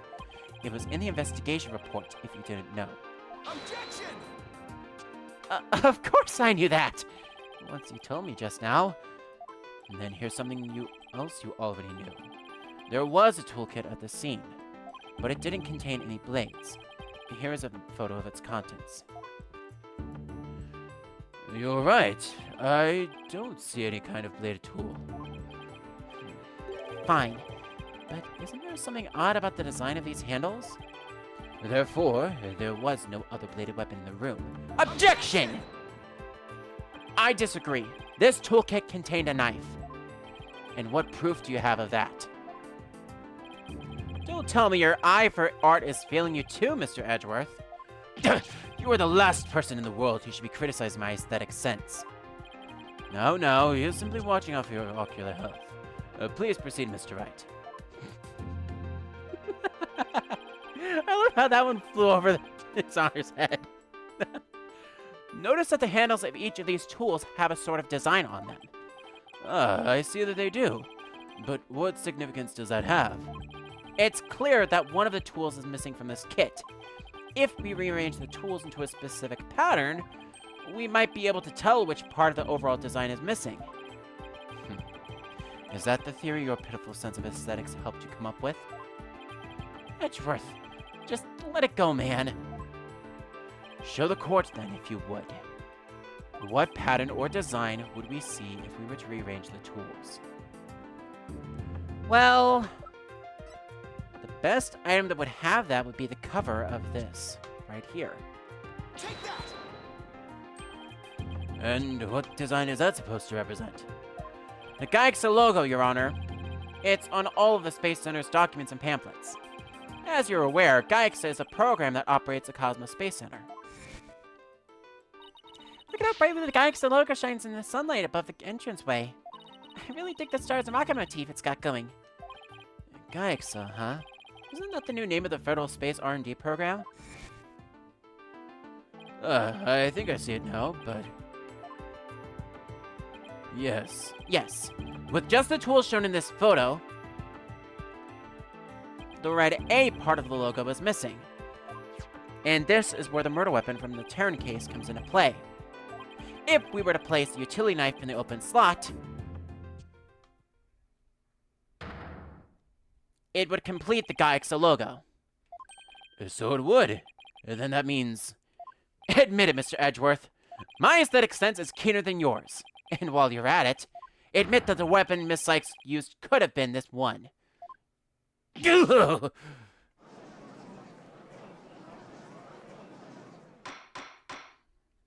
Order! Order in the court! Miss Sykes confessed to having a memory of stabbing the victim. Admittedly, Miss Sykes most likely did stab someone, using the utility knife. However, the weapon used to kill Dr. Sykes was a katana, and therefore, the act of stabbing that Miss Sykes remembers couldn't have been that of Dr. Sykes. Very well. Let's suppose for a minute that Miss Sykes did use the utility knife. Tell me, how does that change anything? Come again? What if the katana was only being used as a decoy to conceal the true murder weapon? What if the real weapon that took the victim's life was a utility knife?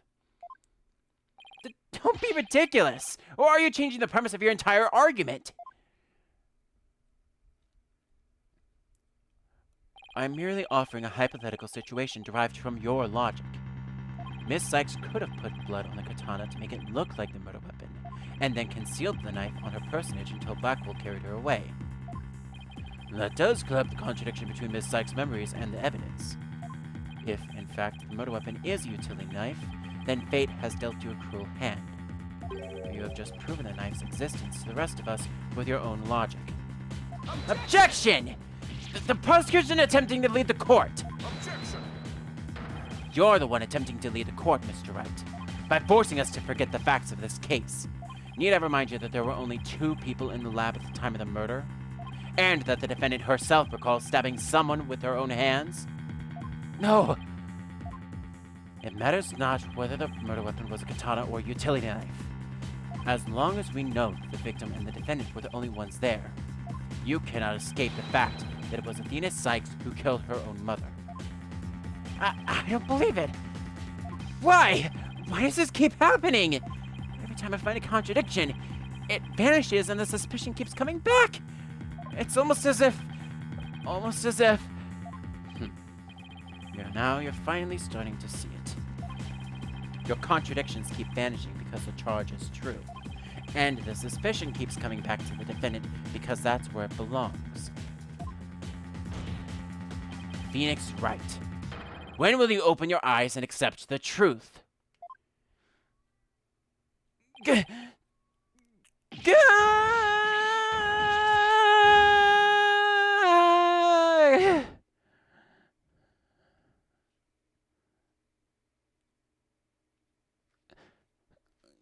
God, I don't want to believe it. It can't be true. But what if... Mr. Wright, you fought a good fight. I think you've done all that you can do. Is giving up really the only option?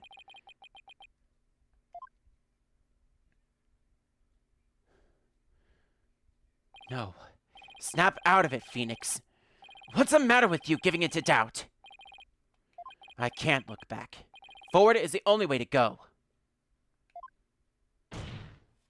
No, Your Honor, not yet. It isn't over yet.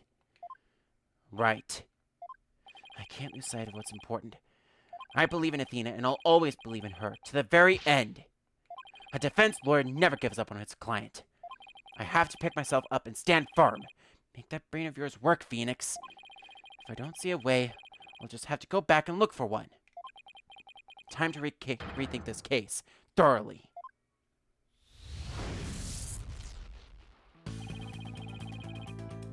I can see the fact that Athena must have stabbed someone with the utility knife. This must have been what Ponko witnessed as Athena's hug.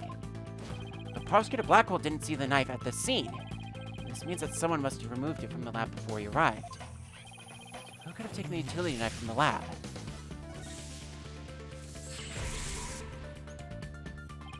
If I trust in Athena, then I have to conclude that there was a third person at the scene. But according to Ponko's testimony, Athena and her mother were the only two there. So then, how did this third person manage to escape Ponko's detection? I know! This person must have fooled Ponko's facial recognition figure by covering their own face. But wait a minute. Ponko has a heartbeat detection system too. Even if they covered their own face, Ponko would have still detected their presence. But she wouldn't have been able to tell who they were. Wait! That's it! The culprit could have covered their face and posed as...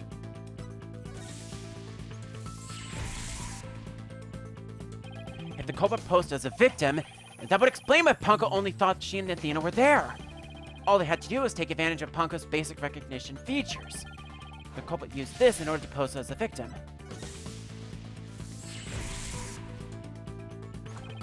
The culprit could have posed as the victim by wearing her jacket with an ID tag on it. That still leaves a heartbeat detection system. How did the culprit get around that? It wouldn't have worked if Ponko could detect the real Dr. Sykes' heartbeat too. So, does that mean that the real Dr. Sykes was already dead at the time? If that's the case, then Athena must have stabbed... Athena stabbed the real culprit. That's it! The person Athena stabbed wasn't Dr. Sykes. It was a person who murdered her, and then pretended to be her, the real culprit.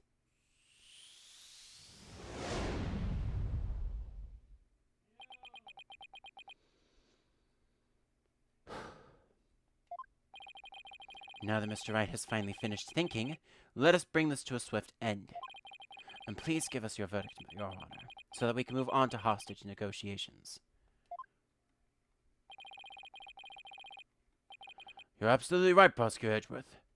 I hereby... Objection! I didn't say I was finished.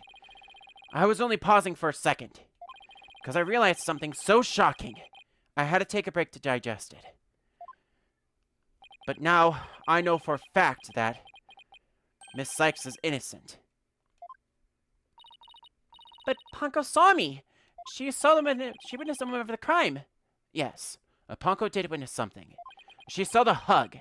In other words, the moment you used the utility knife. But the person you stabbed wasn't your mother. What are you saying, Mr. Wright? The answer is simple. The person Miss Sykes stabbed was a third person, posing as Dr. Sykes. What? Objection! Do you really expect us to swallow that, Mr. Wright? According to the robot's statements, there was no third person there. Did you really think I wouldn't see through your ludicrous grab for a time? Objection! After all we've been through, Mr. Edgeworth, I'm disappointed. Don't you know by now that this smile of mine means I have absolute confidence? You make that pose all the time, regardless of the facts. Clonko's strange malfunction. Mr. Terran, you look pale. Shall I help you to the sickbay? Mr. Terran? But that's Apollo you're talking to. Oh, this hunk of junk here is mistaking Apollo for Clay. Maybe Apollo is possessed by Clay's ghost. There was another case of mistaken identity caused by the jacket ID tag. All because Clonko couldn't read Apollo's facial features due to that eye patch. Like Mr. Edgeworth said, a mask could nullify the robot's facial recognition. All the person had to do was wear a jacket with the victim's ID tag to pose as her. Objection! Of all the ridiculous theories, what good would a silly disguise like that do?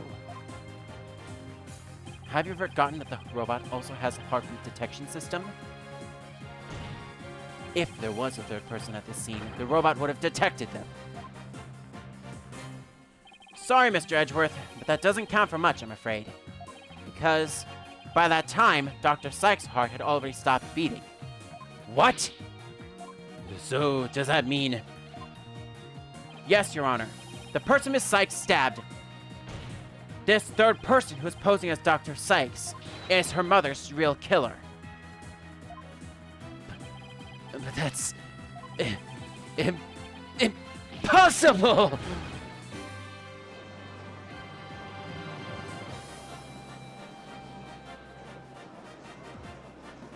A mask? The person I stabbed was wearing a mask? Order! Order in the court! Miss Sykes, did you say something? Mask. Yes. I remember, Athena! What is it? I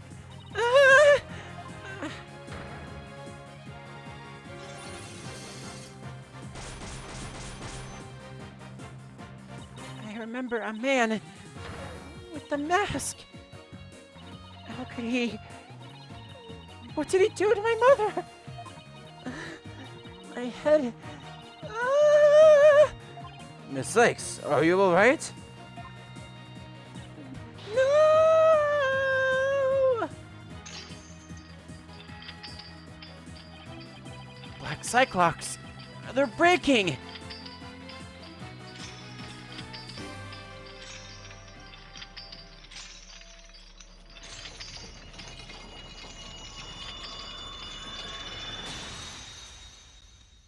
Ow!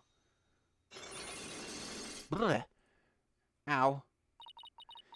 It's all coming back to me. Everything that happened the day my mother was murdered.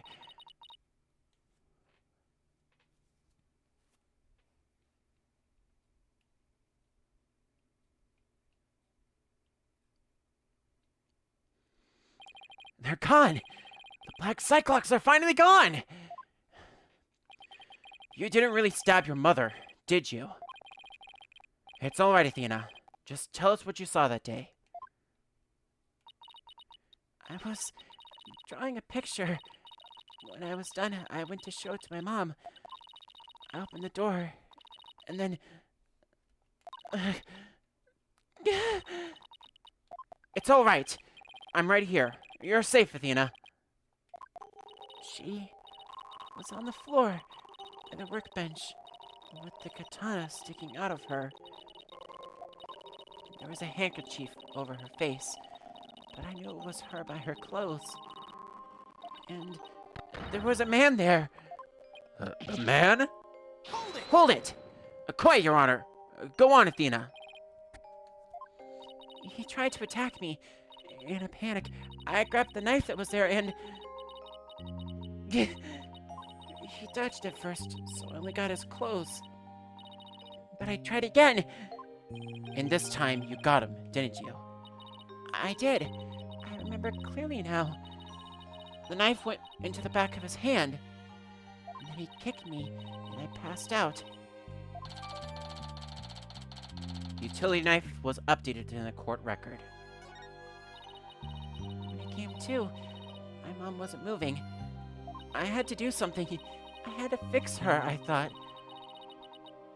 So I asked Ponko to move her to the operating table. Something's wrong with Mom, so I'm taking her apart to fix her.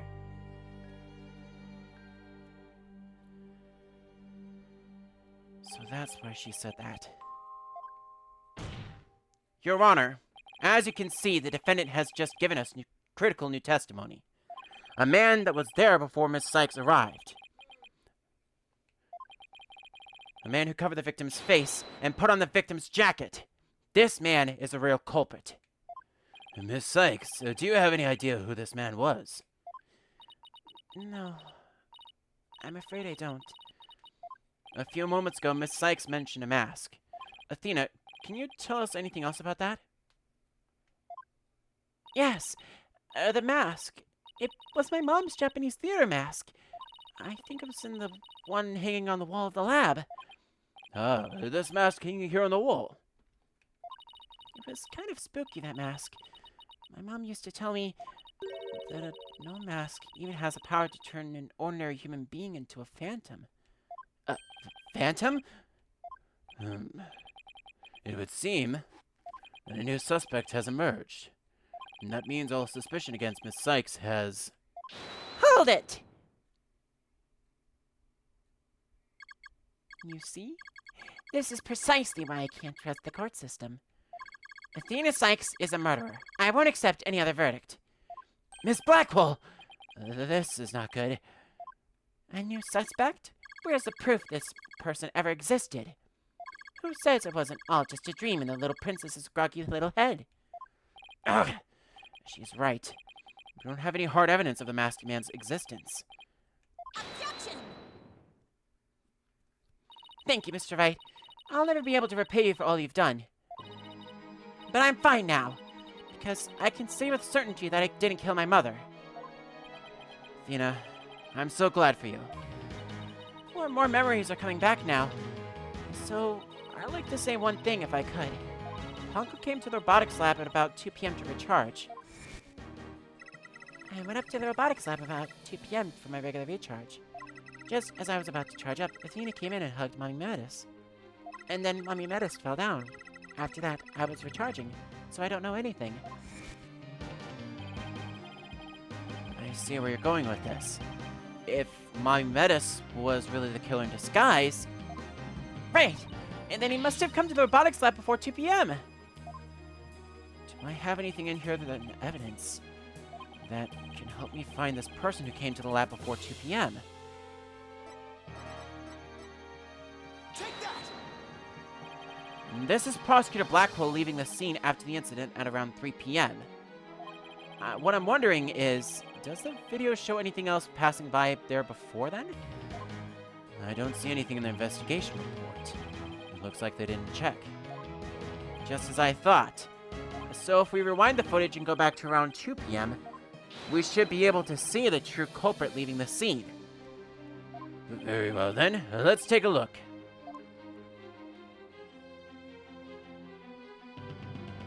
There! Please stop it right there! It's just like you said. There is a man leaving the scene of the crime. Miss Sykes, do you remember this person? That's him! I'm sure of it! He's wearing my mother's jacket! I did, but what I really wanted to see was her jacket. That jacket on display, that was Dr. Sykes? Can you see it? There's a slash I made with the utility knife that day. And I'm sure that knife is under that jacket somewhere.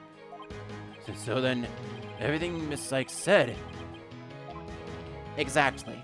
It proves that Miss Sykes' memory was correct. Dr. Sykes' killer arrived at the robotics lab before 2 p.m. He killed her and hit her face with a handkerchief. Then, he disguised himself with Dr. Sykes' jacket and mask that was there in the lab. The culprit probably knew beforehand that Ponko charged up at 2 p.m. every day, so he waited for Ponko to come to the lab for a regular recharge. By leaving Dr. Sykes' jacket on, the culprit tricked Ponko into thinking he was Dr. Sykes, thereby making it look like she was alive up to that point in time, all to disguise the real time of death.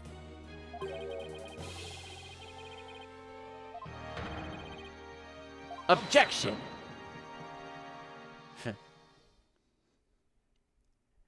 It's a nice theory, Mr. Wright, but I'm afraid it's just not possible. What? Why not? The victim's jacket is clearly visible right here in this photo. And that right there is precisely the problem. The ID tag on the jacket at the scene confirms beyond doubt that it belongs to the victim. If that person who left the lab truly was wearing the victim's jacket, then how could it possibly have wound up back at the crime scene? What's going on? That doesn't make sense. Edgeworth's right. If the culprit was wearing the jacket, then how did it get back to the lab? killer used the jacket as a disguise to make his escape, but in order to conceal that fact, he had to get the jacket back to the scene of the crime. So the culprit simply returned to the robotics lab later and planted it there. Contradiction resolved. Objection! Except that it would have been impossible. The only people who came to the robotics lab after the killer were Prosecutor Blackwell and the people who reported the body, and they claimed that the jacket was there when they arrived. So, when do you propose this mysterious man of yours had the chance to return the jacket? A puzzling question indeed. When did the culprit have the chance to bring the jacket back? And the only time the culprit could have returned the jacket was when the body was found. Mr. Wright, do you realize the implication of that argument? I do. Most people, when they come across a murder, focus their attention on the body. The culprit could have taken advantage of that split second to plant the jacket. In other words, the true culprit of this case, the man known as the Phantom, was one of the first people to discover the body. I would have never thought of that.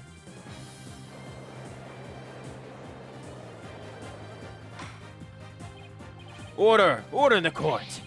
What is the meaning of this, Prosecutor Edgeworth? The body was discovered and reported by a group of 3 people. They were there to collect the space probe's capsule in preparation for the Hat 1 launch.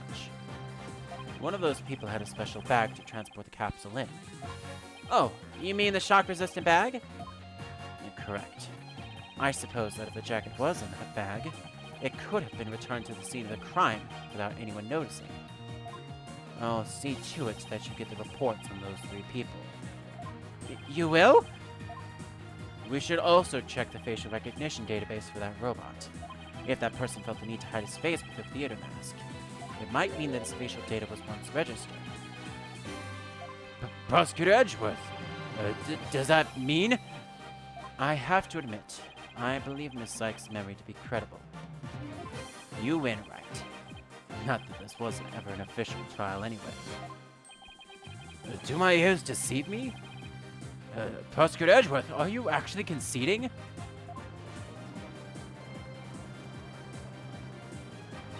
Is it true, boss? Does this mean I can't believe it. It's over. I won. I proved that both Athena and Prosecutor Blackwell are innocent. Your Honor, I see no need to further prolong this trial. Objection! Hold on, Mr. Wright. Have you forgotten who's in charge of this trial? That's right. I'm the one who's supposed to say see no further need to prolong. Not you either, Your Honor. Now silence. The little princess who was truly beloved by Metis, and who repaid that love with death. After all these years, hating Athena was the only thing that kept me going. But what do I do now? Can anybody tell me? How am I supposed to go on? Miss Blackwell. How unlike you, Aura. Metis was deeply passionate about her work, and she chose you as her partner. Isn't that— Shut up, Simon! You know exactly how I felt about her. Her respect as a coworker wasn't all that I wanted.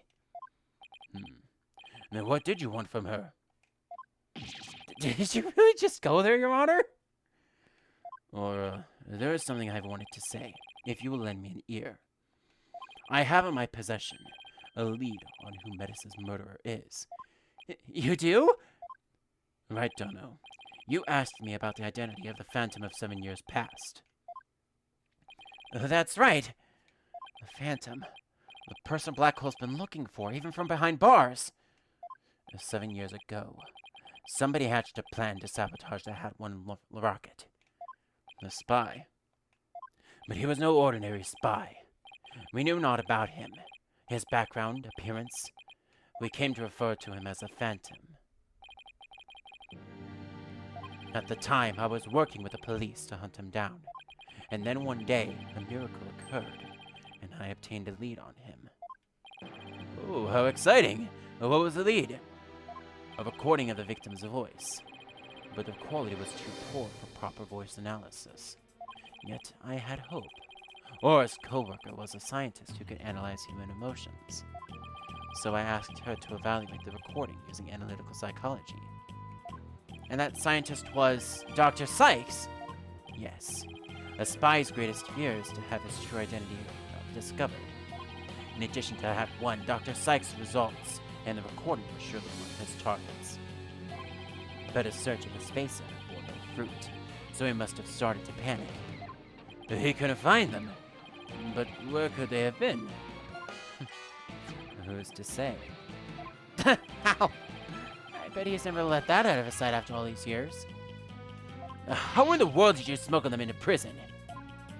Oh, I have my ways. What's more, my partner is especially talented at that sort of thing.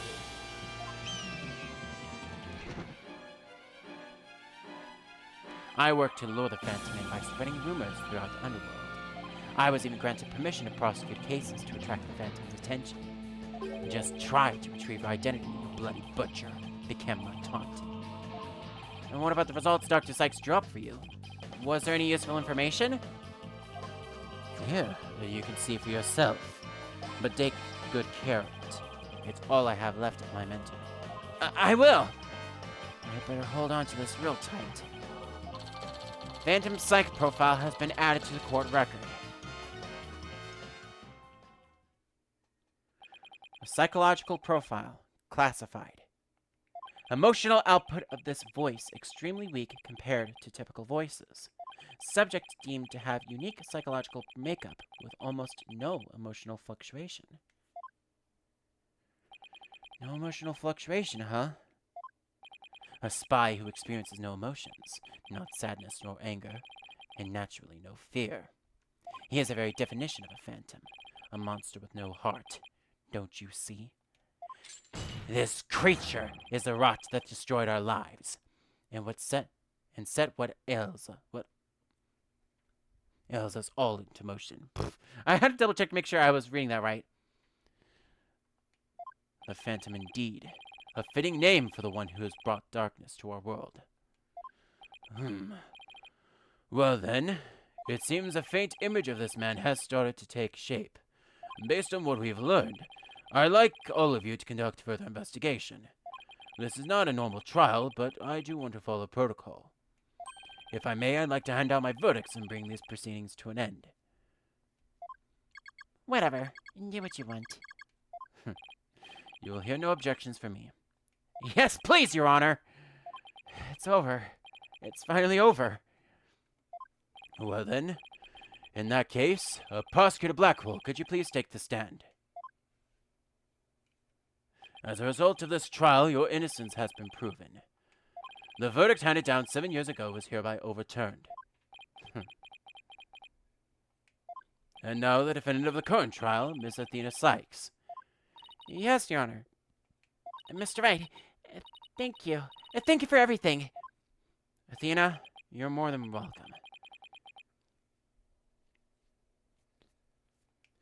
If everyone is ready, I will now hand down my verdict.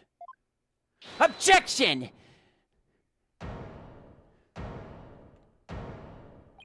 You!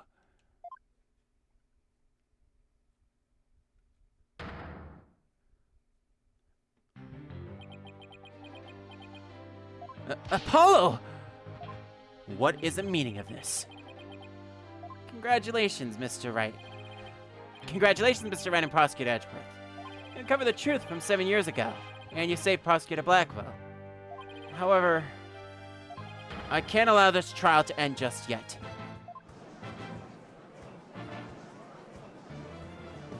Why, Apollo? Why would you do this to us? Why, indeed. That, unfortunately, we are going to have to find out. In the conclusion, yes, like I said, this is split into 2 parts. And there was another bad ending that we missed. If we had ended up depleting the confidence gauge when answering either of the last 2 questions about Dr. Sykes' jacket, we will get the second of the 3 bad endings. Despite the allegations, Aura Blackwell would not have been convinced of Athena's full innocence. She ends up taking Athena away, and we never hear from Athena again. This, in my opinion, is the lesser of the three evils, but we also have the middle of the road, which comes up in the second part, which we will get to when we come back.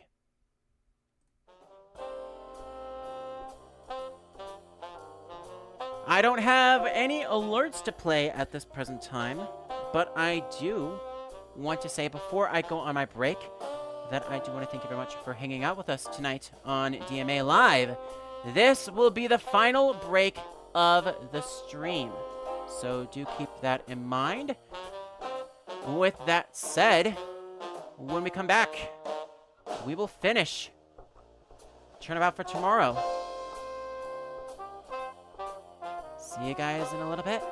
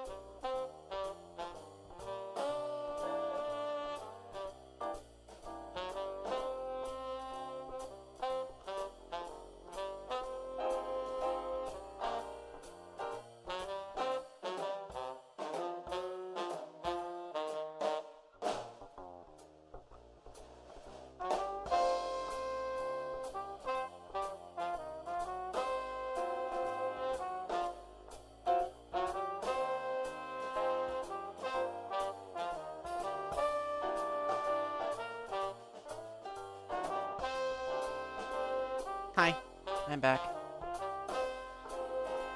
And I timed my return perfectly.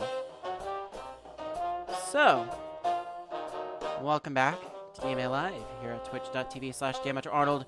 Regardless if you are chatting with us or not, thanks for dropping on by. I do have a special offer for those of you that are hiding in the chat. Once per stream, you can type in the command !lurk into the chat. And just for doing that alone, we'll give you an audible thanks for dropping on by. I do have a couple other things that I would like to announce. Firstly, our schedule for next week. Next Tuesday, March 19th, is going to be my next stream. And we will be starting not starting Dual Destinies, we're going to be starting Spirit of Justice. Goodness, I am so muddled with my AJT. The part 14 of Spirit of Justice, a Phoenix in a Foreign Land, that will be starting at about 3 p.m. I'm going to try to be more on top of my schedule, so from next week on, assume 3 p.m. will be the start time unless something comes up. On Wednesday, the 20th, we will be having a Mystery Minecraft stream Wednesday starting at 3. It will be only 3 hours, though, because I will also be releasing the second wave of DMA VODs. On Thursday, we'll be continuing with the second part of Spirit of Justice. Part 15 of the Apollo Justice Trilogy will be starting at 3 p.m. as well. And then on Saturday, again, no stream on Friday, we'll have part 16 of the Apollo Justice Trilogy. That, again, will be starting at 3 p.m., and we're going to go until the completion of the third case. So it could take a little bit of time. Then on Sunday the 24th, we have the Board of Directors at 6 p.m. Central, and that's going to be for another 3-hour block over there. What I have been told is we are going to be teaming up with another Discord server and playing Among Us for that specific event. I don't know the specifics in all of its detail, but we'll try to have all of the nitpick stuff figured out for all of that. Speaking of Discord, our community Discord server for the Metro Home is now open once more to the public. Access to the server is available for those that are interested in joining via the Discord command in the chat. We're also working towards our goal of reaching 50 followers, which opens up the opportunity to play through the bonus episode in Ace Attorney Dual Destinies. This goal command is unfortunately going to be changing in the next week, so this is the last time that I get to say this. Our goal is to reach 50 followers, which will unlock Turnabout Reclaimed. Below the stream, we'll have the active goal, as well as our other incentives during the playthrough of AJT. Those include, upon reaching 75 followers, we will also unlock the bonus episode from the Spirit of Justice game, Turnabout Time Traveler. And then upon reaching 100 followers, we will have a screening of Asinine Attorney, either on Easter Sunday or following DMA live stream on April 5th. That next week following Easter is going to either be our bonus stream opportunities for game cleaning, or it's going to be something else.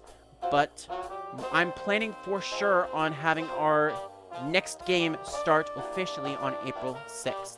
And I will announce that on April 5th as well. So with that said, we've got a little bit of catching up to do. So let's get right back into this. And let's continue onwards to the next chapter. But before I do that, I need to remind you of a certain something.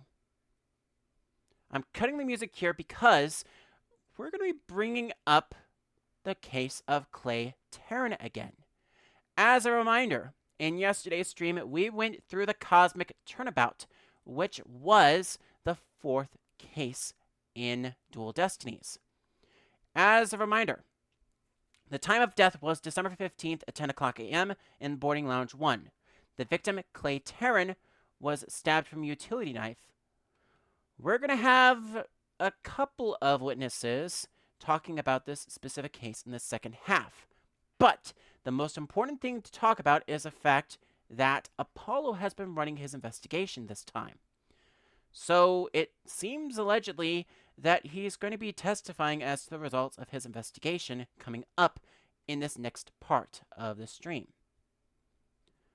Obviously, the whole synopsis of what really happened from both cases is going to come into play. So do be prepared for that. Once that is all read and this entire game has been finished and gone through, we will end our stream after basically the credits and everything. So no more breaks, no more pauses. This is it. The final stretch. Let's get this over with. Now then, let's continue on to the final chapter in Dual Destinies. December 20th, District Court, Courtroom number 4. I'm also reminded, now we've got Apollo's voice yet again. So, we're going to have a little bit of a complication to deal with, as I've got Apollo in the high-pitched voice, and then Phoenix in kind of a more lower voice, and then Edgeworth, who's kind of a bit more reserved voice. So, I do apologize if I flub some lines or don't use the right voice for the right character.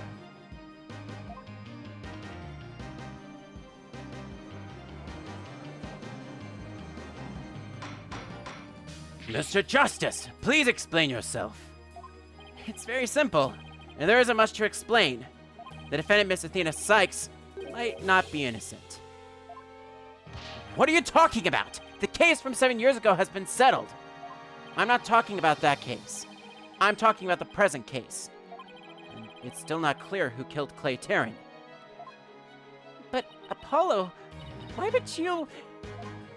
Miss Sykes, please listen quietly to what I have to say. What in the world is Apollo trying to do? Your Honor, please allow me a little of the court's time. But this is a trial for the case from 7 years ago. Miss Blackwell, I'd like to ask a favor of you. Just as you lost someone close to you, I lost someone close to me too. I'm sure you want to know the real truth of what happened as much as I do. Apollo. Sure, you know I'm all for the truth. Now let's see you expose the princess's guilt. Judge, I grant my permission. Continue with the trial. Very well. Is that all right with you, Prosecutor Edgeworth?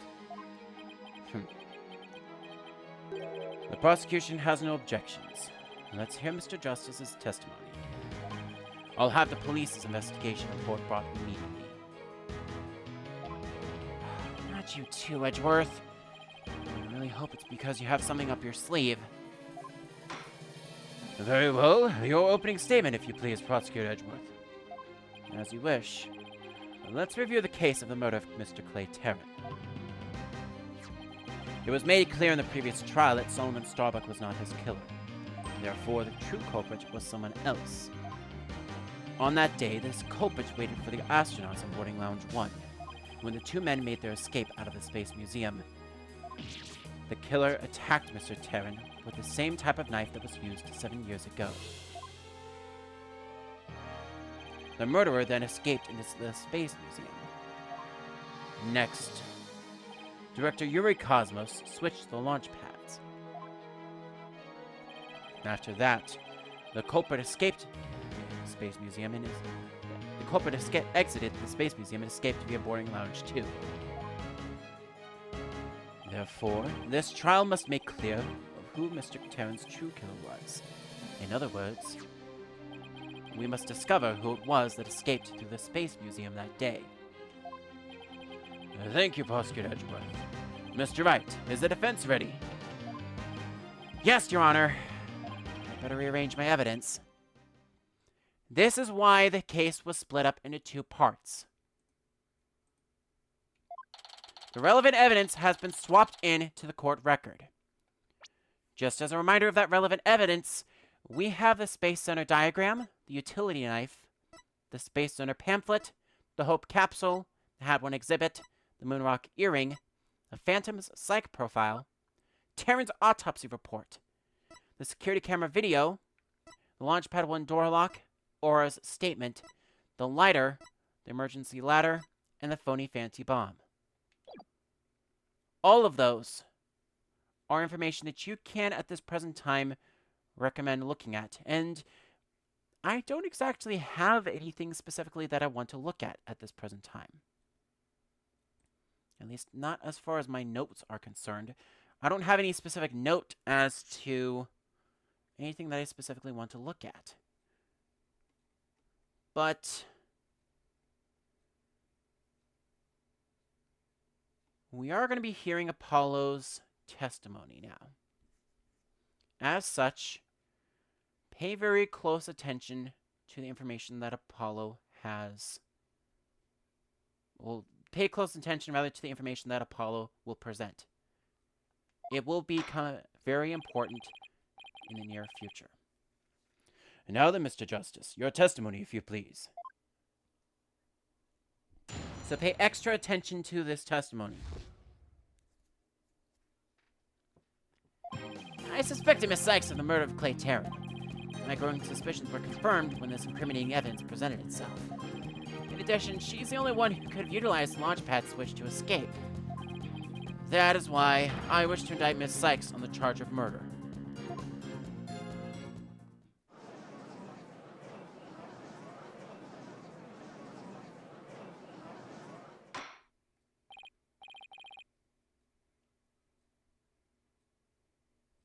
Order! Order in the court! Mr. Justice, you realize you are charging your own co-worker with murder, don't you? Yes, Your Honor, because that is the conclusion my investigation has led me to. But Apollo, why? How could you suspect me too? Mr. Wright, your cross-examination, please. I don't get it. Just what did you find out over the past few days to make you think this?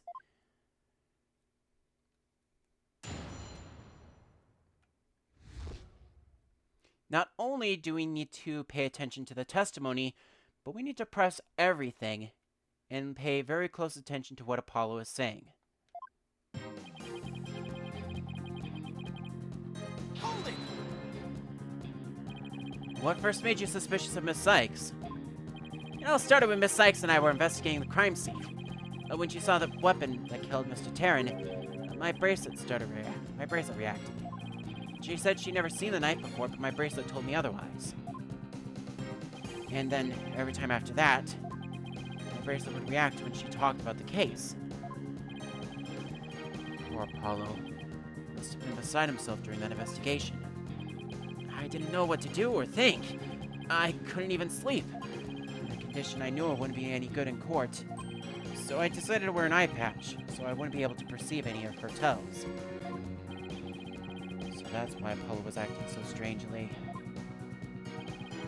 But the reason Miss Sykes unconsciously reacted to the knife that way is because she stabbed her mother's murderer with the one identical to it 7 years ago. Objection!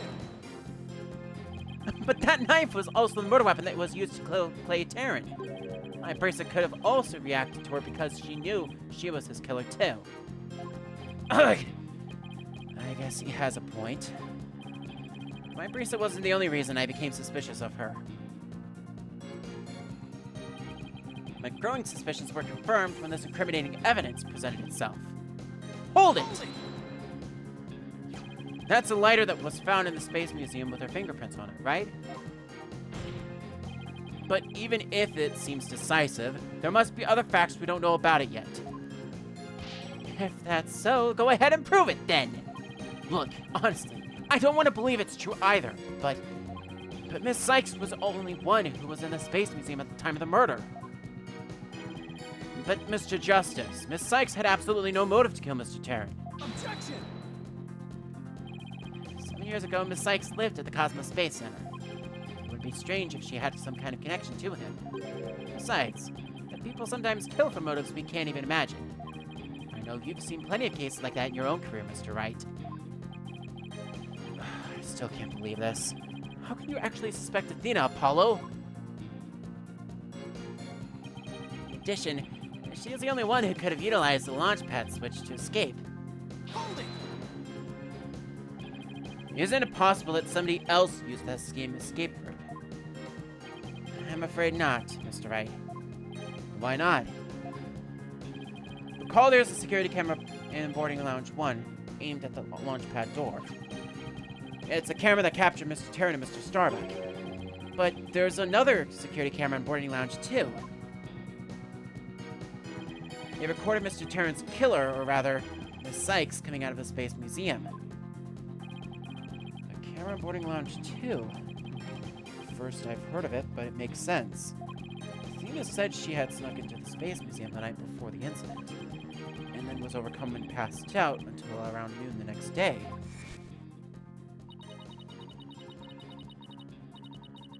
I was out until around noon of the next day.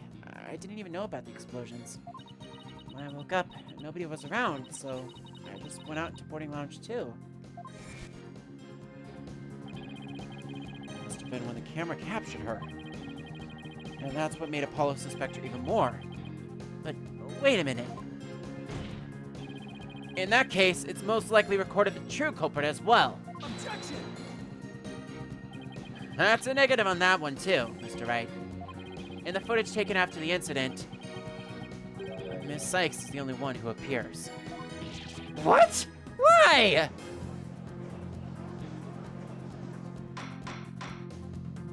Order! Order in the court! Can't be. But if it is, then it is incredibly incriminating. Wasn't it you who proved in the previous trial that the way the true culprit escaped was via the Space Museum after the pads had been switched?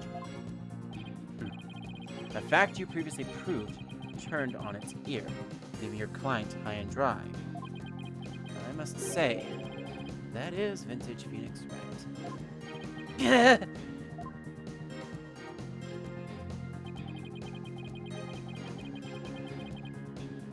Hold it! Believing in your client to the end is a basic principle of good defense. Shouldn't you extend that same principle to your own coworker? You're probably right. I'm not even fit to be a lawyer. However, I don't care. This case is special to me.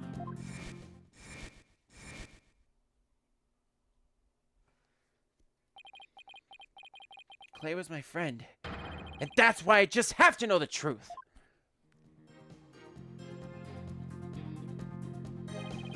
Paul suspected his trusted coworker of killing his friend.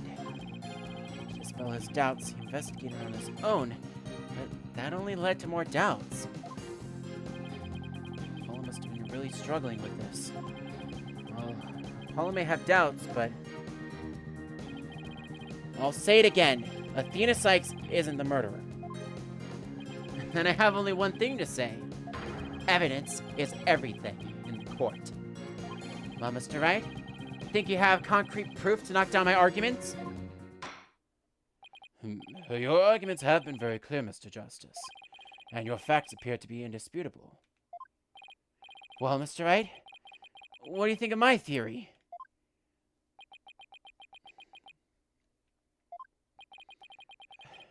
Looks like not even you can deny it.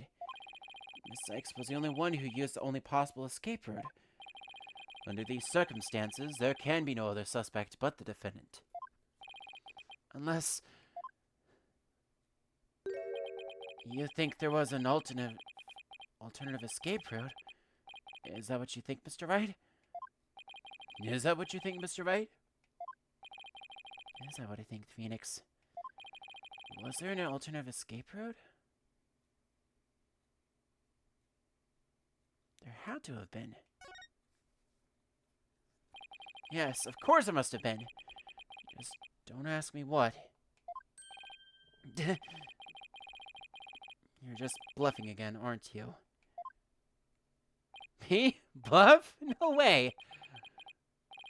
He knows me too well. It's fine, Mr. Wright.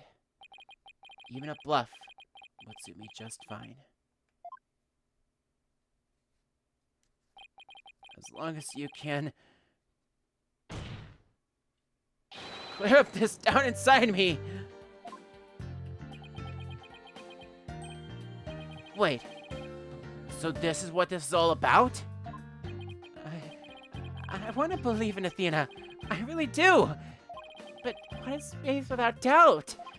That's why I need to question her guilt. So that once the truth finally comes out, I can really fully trust her. So that you can really trust me? It seems your junior partner has just showed us what trials are truly all about. I believe you're right. We prosecutors painstakingly question every detail in pursuit of the defendant, While we lawyers believe in and defend our clients to the end. when both sides go all out against each other, that's when we discover the truth. Precisely. And when the battle is over, we will understand the true meaning of trust. And that is exactly what trials are about. Wouldn't you agree? Yes, I couldn't ignore the seed of doubt that was growing inside of me. So I decided I needed to face it head on. No matter what the truth is that's waiting ahead, I won't be afraid. That's so like Apollo, who's uber earnest about things like this. Mr. Justice, I vow to dispel every last bit of doubt in your heart. Good, because I want to believe in Miss Sykes again. You're really hoping there was an alternative, weren't you, Apollo?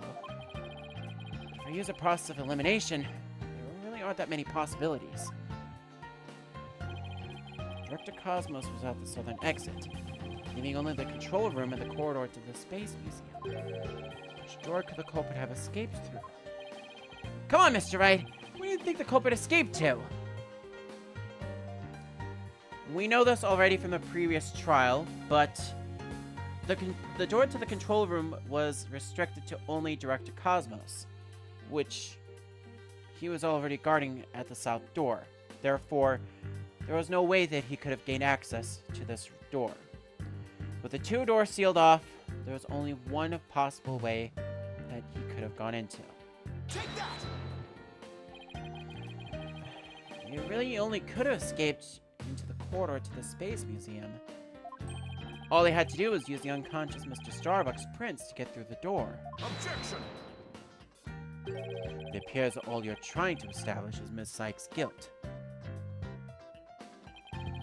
If the culprit used that route, the only exit would have been into boarding lounge 2. The logical conclusion of your argument is that the killer is none other than the defendant. I knew it. That's the only way it could be, huh? If the culprit escaped into the corridor that leads into the Space Museum, then I guess it's true. The only exit would have been into boarding lounge 2. But Miss Sykes was the only person captured by the boarding lounge 2 security camera. I investigated the crime scene thoroughly. But the only place the culprit could have escaped to was the Space Museum corridor. There weren't any other secret corridors or anything. So that leaves us with no other conclusion to draw but Athena Sykes was a culprit. What can the answer be? Is there really no other escape route? But hold on a second. What if...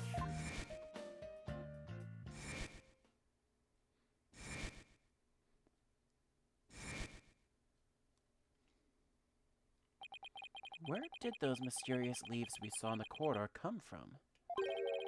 What if they're a clue to the culprit's real escape route?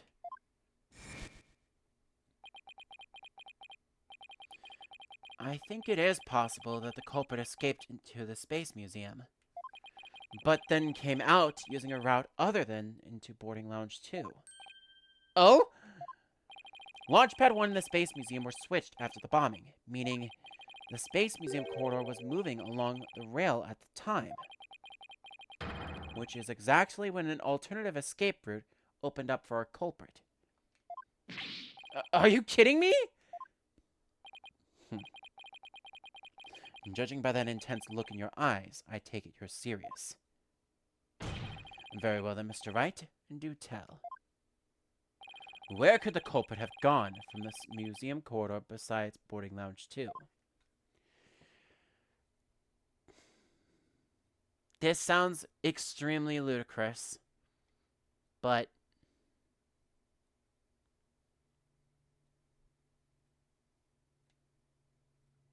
Take that! we found something odd while investigating the museum corridor this afternoon. Namely, a few dead leaves on the floor. Considering where dead leaves come from, they point us exactly to where the culprit escaped to. Yes, I remember seeing some leaves myself. Ah! Do you mean... Yep. Well, a space museum was in motion, just beyond the corridor's safety door. Was an alternative place that the culprit could have escaped to. In other words, the culprit's real escape route was... the area outside the Space Center. You're freaking insane! Objection! Did you know how impossible that would be? The corridor is level with the third floor. Even if the culprit tried to leap to the outside wall of the Space Center building, they would fall to their death. Objection! Ordinarily, yes. But after the bombing incident, the culprit could make use of a certain item. And what item was it exactly, Mr. Wright? Alright, this is what the culprit could have used to leap to the outside wall of the main building. Take that! An emergency ladder. There was an emergency ladder in the 4th floor robotics lab, and it was used that day after the explosions to help evacuate people. Miss Blackwell herself used that ladder to escape down to ground level. Recall that the launch pads were switched after the ladder was lowered. The corridor would have passed by the ladder while the pads were being switched. And that's when the culprit literally sprang into action.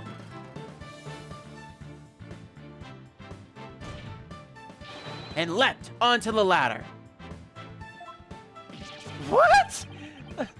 Who would have imagined?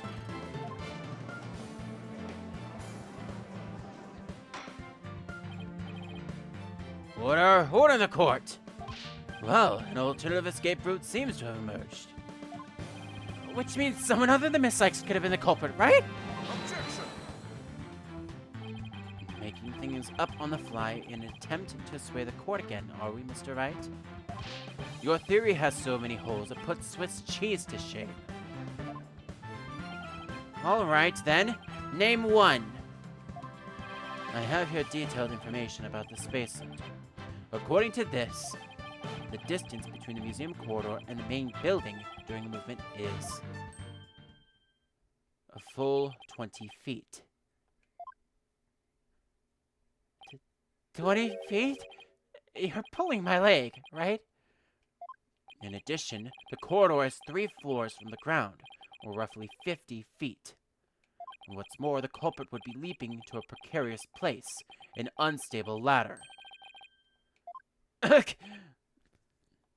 Human beings feel fear in dangerous situations. It's a basic survival instinct. An ordinary person would certainly hesitate before jumping, or even freeze in fear and not jump at all. Objection!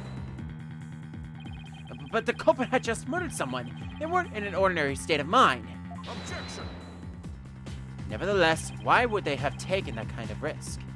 They could have waited for the switch to be complete and escaped to boarding lounge 2. Objection! Because there was a security camera in boarding lounge 2, the culprit knew they would be recorded if they left the Space Museum that way. Objection! In that case, the culprit could have hidden in the museum until things settled down, and then blended in with the other people after the museum was reopened. That's a good point. But you claim that despite all this, the culprit took a 20-foot death-defying leap, and all in the brief moment that the corridor and ladder passed by each other? And that's also a good point. They would have needed a running start while the corridor was moving to make that jump. And if their timing was off, or if they couldn't jump far enough, it would have been instant death. What kind of person would attempt something like that? Stop bringing up good points, Edgeworth! This true culprit of yours is nothing but a figment of your imagination. Why do you have to always point out every flaw? Mr. Edgeworth's right. That does sound pretty insane. The culprit would have to be someone who feels no fear, like a stuntman. But everyone feels fear on some level, right? Wait a minute! Aha! I've got it this time! I can prove that there is someone who could have used this alternative escape route. Oh, can you now? This proves a possibility of a person who could have used this alternative escape route. Take that! What's that, Mr. Wright? This is a certain person's very interesting psych profile. The subject doesn't experience feelings like normal people do. In other words, this person doesn't feel happiness, sadness, or fear. It doesn't feel fear? Right! You can't be serious. Without the constraint of fear, he could easily do what an ordinary person wouldn't dare. Just as you or I could do a broad jump on the ground without the slightest fear. This subject could make a 20-foot leap 50 feet up in the air. He could choose this extreme way of escaping without hesitation. So you're saying that up to a person without fear, the alternative route would be quicker and eliminate the chance that they'd be spotted? That's definitely pretty extreme, Mr. Wright. But was there such a person at the scene?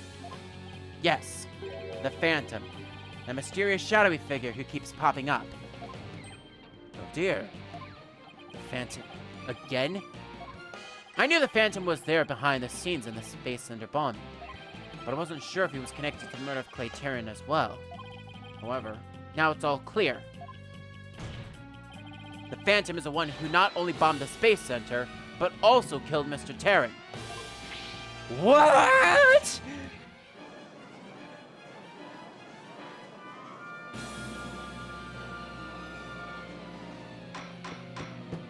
Order in the court! Order, I say! Mr. Wright, please continue. There were just too many similarities between this case and the one from 7 years ago. But why, you may ask? It can only be because both incidents were the work of the same Phantom. So then, this Phantom is the one who killed Clay? But who is he? This Phantom has been haunting this case, pulling the strings in the background.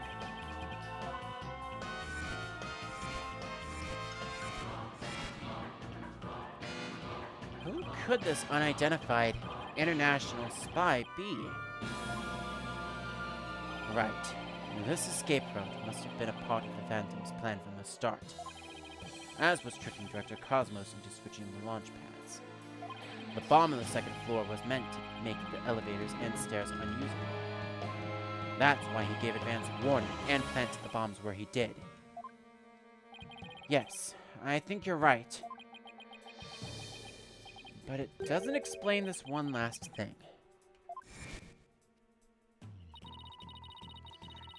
So I lowered my emergency ladder, like the detective leading the evacuation told me to. But it was such a pain. Why couldn't they have used the ladders in the other rooms? The robotics lab wasn't the only room with an emergency ladder, but he couldn't have made that leap unless he was certain which one it would be. So you mean the Phantom must be someone who knew that particular ladder was going to be used? That's right. Who could it be? Wait a minute. So I lowered my emergency ladder, like the detective leading the evacuation told me to.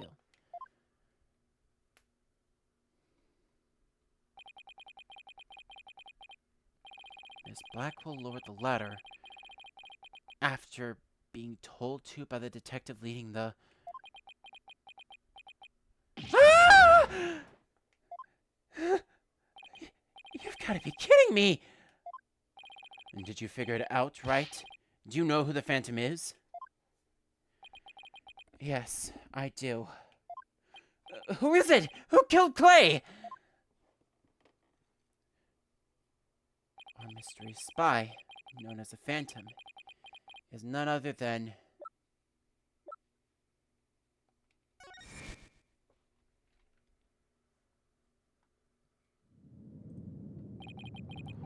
After the explosions, a member of the staff crossed paths with a certain detective.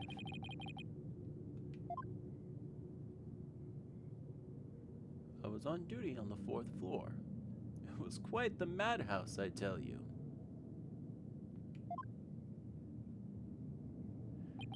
As for the detective who was leading the evacuation from the 4th floor, he had a very specific objective in mind. So I lowered the emergency ladder, like the detective leading the evacuation told me to.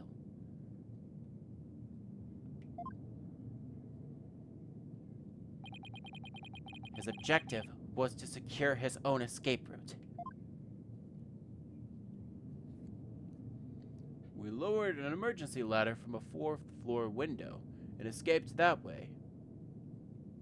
Once everyone else got out safely, I made my way down too and headed to the shelter.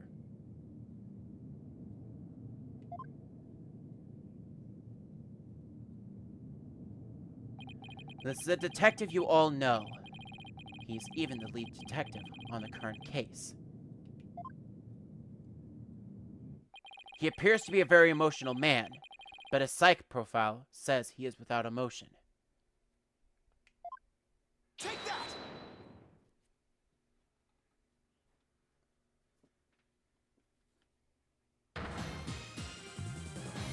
What are you saying? You mean the Phantom is Detective Bobby Fulbright? Exactly. We were all taken in by his fake persona. Detective Fulbright's real identity is a Phantom.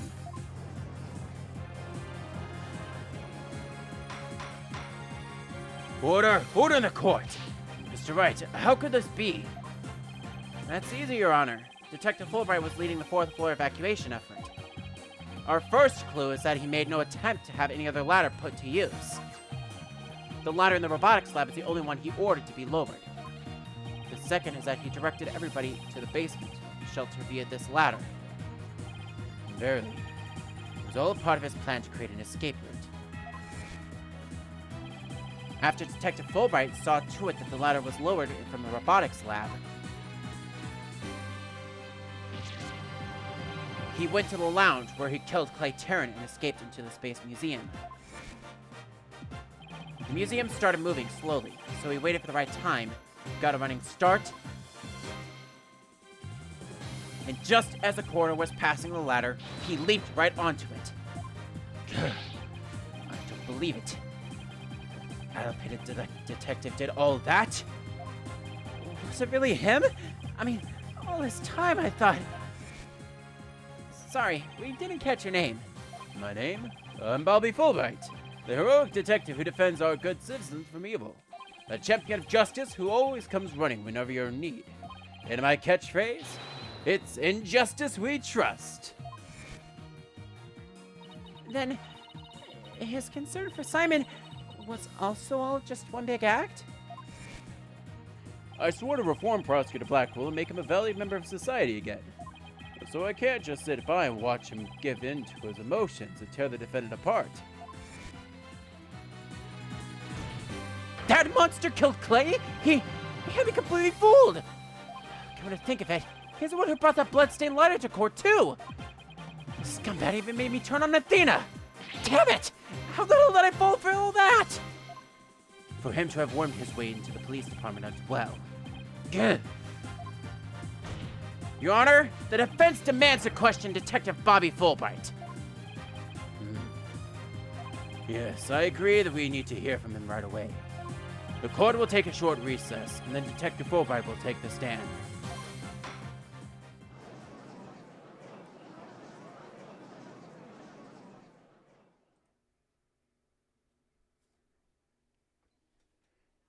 Sorry for ducking out, but I thought I'd let the full screen play out for that. Also, I have one last note that I want to read. So, despite our best interests, Bobby Fulbright is allegedly the Phantom. He was the detective that was leading the evacuation. And not only that, but he had both the means, motive, and opportunity to do just what we said he allegedly did. He was the last one to evacuate, meaning he could have easily leapt out from that alternative escape route that we mentioned. Needless to say, this has turned to an interesting case, and that's why this is the best case that I have of the 5. Technically 6, but this is the best case of the 5 in the canon series, minus that DLC case, which, again, we'll get to play it for as soon as we unlock it after reaching 50 followers. Now then,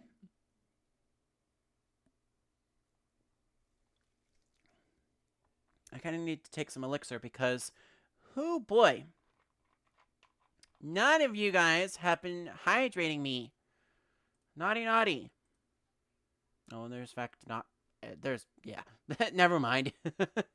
I was going to say naughty, naughty, but not even Ben the Millennium is in chat. God damn it. Oh, well. Anyway. We're now officially in defendant lobby number 5.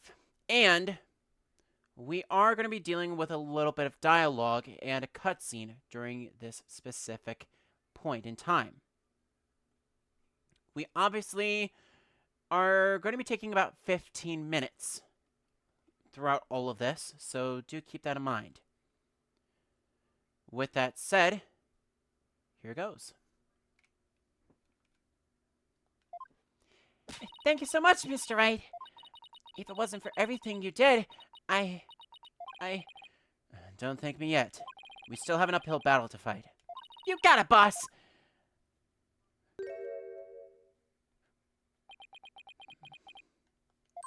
Apollo! Okay. Well, this is awkward. Yeah, me having to burp in the middle of all that. That's definitely awkward. Athena, can you do me a favor? Huh? What is it? Could you... punch me, please? What? Why should I do that? Because I should have believed in you. I let the seed of doubt inside of me get the best of me. I'm really sorry that I didn't trust... Ouch! Don't be such a dope! I was really touched by what you did. Huh? What are you talking about? I want to believe Athena. I really do. But what is faith without doubt? That's why I need to question her guilt. So that once the truth finally comes out, I can really fully trust her. You took the time and effort to genuinely think about who I am and what I'm made of. And after all of that, how could I punch a true friend like you, Apollo? You didn't have any trouble slapping him a second ago. Thanks, Athena. And thanks for waking me up to reality again. I guess I know who to call if I ever get sleepy in court. It looks like you have some promising young people working under you. Edgeworth. Yeah, I think they're pretty great myself. They're not afraid to keep me in line. Anyway, I have some very good news. All Blackwell has surrendered and the hostages have been set free. True, you know the others? Oh, thank goodness! Miss Blackwell said she had something she really needed to do.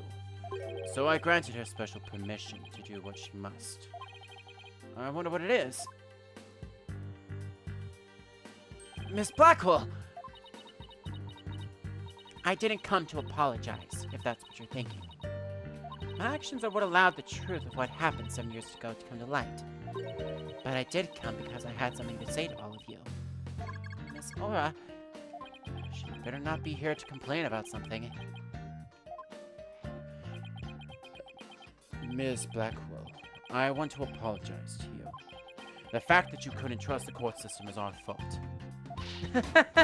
Yes, it's true the courts are filled with incompetent idiots. Still, I suppose I could let you handle the rest of this case for me. Oh, Miss Nora, does that mean you're starting to trust the system again? No, of course not. Be quiet, you hunk of junk. It's just, I wouldn't mind if you were the ones who took Metis' killer down. Leave it to us. We'll get him. So I guess that means she's starting to trust us, at least. Aura? Simon, I'm so glad both you and the princess were cleared of all suspicion. And it's all thanks to me and my robots. You better be grateful. I never imagined you would go that far. Though you always were extreme. But I don't recall ever requesting your help. As closed as ever, I see. Well, now that you've been released, I guess it's my turn to go live in the slammer. I just hope you're not the prosecutor for my trial. You'd probably give me the death penalty. You know me too well, all too well. I guess love can take on a variety of expressions, including stunted in their case. But I truly was about to be executed tomorrow. Though, because of you, it looks like I won't be crossing the sticks just yet. You have my heartfelt thanks, Aura. I'm sorry I caused you so much anguish. Simon...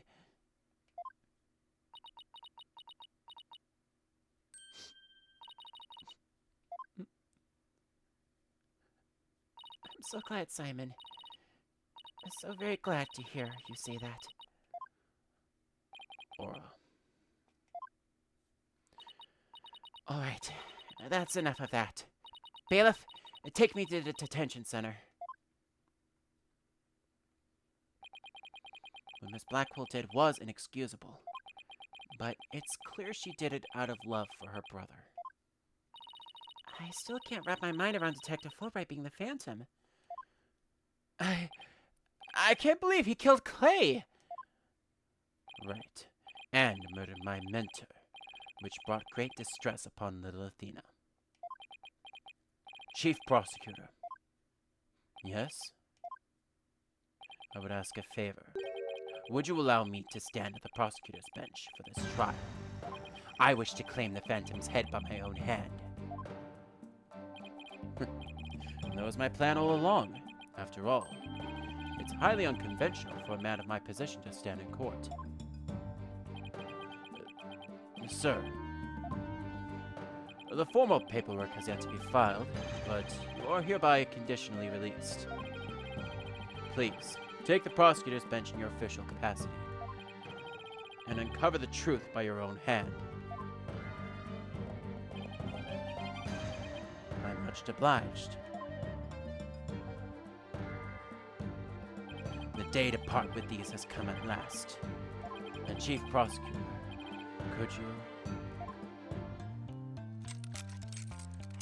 With the shackles unleashed, Blackwell will also have a new voice for the rest of this case. How long I have waited. Maybe it's a sense of freedom, but even the air seems fresher, the light brighter. And I will relish slashing that blackguard Fulbright to shreds without mercy. I don't have to be able to read his heart to see how happy he is. I'm so glad. But I won't cry just yet. Oh, after all, we've still got a trial to finish.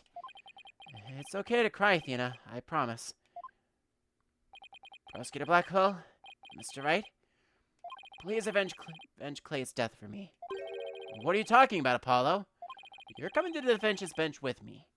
I am? Well, I can't expect Athena to assist me now, can I? She's the defendant. That leaves you, Apollo. But, are you sure you want me? I took a leave of absence and everything. Well, our office is pretty short-handed. And you're all I've got. Thank you, Mr. Wright. Apollo! Athena, I can say with all my heart now. I believe in your complete innocence. Now, we're going to prove it to the world.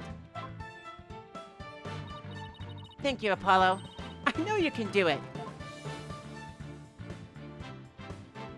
So, you won't be needing that eye patch anymore, right? Right, because I'm fine now.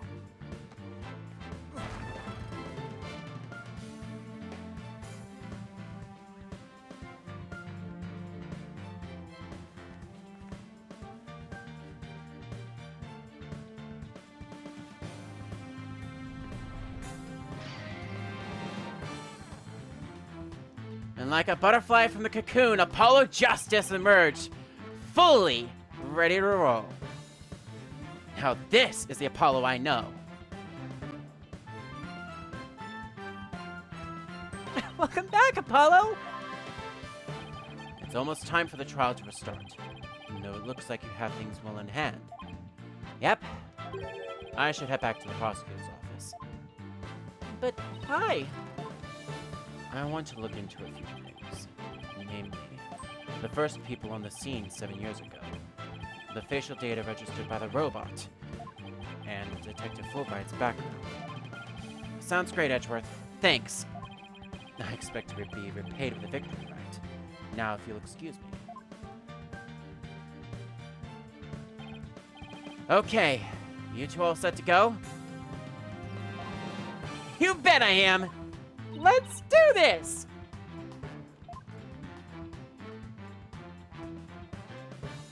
This is it. The final battle.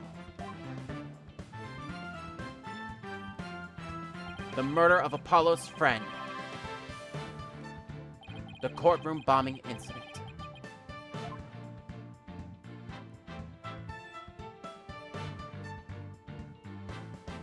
And the case that ushered in the dark age of the law 7 years ago. Destiny has called us to bring the one responsible for it all to justice today. Look out, Fulbright. Here comes justice. December 20th, 5:27 p.m. District Court, courtroom number 4.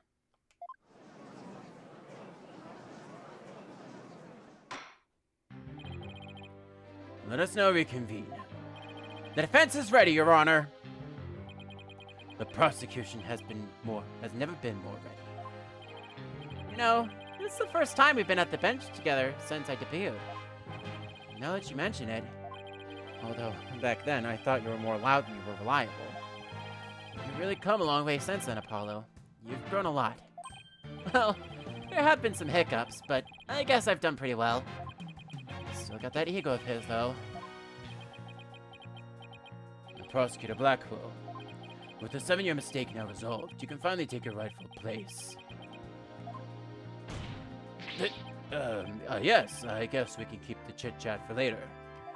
Bailiff, please bring the witness in immediately. Even with those handcuffs off, Prosecutor Blackwell seems to be pretty much the same. 7 years of grumpiness doesn't go away very easily, I guess.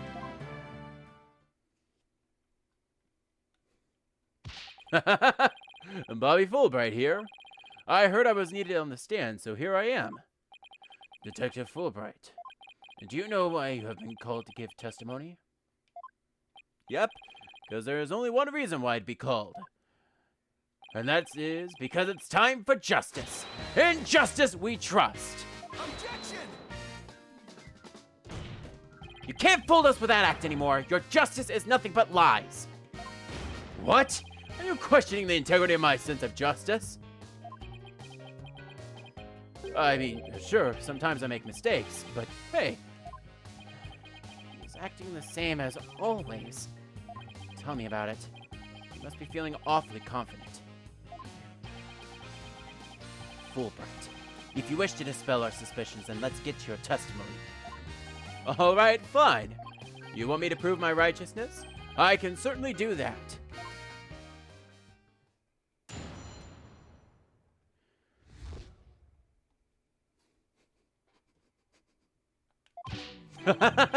I'm the very embodiment of justice itself. I want to have you make me into a villain with your far-fetched arguments. And this bit about the escape route is only a theory. You don't have any proof. What we do have is proof that Athena Sykes is the culprit. This lighter with her prints on it. I don't know why I keep saying igniter, god damn it. So you're saying the suspicion against you are completely false. And that the defendant is the real culprit.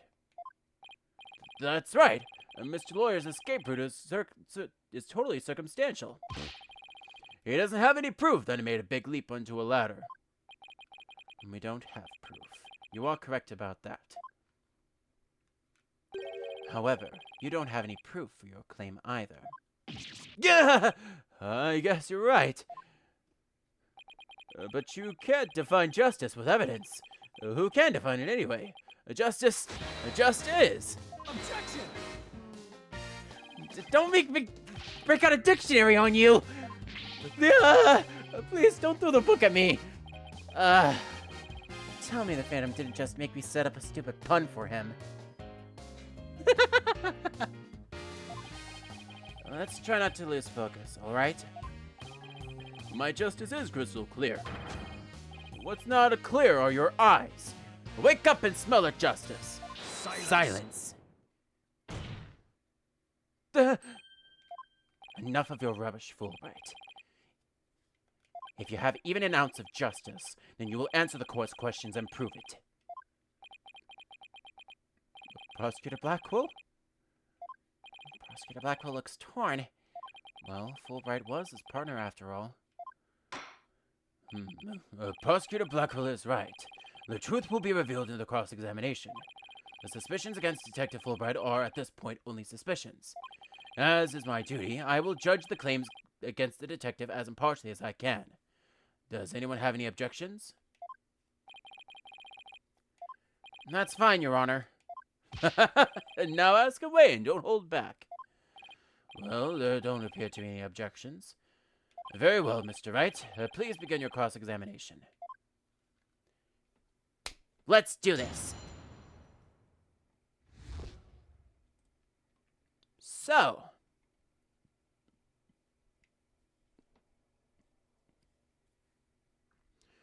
we have another bad ending coming up. If at any point during this specific testimony, we end up depleting our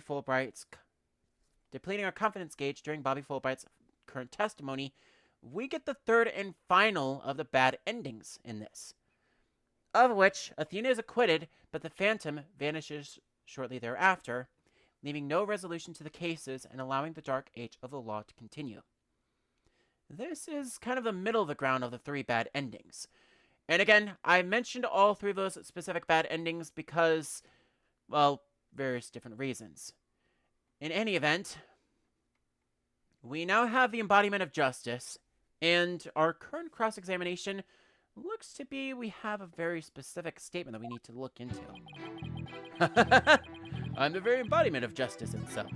I won't have you make me into a villain with your far-fetched arguments. And this bit about the escape route is only a theory. You don't have any proof. What we do have proof is that Athena Sykes is the culprit of this letter with her prints on it. Hold it! You mean the lighter that was found in the Space Museum, is that right? The one and only. After Miss Sykes murdered Mr. Terran, she escaped into the Space Museum. That's when she probably dropped the lighter.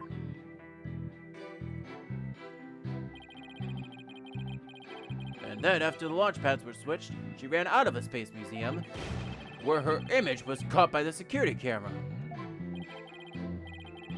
Without evidence, I should probably save this fight for another time. Looks like he's sticking with Athena as a culprit. Ugh. And it doesn't help that he has evidence. Let's press him on everything until he cracks.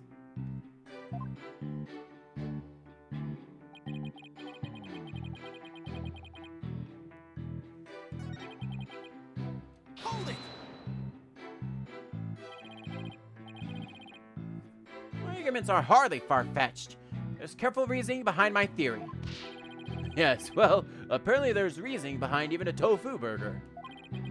But what we have against Miss Sykes, though, is not just reasoning, but solid evidence. And it's called the lighter with Miss Sykes' fingerprints on it in the victim's blood.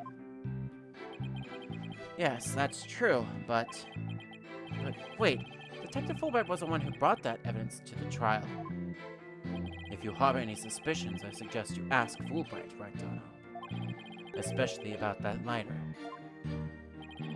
He's right, but what exactly should I ask about?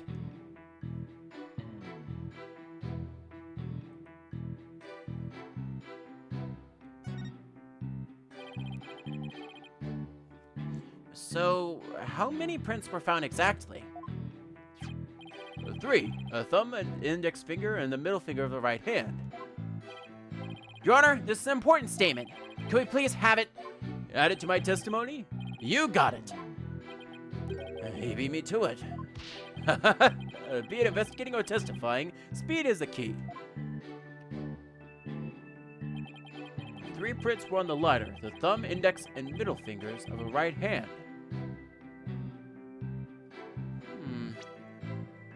Really?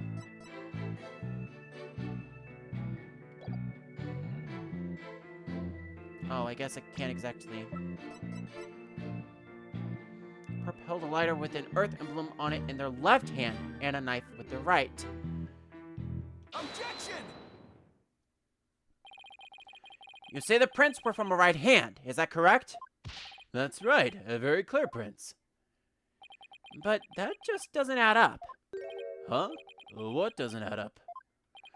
According to Miss Blackwell, who saw the culprit herself, this person held the lighter in their left hand. Oh? So here's the dilemma before us. Why are the prints on the lighter from a right hand instead of a left? Gah! You're right. It doesn't make sense, does it? Your Honor, this lighter can hardly be called incriminating evidence. The witness's claims don't even hold water. Detective Fulbright, I hope you have a good explanation for this. I just can't understand it. They're definitely right-hand prints. But then, why are they inconsistent with Miss Blackwell's statement? I've got it. What have you got, Detective? The mirror. The witness must have seen the reflection of the culprit in the mirror. Go on. Miss Blackwell was looking in through the window of boarding lounge 1, wasn't she? I believe so. If you mean the little window on the back end to the right of the room. That's right. And across the room on the opposite wall is a large mirror. I do remember seeing that. So, are you saying... Yes, the culprit Miss Blackwell saw must have been a reflection of that person in the mirror. I see. In that case, right and left would have appeared reversed, wouldn't they? Now do you see? That's the logic of pure justice. Objection! But your argument is only conjecture. You don't have any proof that that is what Miss Blackwell saw was a reflection. Silence! Right, Donna. You'd sooner neck yourself than him like that. Put some more muscle into it. Huh? That's right. Besides, the lighter couldn't have been in the left hand. And why not? Well, Miss Blackwell said she saw an earth emblem on the lighter, didn't she? That emblem is only on one side of the lighter.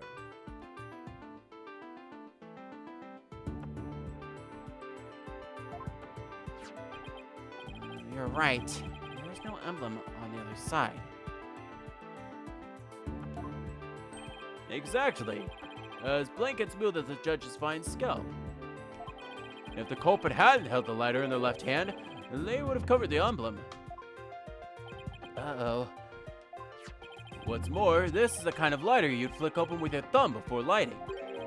So if the culprit had held it in their left hand with the emblem out and visible, they wouldn't have been able to open it, let alone light it. But if they had held it in their right hand, they could have easily opened and lighted it. This all means that the culprit was definitely holding the lighter in the right hand. No! Come back! My beautiful contradiction! It appears you've planted a flower that bears no fruit. See how it withers before my flower of justice? He's tough. He's managed to discredit almost everything I've proven up to this point. In justice we trust! And now do you see? I'm not this phantom you've been talking about. I mean, are you sure there really is a spy? I bet they're just a figment of your imagination. Oh, it's so sad. So very sad. But I'm afraid Miss Sykes is the culprit. Hold it! Detective Fulbright, I believe you said that the emblem is only on one side of the lighter. Are you sure about that? Of course I'm sure. Why don't you take a look for yourself and see? And do you see an earth emblem on both sides of the lighter?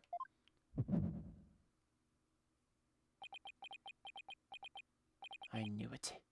You're lying, Detective. Pardon me? You mean... Yes, my bracelet reacted to his statements about the emblem. He's definitely hiding something big. And I think if we use my talent, we might be able to figure it out. Justice Dono, are you to use that sheet of yours again? It's not cheating, Prosecutor Blackwell! Very well.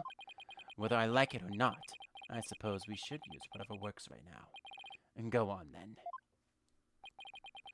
We got Prosecutor Blackwell's reluctant blessing, apparently. Okay, Apollo, you're up! Here it goes, then. Detective Fulbright, could you repeat that last statement one more time? What in the world are you up to? Alright, fine. I'll say it as many times as you like. Listen carefully. The Earth emblem is the only one on the side that you can see when held in the right hand.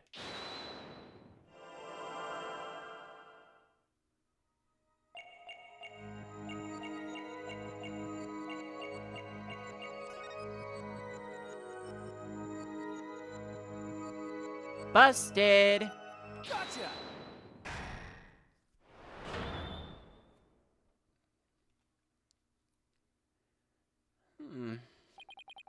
Detective Fulbright, you might not be aware of it yourself, but... whenever you say the phrase, the Earth emblem, your left thumb moves. In fact, it appears as though you're running it along the edge of your holster.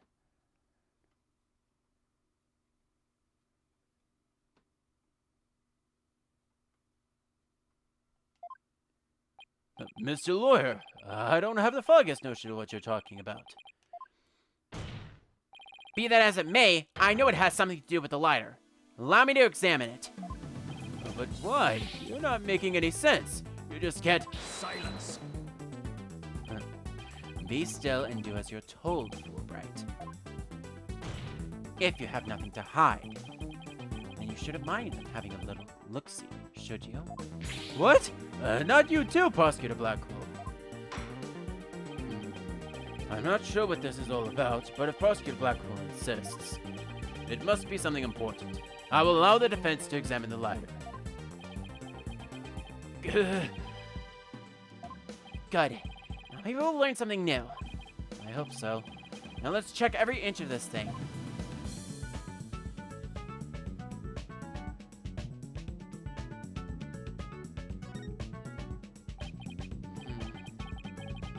Ugh, back is covered in blood. Hey, did you notice anything funny about this blood stain? You're right. It suddenly breaks off unnaturally. Supposedly the lighter was held with the right hand so that the emblem was visible. So the prints should be around the emblem and on the lid where you open it. You're right. There's definitely something off here.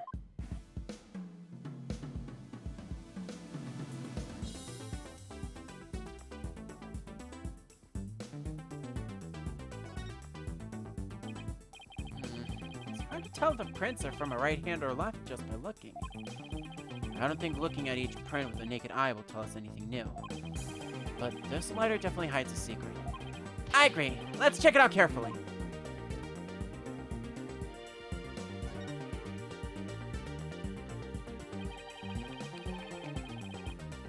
So, this is the Earth emblem Detective Fulbright was talking about. See anything noteworthy?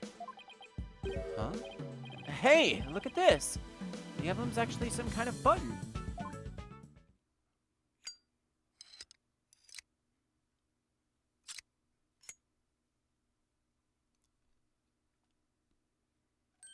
Wow! It transformed into something. A handle, a trigger. Is this what I think it is? There's no question, it seems. What you have there is a gun. A what? A gun. So that's it. Your Honor, please recall this morning's trial, when Director Cosmos was on the stand. The bullet that hit the oxygen tank was extremely small, maybe a 10 caliber. This little compact gun probably takes bullets of that caliber. It looks like this is the gun that was fired at the scene. I'm flabbergasted. The lighter was a gun? So when Detective Fulbright would touch his holster... That's right. Whenever he mentioned the Earth emblem, he must have subconsciously thought about the secret behind the lighter. In other words, he knew it was a gun from the very beginning. A lighter that transforms into a gun seems like a spy gadget to me. It's not the kind of thing any ordinary person can get their hands on. In fact, I'd say it's strictly in the domain of elite spies. Detective Fulbright, you will explain yourself.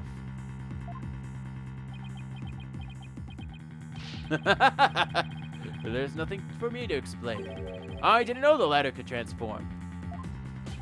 I mean, it was found in the Space Museum and then I brought it straight in. I didn't even have time to check it out. Objection! Whenever you mentioned the Earth emblem, you touched your holster.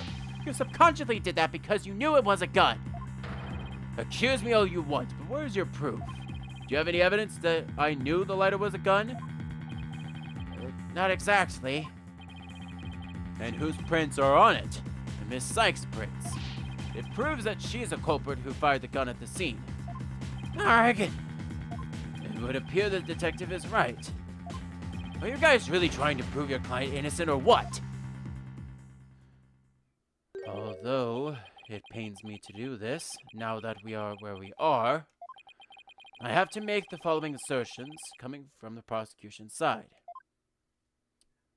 The person who fired the gun at Director Cosmos in the lounge after the incident, and the person Miss Blackwell saw holding the lighter, and the person who murdered Mr. Terran, and the person who bombed the Space Center, are all the defendant Athena Sykes. The prints on the lighter are decisive proof. No! Now do you see? A man on the side of justice couldn't possibly be the culprit. And I think that about sums up Miss Sykes' part in the whole affair. The evidence certainly does seem to point to the defendant's guilt. Do you have anything to say, Prosecutor Blackwell? Evidence is everything in court. Therefore, Fulbright's claims stand firm. But... Calm down, Apollo. He's just saying that because he has to as a prosecutor. Mr. Lawyer, our job is to pursue the criminals in the name of justice. You shouldn't cast suspicion on people based on something as dubious as a habit. In fact, you have a bad habit of showing up in court with an awful case of bedhead. Objection! Says the man who wears sunglasses at night. If it's proof you want, it's proof you'll get. I'll prove that lighter is not Miss Sykes, but yours. Sounds like you've hit on something, Apollo. It's just, if the prints on the lighter are the basis for accusing Athena, I think we should reconsider the credibility of the evidence itself. You mean, you think this lighter could be forged evidence? That's right. It can all be part of Fulbright's bigger plot. Did he do anything out of the ordinary while I was off on my own? Well, I can definitely think of a few things. It is indeed. Have a look at this. What's this? A lighter? Detective, we'd like to run a comparison on some prints we found in the boarding lounge. Yes. I happen to have compiled the print data of everyone related to this case. I can always make another copy for myself, so it's all yours.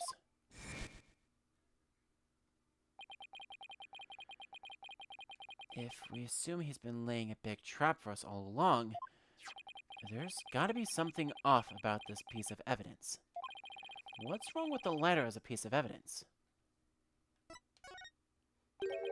Are they really Athena's fingerprints? And they definitely matched her print data. But what about the data itself?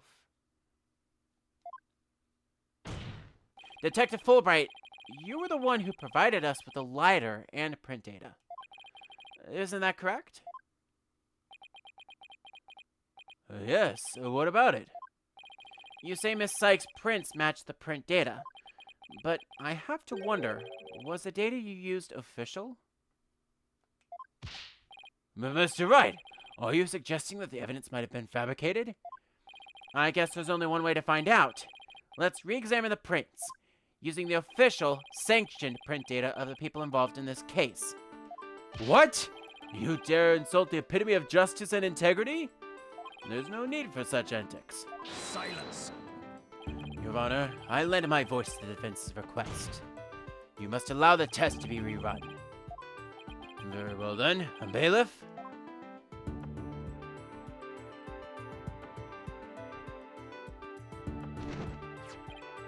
It appears that the official data is here.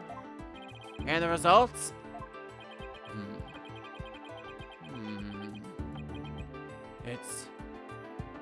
It's just as the defense claims. This proves that the prints on the lighter do not belong to the defendant. Yeah! Yes! The fingerprints actually belong to the victim, Mr. Clay Terran.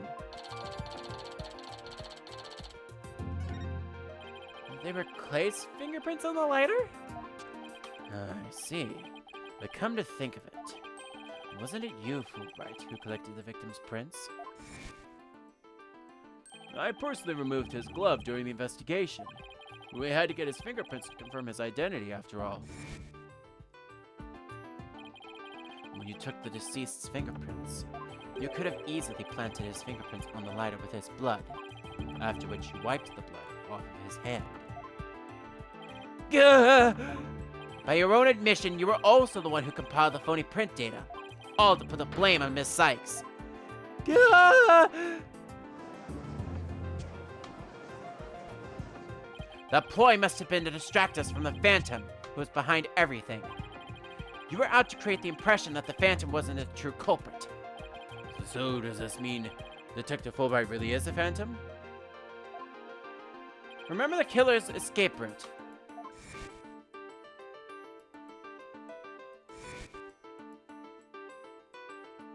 No ordinary person would have been fearless enough to attempt it. Nobody but the Phantom, the man with no emotions, could have done it. Yeah! Detective Fulbright, you were the only one who could have used that escape route.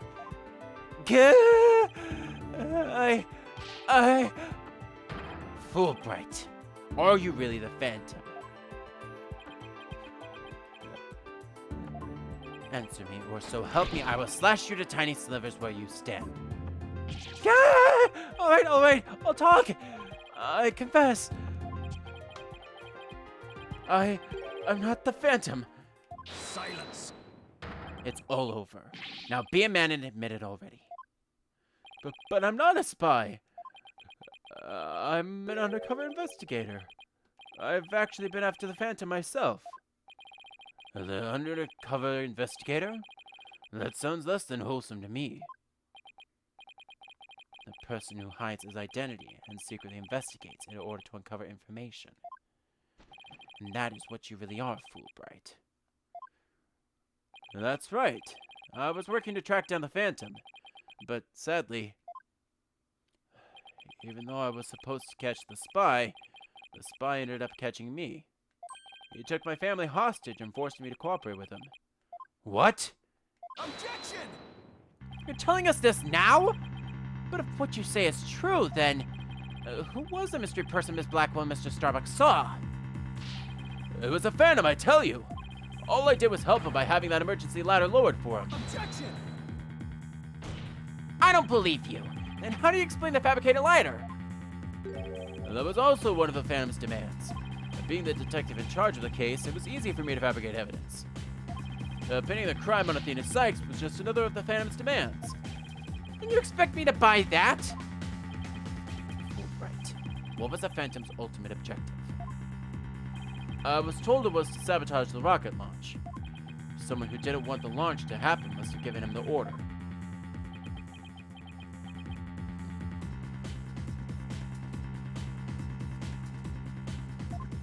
Actually, I have to apologize to you too. The Phantom told me to get close to you. He ordered me to get back that psych profile you have on him. So, he sent a buzzard of his own to tail me this past year, did he? I haven't been a champion of justice. I've just been a pawn of evil. A pawn of the Phantom who stole the moon rock and killed Dr. Sykes 7 years ago. Enough, right? Just tell us the Phantom's a true identity.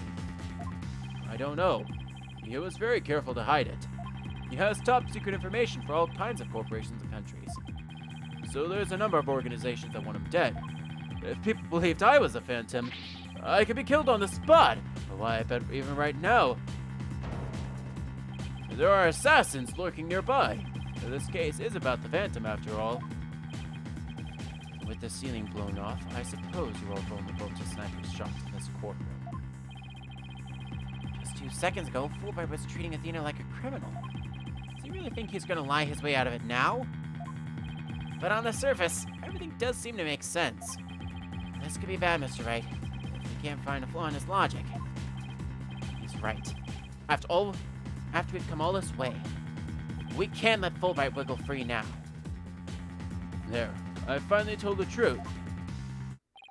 Now I hope how foolish it was to think I was a Phantom.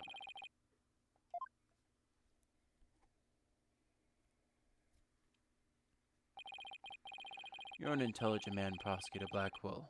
You believe me, right? And I believe you. I don't think you're the Phantom. What? How can you say that, Prosecutor Blackwell? It's obvious he's a Phantom. Silence! Evidence is everything, right, Donald?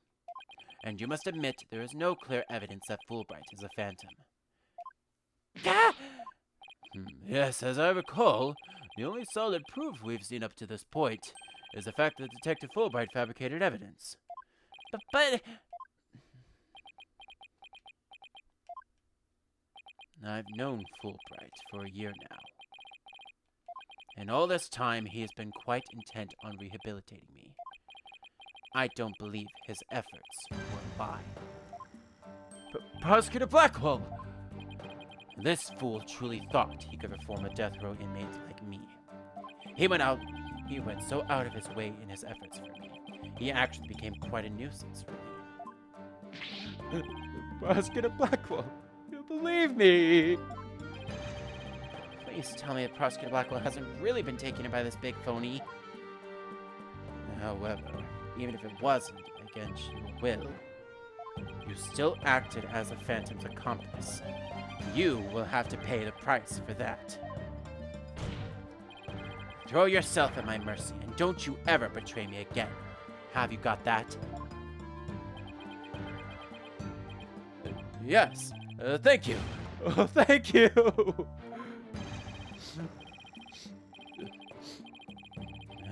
Such a bond of trust is a rare and beautiful thing.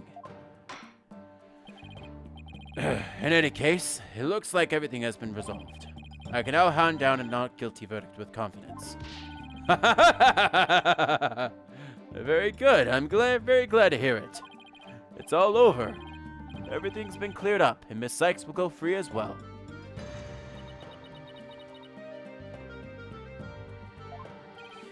Mr. Wright, we can't let the trial end here.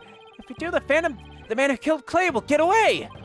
I know, but what do we do? I don't have any proof that Detective Fulbright is a Phantom. Is this it? Is he going to get away with that just like that? Now, if you'll excuse me, my next investigation awaits. And with that, I'm off. Hold it!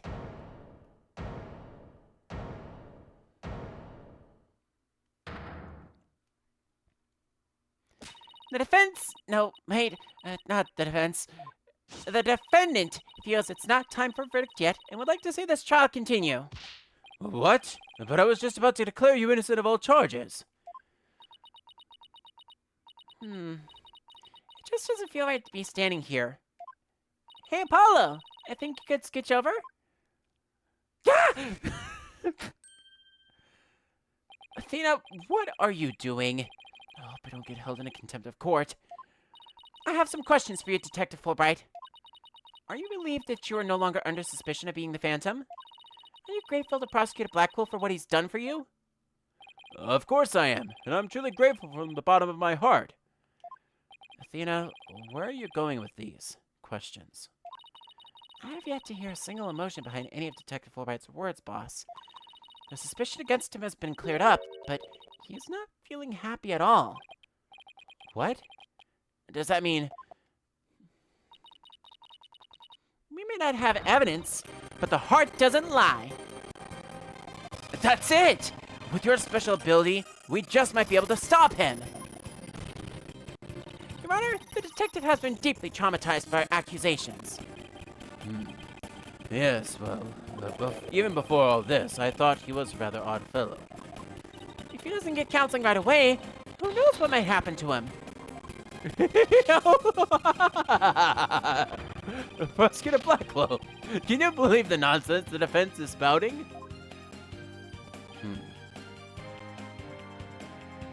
Fulbright, I think you'd better take that counseling. Not you, too.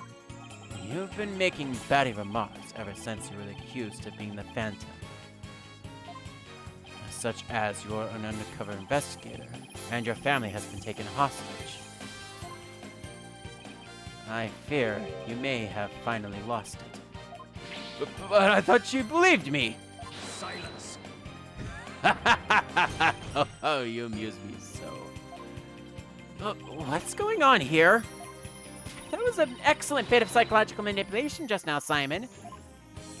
I knew you would catch on, Athena. Huh? Mind filling me in here? I guess we left you in the dust, huh, Mr. Wright?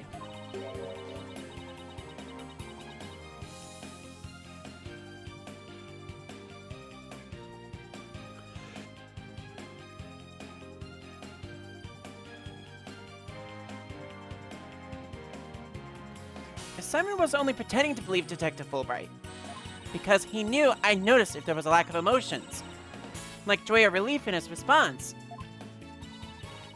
So he gave me the chance to take a listen. And listen I did to the voice of Detective Fulbright's heart. What? You two were working together just now? Come now, Athena. Show us what's inside Fulbright's heart. Right after I take a drink, because I obviously need it.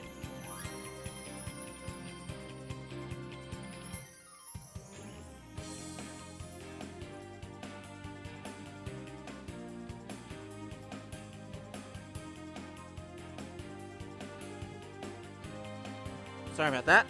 Anyway. You got it! Time to check the instant replay. Widget Monami, let's do this!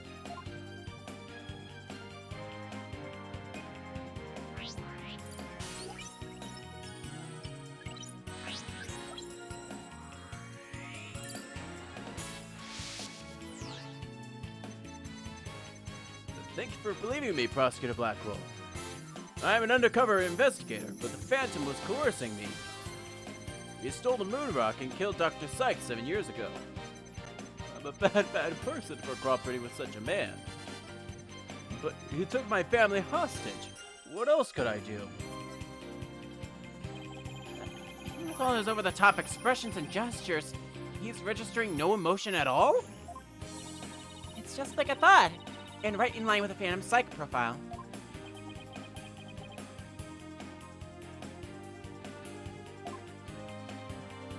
Detective Fulbright, this lack of emotion proves you're the Phantom. Wait, hey, what's going on? Wait, hold it! What do you think you're doing, Detective? Me? I'm not doing anything. He's trying to hack into the Moon Matrix program. I can't do anything with it like this. Yeah! Fancy device you have there, but I'll tolerate no cheating, thank you. Sorry about that. As an undercover agent, I tend to use my secret arsenal without even thinking. More like as a spy. Thanks, Prosecutor Blackwell. There! Now that you can't hack me anymore, I dare you to try to hide your lack of emotions from us. Lack of emotion? What are you talking about? Of course I have feelings. As a matter of fact, you wounded me very deeply with that accusation. What's going on? All of a sudden, I'm getting an overwhelmingly happy reading. Huh? But he's literally crying us a river over there. Oops, my mistake. How about this? Grah! Yikes! Now he's angry all of a sudden? What's he trying to pull? I guess not. It would appear our friend is not completely without emotion. It's just as it says in Dr. Sykes' profile of the Phantom. The subject has a unique psychological makeup with almost no emotional fluctuation. Oh, I get it. So he has some emotions, right? Precisely. Which leads me to wonder why you can't sense any emotions from him at all. I believe it's most likely because he's controlling his emotions. Very good, Prosecutor Blackwell. You are correct. It's a result of my daily training. A very important skill for us undercover investigators, you know. More like for us spies. Seriously. But I wonder why he suddenly showed several strong emotions. Wait a minute. I think I know. I sense there's a feeling you're trying to hide with your exaggerated emotions, Detective. I'm feeling I'm trying to hide? That's a good one. You're the one who's been saying I'm the Phantom because I don't have any emotions. I was just trying to show you the range of deep emotions I truly possess. Then you have no objections to me analyzing you, then, right? No, analyze away. But I will state it again, I'm not the Phantom. And be forewarned that your analysis will have no effect, because you're about to see what an undercover agent can really do.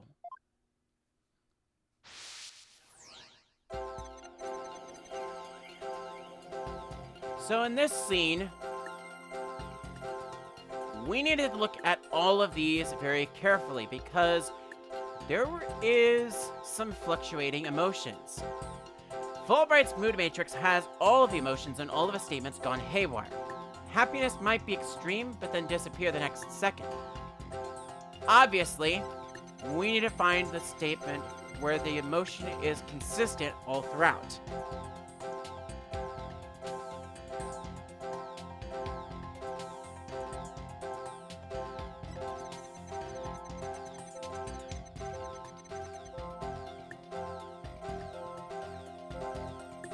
Bingo.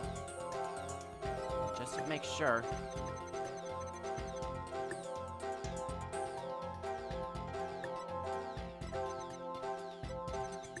So specifically what I'm looking at here, notice that all four of the motions light up and then deluminate at certain points when we're looking at this. But then in this statement specifically here, There is only one emotion that remains consistent throughout, and that is the sadness concerning the moon rock.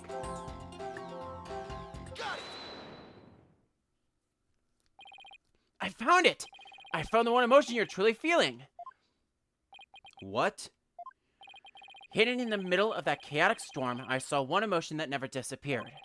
When you talked about the moon rock, you felt a fear that wouldn't fade. Fear? Huh.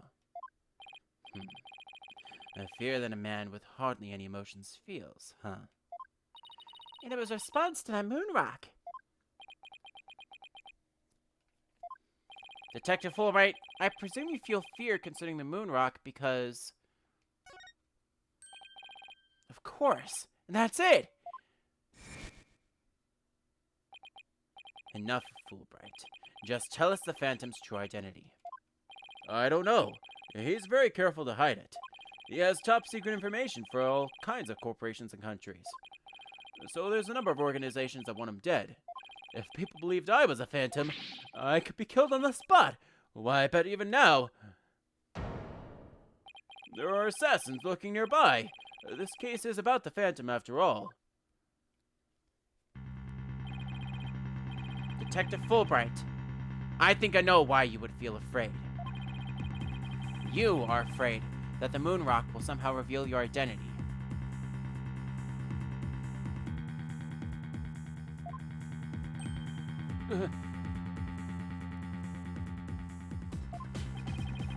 If his identity were revealed, he would be killed immediately. That's certainly enough to make even the Phantom feel afraid. Me? Afraid? I don't know what you're talking about. So, there really is something about the moon rock that will reveal his identity. Apparently so. Wait a minute. Maybe the Phantom didn't so much steal the moon rock, but more like he had to take it with him. Because there was something on it that would reveal his true identity.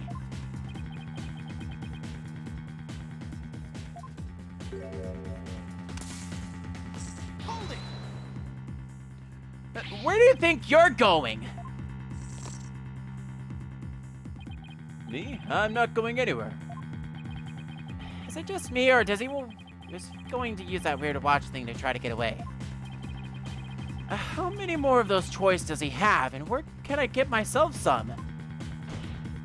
Detective Fulbright, you will answer honestly to this court right now. Why do you feel fear in connection with the moon rock? In justice we trust, not emotions, Mr. Lawyer. Evidence is everything. I'm the Phantom because I'm afraid. Don't make me laugh. Ah! What was that just now? All humans beings have hearts and experience emotions.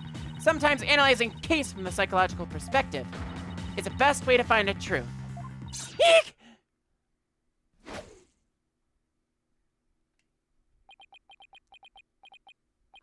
It's all just a waste of time.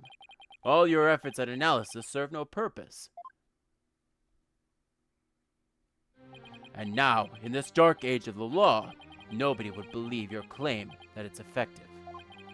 In an era when evidence is fabricated, do you truly expect feelings to be accepted as proof? And where exactly is your proof that I fear the moon rock anyway? Well, I admit I don't have any conventional proof, but I still say that examining a person's heart has its merits. Oh, really? Then why don't you listen carefully with those special ears of yours? Listen to the voices of the hearts of the people in the gallery.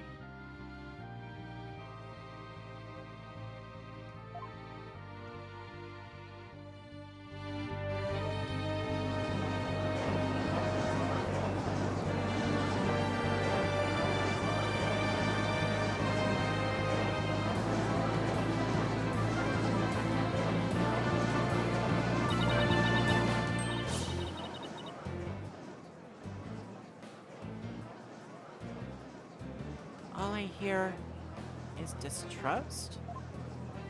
As you can see, the people are on my side. Because all they see is a strange little girl using a weird little machine. But it's not like I use analytical psychology to falsely accuse people. Uh-oh. It's got Athena doubting herself. Miss Sykes' analytical psychology has breathed new life into the courtroom. It has freed the hearts of many witnesses, and has been key in getting to the truth. What nonsense. Your Honor, the defense's claims is a false one. I don't feel any kind of fear when it comes to the moon rock. I see. Very well, I will give the opinion of this court. In a trial, I don't feel that a person's emotions are quite as compelling as actual evidence. But Your Honor... There, see? Nobody believes you in your trumped-up charges. However, I do believe Miss Sykes' analysis can contribute to making the truth clear. I have seen her do this firsthand several times already. Surely you jest. So, does this mean you will accept my findings in this trial, Your Honor? Yes, I believe your claim, Miss Sykes. I think there is merit in examining why the witness feels fear in regard to the moon rock. That is the court's opinion on this matter. And that's a win for me. No, a win for analytical psychology. Now, Mr. Phantom, you will tell the court the reason for your fear. Analytical psychology? My fears? Fine. I'll show you precisely why those abstract things can't be considered evidence.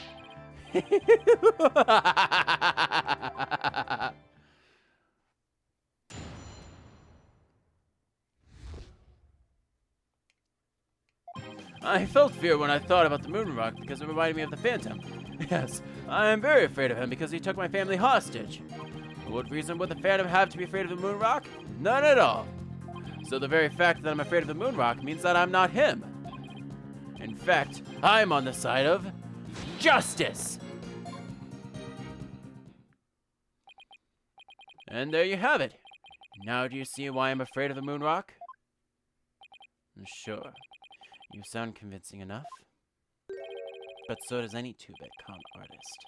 It's all meaningless in the absence of evidence.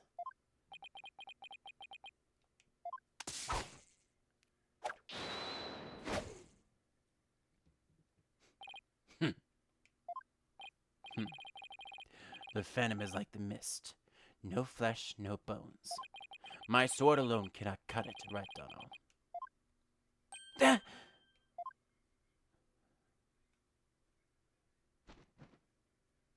With your deductive reasoning and the body of evidence before us, let us send this miserable Phantom fellow to the other world together. You and I, Prosecutor Blackwell. We have a duty to bring the Phantom down and restore the people's faith in the courts. Indeed, by covering for Athena, I allowed the Phantom to escape. And as a prosecutor, I gave birth to the people's mistrust with my murder conviction. I bear part of the responsibility as well, for being suspected of forging evidence and losing my attorney's badge as a result. The two of us and the Phantom were there at the beginning of the Dark Age of the Law. And it is also our burden to cut away the foul specter we created, is it not? Until all that remains is the righteousness of the court and the faith of the people.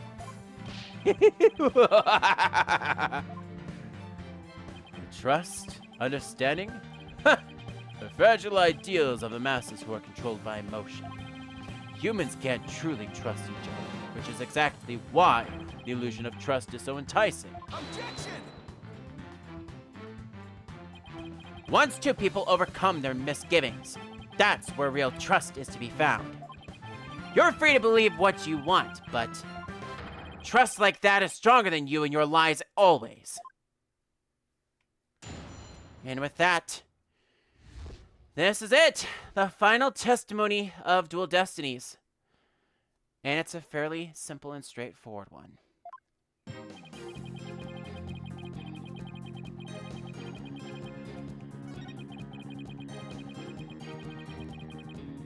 I felt fear when I thought of the moon rock because it reminded me of the Phantom. Yes, I'm very afraid of him because he took my family hostage. What reason would the Phantom have to be afraid of the moon rock? None at all. So the very fact that I'm afraid of the moon rock means that I'm not him. In fact, I am on the side of justice.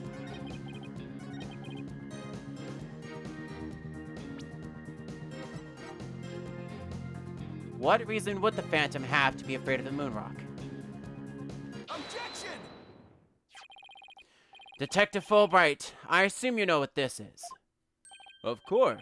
That's the knife the Phantom used to kill Clay Terran. That's right. And the exact same type of knife was used 7 years ago by Miss Sykes when she stabbed the Phantom's hand. Yes, that was discussed earlier, as I recall. He dodged at first, so I only got his clothes. But I tried again! And this time you got him, didn't you? I did. I remember clearly now. The knife went into the back of his hand.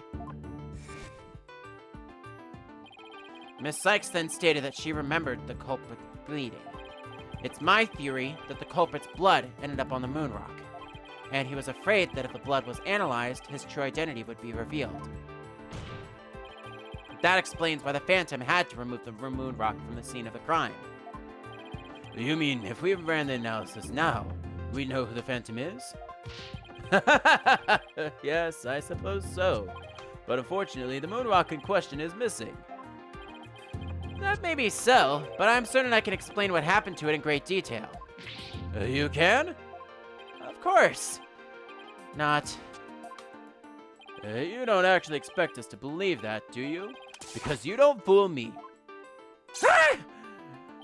What this court needs is a bully-free zone. The infamous sword of the beguiling bluff. Its edge is without compare.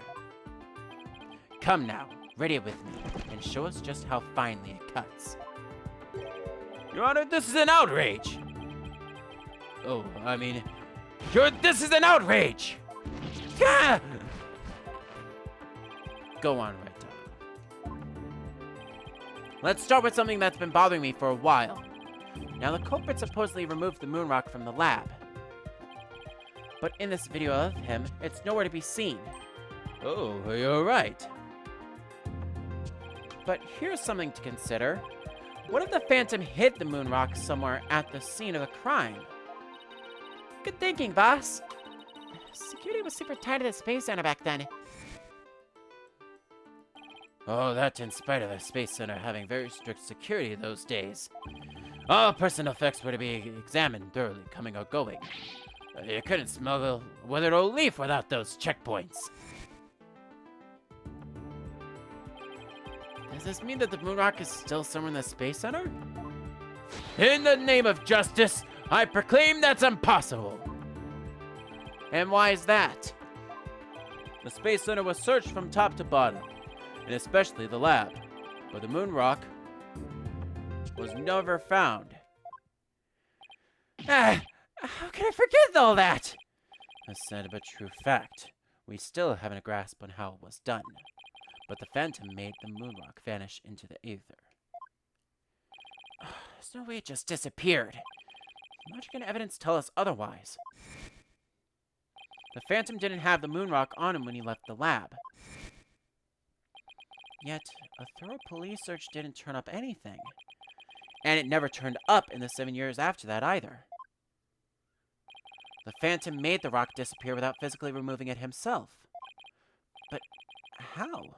There must have been a way. Think, Phoenix, think.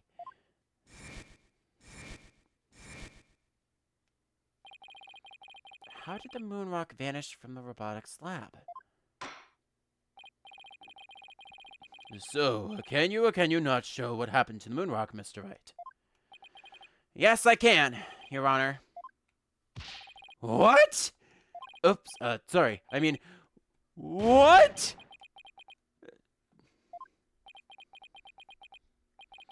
In that case, let's have your answer, Mr. Wright. How did the Phantom make the moon rock disappear from the crime scene? Take that! That's the Hope capsule, right? The one that went up with that one rocket? He couldn't carry the rock out, but he couldn't leave it in the center to be found either. So there was only one safe place to stash it. The Hope capsule that was there in the lab that day. Yes. And the team must have loaded it into the Hope space probe that day. But if that's what happened, then the moon rock would have been launched up into space along with the rocket.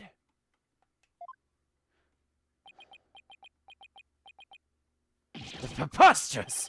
It would mean that for these past 7 years, the moon rock was... Exactly. The Phantom got rid of the moon rock in the most cosmic way he knew how.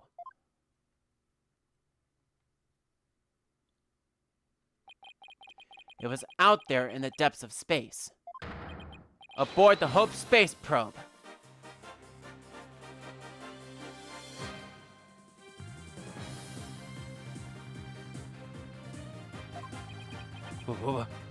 What?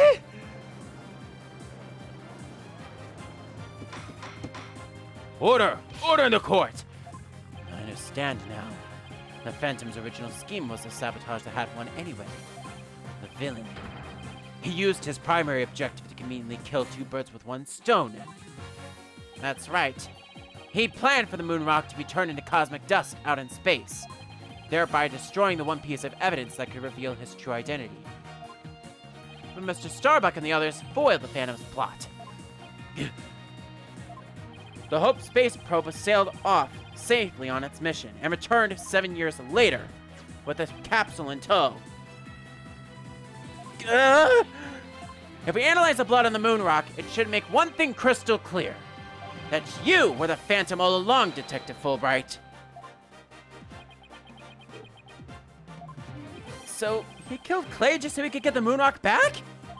I believe so. His original assignment may have been just to sabotage the Hat too, but at the same time, he also had to retrieve the evidence of his crime 7 years ago.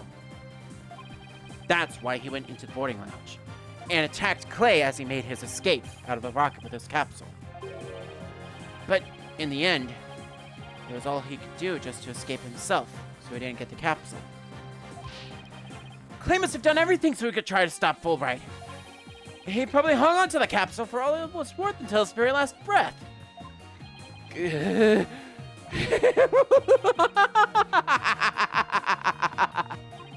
Oh, this is so funny. You're making me laugh, you really do. Boy, he's totally out of whack now. It's game over for you, Detective Fulbright.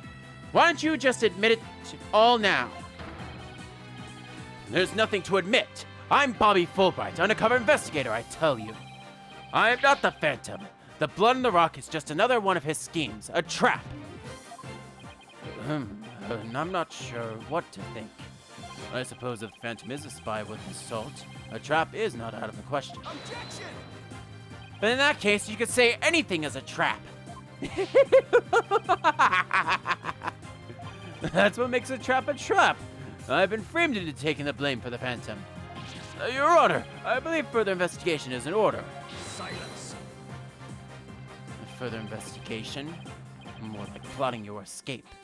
But no more. I will bring you to justice myself, if I must, here and now.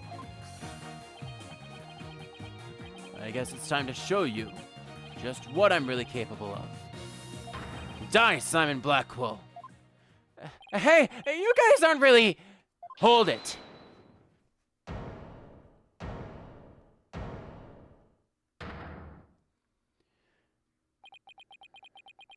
It looks like I made it just in time.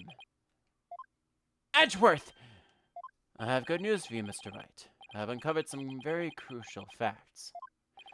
Did you find something out about the Phantom's true identity? You might say that. I started by looking into the first people on the scene 7 years ago. All three, an employee and 2 officers, were registered in the robot's recognition system. But none of them looked the least bit like Detective Fulbright. That's not good. But there's more. I've yet to share my most important finding. Mr. Wright, Prosecutor Blackwell, You'd best prepare yourselves. Uh-oh.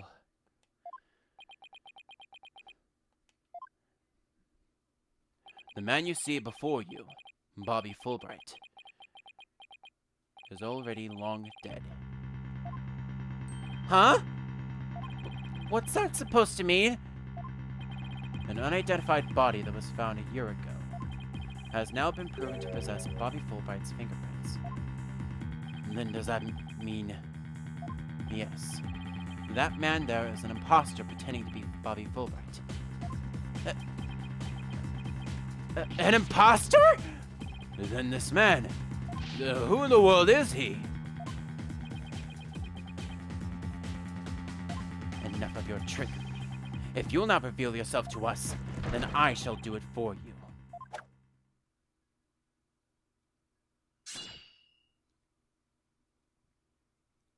What the?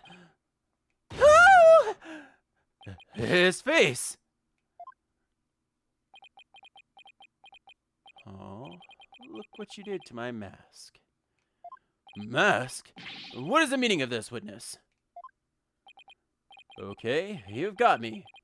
Guess I have to show you who I really am now.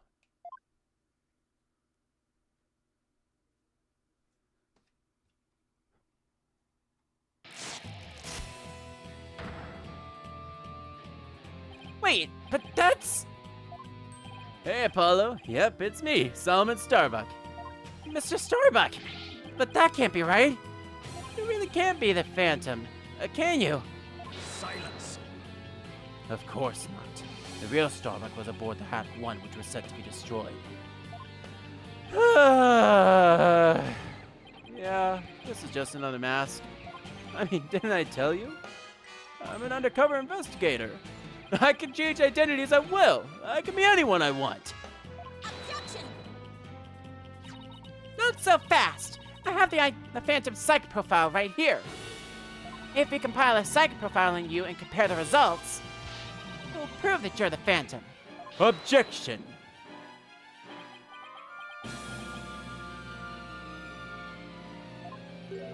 It's time for me to show you the real meaning of the phrase, the end justifies the means. That voice! Those words!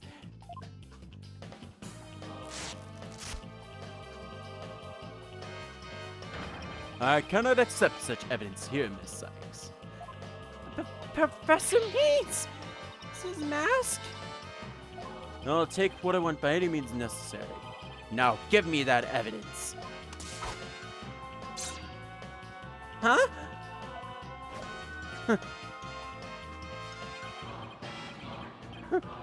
Time to take the trash. Not the trash. Permanently. How could you? Now do you see how powerful the end justifies the means can be? Silence. How pathetic. You can't even speak without wearing another man's face. Ah, but that's the life of an undercover agent. My real face has no meaning or value to me at all.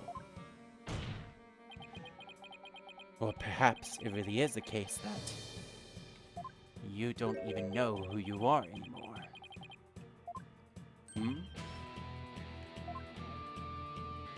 What must you see when you look in a mirror, Mr. Fenton? Not an awful lot, I'd wager. Well, aren't you just a master of psychology, Blackwell? That's right. I don't know who I am.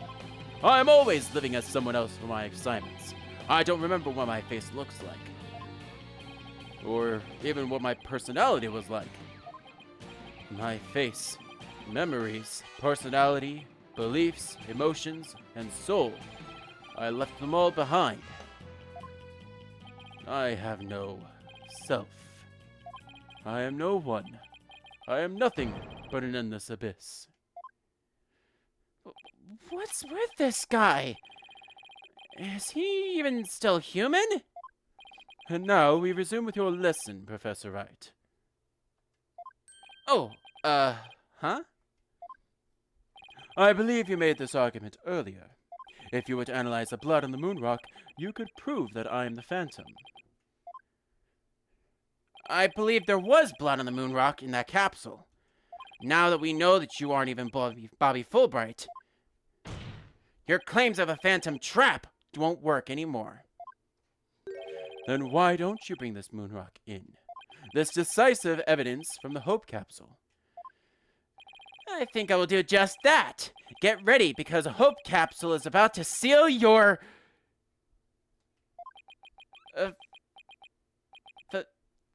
Fudge! It was a courtroom bombing from the other day. The capsule was there in the courtroom as evidence and was blown to smithereens. It looks like you finally caught on. Full marks for the defense for effort.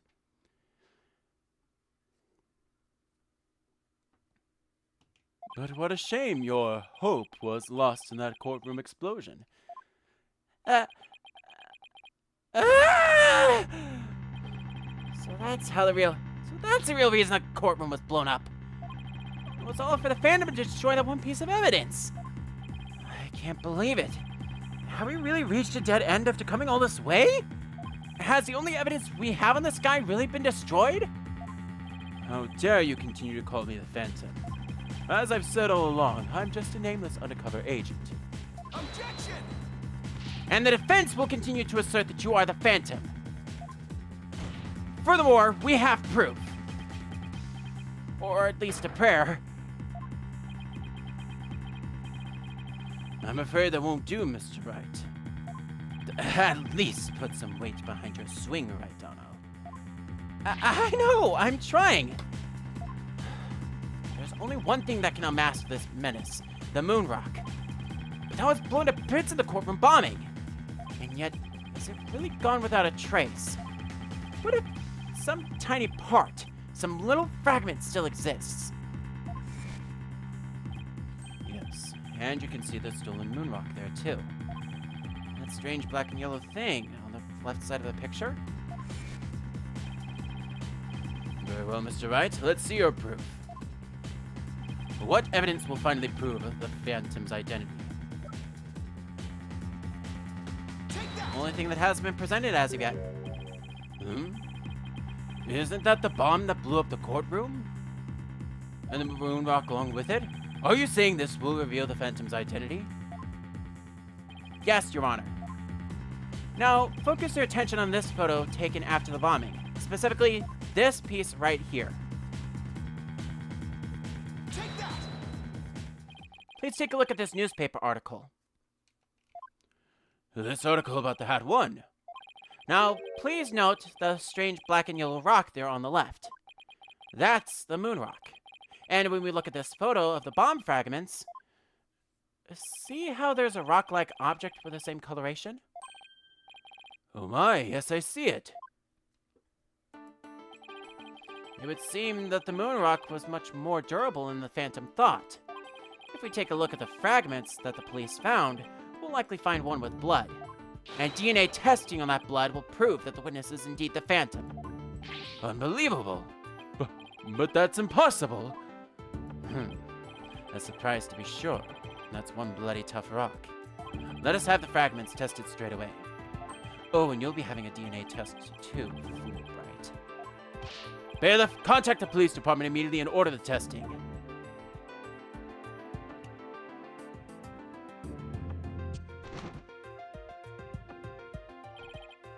Prosecutor Blackwell, what do the test results show? There was a rock fragment that had blood on it that appeared to be several years old. DNA testing revealed... Well, I'm sure you know full well what it revealed. They confirmed it was the witness's blood, didn't they? There's no use in trying to talk your way out of it anymore. Admit it, you are the Phantom. Objection! Huh? Mr. Wright, did you just raise an objection to yourself? No, I didn't say a word. That was my objection, Apollo. Huh?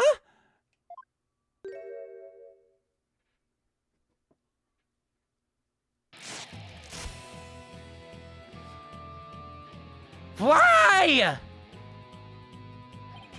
was a pretty good objection, too, don't you think? And now he's me. So, did you have an objection or not, Mr. Wright? Huh? Oh, no, not really, Your Honor. No, not you, Mr. Wright. I mean the witness, Mr. Wright. Can this trial get any more insane? Mr. Wright, this fragment of rock in the photograph, and those just like it, how can you be sure they're pieces of the same moon rock that was at the robotics lab? Care to explain what you mean? Well, there may have been a rock or two in this courtroom that had my blood on it, but how do you know they're not just rocks?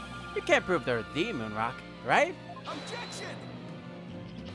Don't be absurd. Just compare the fragments with the rock in the newspaper article. Anybody can see they're the same.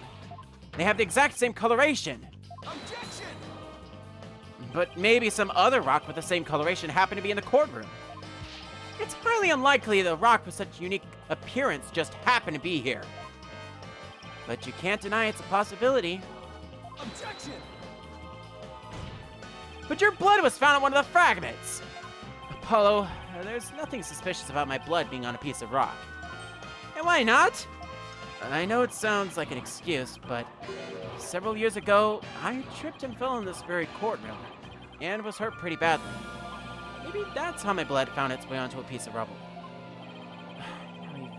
Even he must realize how ridiculous that sounds. And yet, I suppose it's not completely out of the question. I see you're starting to sweat, Mr. Wright. I thought that the worst of times are when lawyers have to force their biggest smiles. You were the last person I want to hear that from. Well, then why don't we get those fragments analyzed? We could ask an expert to verify they were the moon rock from the robotics lab or not. I'm sorry, but I'm afraid that just isn't going to work. I'm afraid that just isn't going to be possible. And why not? In order to prove that the fragments are from where you say they're from, you need a sample of the moon rock from 7 years ago to compare it with. But that moon rock doesn't exist anymore. And there's no sample data left either. So you see, short of going back in time, there's no way to prove that any of the fragments are from the moon rock. No! No! There's really no way to prove it? Are you finally ready to throw in the towel? Objection!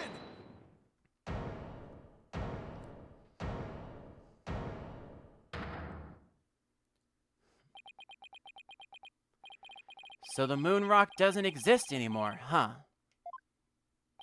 That's right. It was such a valuable rock, too. A shame, really. But it's lost to us forever. He's wrong. It's not completely lost. There's another piece of it, right here by our side. A shining fragment of hope that can turn everything around. The final piece of evidence to put this phantom away for good. The defense has a piece of evidence that completely contradicts your claim. You have what now? A final fragment of hope that was passed down with great love and care. We do?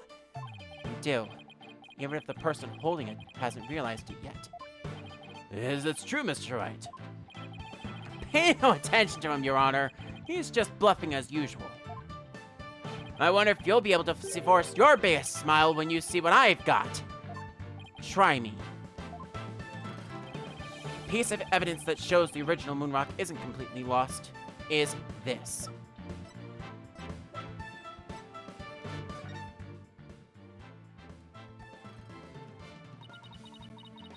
But just about the only things my mother left with me are a rigid and this earring.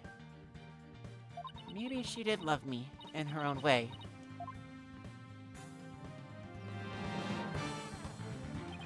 Athena, you may not know it, but your mother left with you a very important piece of evidence. She did? You're bluffing. You don't have anything of the kind. Oh, but we do. Evidence that will finally corner you. Because we have a moon rock of our own. Yeah. Oh! You mean? Exactly. A gift Dr. Sykes left her daughter. An item Athena has cherished and worn all these years.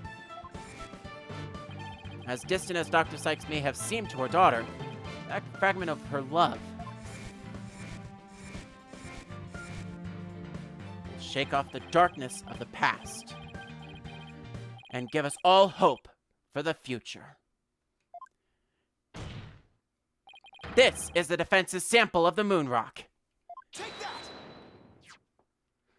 That's your sample? That earring that Miss Sykes always wears was made from that original moon rock. What? All this time? It was right here all along?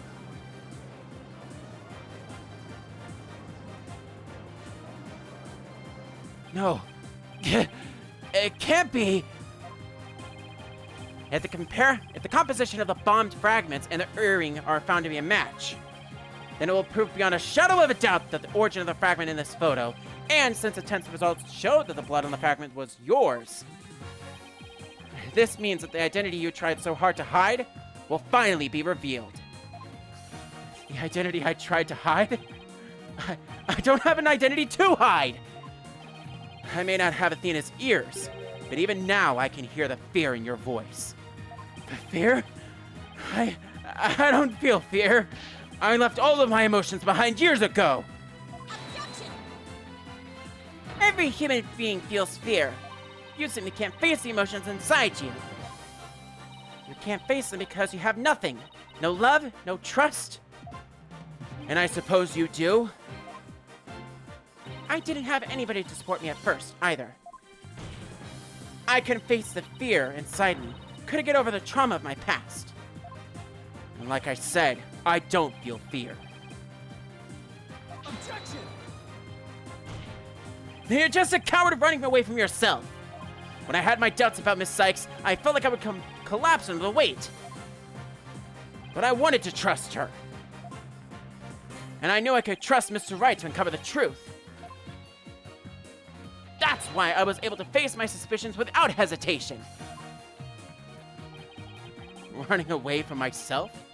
How can I run away from myself when there's nothing inside? Nothing at all. Objection! I know it's hard for someone as unwilling to trust others as you to understand, but people have emotions. It's just a fact of life. And so people can be weak at times. But that's exactly why people need to trust one another. So they can gain the strength to face themselves when things are at their bleakest. Without trust in others, how can you ever hope to face your fears?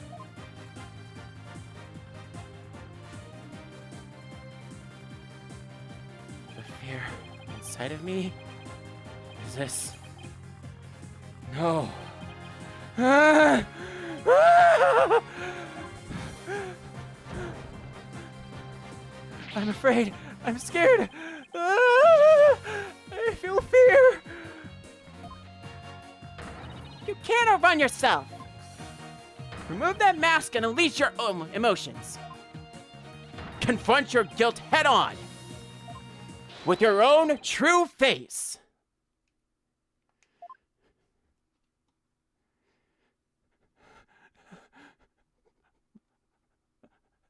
My own true face? No, please don't! I know you're here!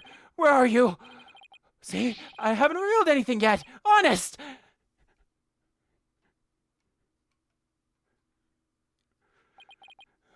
My true face! I don't have one! My face! My face! My face!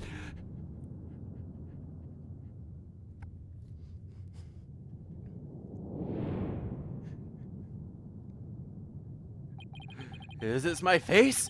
Is it? Is it? No, that's not it. No! This isn't me either. Look! This is me. Which one is my face? What am I? Who am I?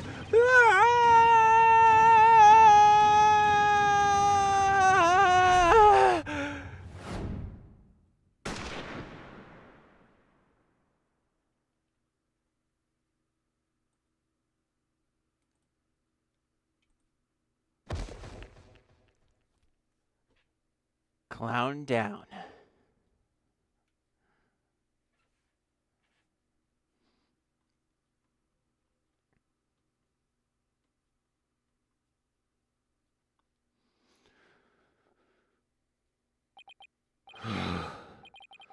A sniper attack in this very courtroom. It chills me to my bones. But the police are doing everything they can to track down the sniper as we speak. Prosecutor Blackwell, how is Detective his imposter doing? He is a lucky fellow. The bullet didn't hit any vital organs. He appears to be in no danger of dying. Well, that was fortunate for all of us. The analysis of that final piece of evidence Wright Donald submitted is in. The composition of Miss Sykes' earring and the fragment with the blood on it match. We can now be certain it is a fragment of the moon rock in question. The murders and bombings at the Space Center, both past and present. The bombing of courtroom number 4, and all of his other crimes, as numerous as the stars. Under suspicion of all of these things, the spy known as the Phantom has been incarcerated. The prosecutor's office is now responsible for his well-being. There are still a myriad of things we wish him to tell us about, after all. Thank you, Prosecutor Blackwell. Well, it's time to finally bring this trial to an end.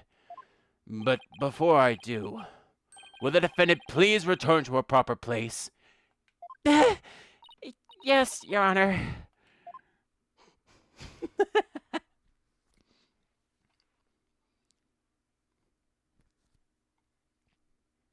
Now then, this court finds the defendant, Athena Sykes, not guilty.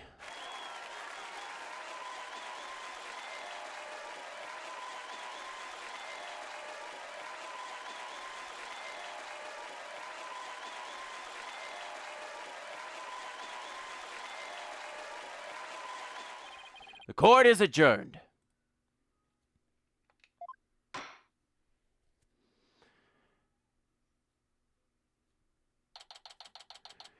And before we get to this scene, December 20th, 9:12 p.m., District Court, Defendant Lobby, number 5.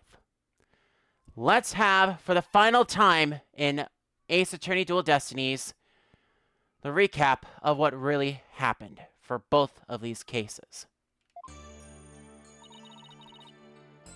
So,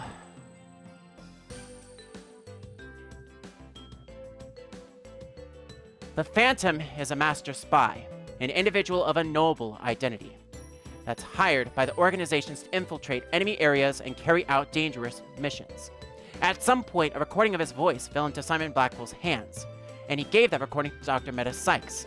She compiled a psych profile on the spy that stated that he had almost no emotional fluctuation. Seeing as this might compromise his identity, the Phantom decided to go after the profile himself when he had the chance. At the time, Athena's mother gives her 11-year-old Athena an earring made from the moon rock, and also Athena's mother gives her the headphones to cover her special abilities. Eventually, he was given the assignment to sabotage the Hat 1 rocket launch in the Cosmos Space Center. Dr. Sykes lived there, so the spy decided to take care of both at the same time.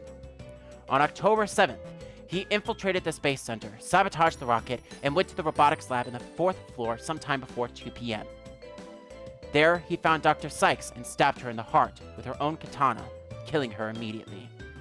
He searched for the psych profile, but couldn't find it, since Blackwell had already taken it. The Phantom covered his face with a Japanese mask on the wall, and covered Dr. Sykes' face with a handkerchief and put on her jacket in order to fool Ponko, the robot, into believing Dr. Sykes was alive at 2 p.m. Very shortly after, an 11-year-old Athena Sykes arrived at the lab. Athena saw the intruder next to her mother's body and panicked. She grabbed the utility knife from a nearby toolkit and managed to stab the spy's hand. This entire event was witnessed by Ponko, but to her, it looked like Athena hugging her mother. Some of the Phantom's blood managed to find a way onto the moonrock sample inside the lab. Knowing they couldn't get away with the moonrock, he hid the Hope capsule, which was loaded into the Hope probe, and therefore destroyed alongside with the Hat 1 rocket. The Phantom exited the lab, was caught in a security camera, and blended in the crowd. Meanwhile, Athena had Ponko move her mother's body in order to fix her in the operating table. Soon after, Simon Blackwell arrived at the lab and witnessed a scene that would haunt him for the next 7 years. He dismantled Ponko with a bloody katana. This moment was caught by a photographer. Put Ponko in a rolling case, grabbed Athena, and exited the lab, keeping Athena out of sight of the security cameras. The Phantom and 2 other people were discoverers of the body. The spy took this opportunity to plant her jacket at the scene, using a shock-proof bag. The Hat 1 launch had problems as expected, but Solomon Starbuck and the rest of the crew had managed to make it. This became known as a Hat 1 miracle, which deeply affected Starbuck, giving him a fear of space. Because of the photographer's photo and the footage of the outside corridor, Blackwell was arrested a few hours later. He claimed that he had murdered Dr. Sykes in order to cover for Athena, and due to a combination of strong evidence and governmental pressure on the case, he was quickly declared guilty. Athena tried to convince everyone otherwise, but no one believed her power. This verdict infected the wound that opened the previous year, when Phoenix Wright was disbarred for forging evidence and ushered in the dark age of the law. The incident became known as the Your 1 incident. In the aftermath of the case, Aura Blackwell started hating both Athena Sykes and the court system in general.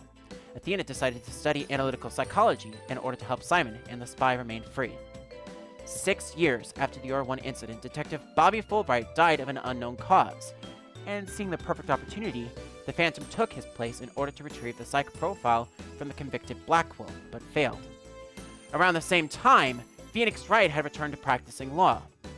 7 years after the incident, the Hat 2 launch was planned for liftoff until director Yuri Cosmos received a threatening call from a spy, warning him of the incoming incident at the Space Center. Cosmos enlisted Clay Terran's help to keep Starbuck's fear at bay and prevent danger to the astronauts. The launch was to happen in Launch Pad 2, now known as the Space Museum, and the real rocket would be in Launch Pad 1. The night before the launch, Athena snuck into the Space Center but passed out when she saw her mother's jacket. On the day of the launch, the police were all over the Space Center due to the bomb warning. Included were Candace Arm and Fulbright. Terran drugged Starbuck in order to prevent him from telling where they really were before entering the Space Museum. He then carried both Starbuck and the Hope capsule to boarding Lounge 1 when the bombs went off. Fulbright ordered Aura Blackwell to lower the emergency ladder on the robotics lab. He then went to boarding Lounge 1, stabbed Terran with a utility knife through his spacesuit, killing him. Aura Blackwell witnessed this herself, although she only saw a dark figure with a knife and a lighter. Terran's oxygen tank broke in the process. At the same time, Director Cosmos arrived at the lounge, only to be shot at by Fulbright, still a dark figure in the dark lounge still, with a transformable 10 caliber gun lighter. Fulbright then escaped into the Space Museum corridor. Cosmos then entered the lounge, switched the launch pads, now knowing someone was there. Afterwards, Arm arrived and fired 2 shots, one hitting the screen and the other hitting Cosmos' metal. While the launch pads were switching, Fulbright made a leap onto the emergency ladder in order to avoid the security camera in boarding Lounge 2, which later captured Athena Sykes. Starbuck was then arrested for the bombing and the murder that taken to trial. Before his trial, though, Ted Tenate ended up killing Detective Arm, but the spy stole the remote switch for the HH-3000 bomb to blow up courtroom number 4, alongside the Hope capsule and the moon rock, in the middle of the trial. Meanwhile, Apollo Justice started sensing something wrong from Athena whenever they talked about the case, which led him to suspect and wear bandages to avoid perceiving her twitch, which made him suspect her of the incident. Juniper Woods was arrested for the courtroom bombing, but Phoenix Wright managed to get her acquitted, and Justice then decided to take a leave of absence. Fulbright acted strangely during the investigation prior to Starbuck's second trial day, and after Director Cosmos confessed to switching the launch pads, Fulbright came in with a forged, decisive piece of evidence, a blood-stained lighter with Athena's prints on it, which were actually of Clay Terran's, planted by him during the investigation. That is a lot to cover, and I do apologize for reading all of that. Thankfully, you guys were fairly nice, and we can go ahead and quickly turn on the alerts and the chats once more. So while we do that real quick, I'll switch things back on over here. Congratulations, Mr. Nick! Thank you, Pearls, and thank you for being there for Athena. it's the least I could do. But Athena was great, wasn't she? And she was so strong throughout the whole trial. Daddy! I'm so glad to see you! Trucy, are you alright? Are you hurt? I'm fine, Daddy. I was doing magic tricks for the other hostages to keep our spirits up. That's our Trucy for you. I'm really glad to see you're safe. Right. I fear I owe you yet another debt of gratitude. Edgeworth, we never would have caught him if it weren't for all of you. Come on, Edgeworth. What are you talking about?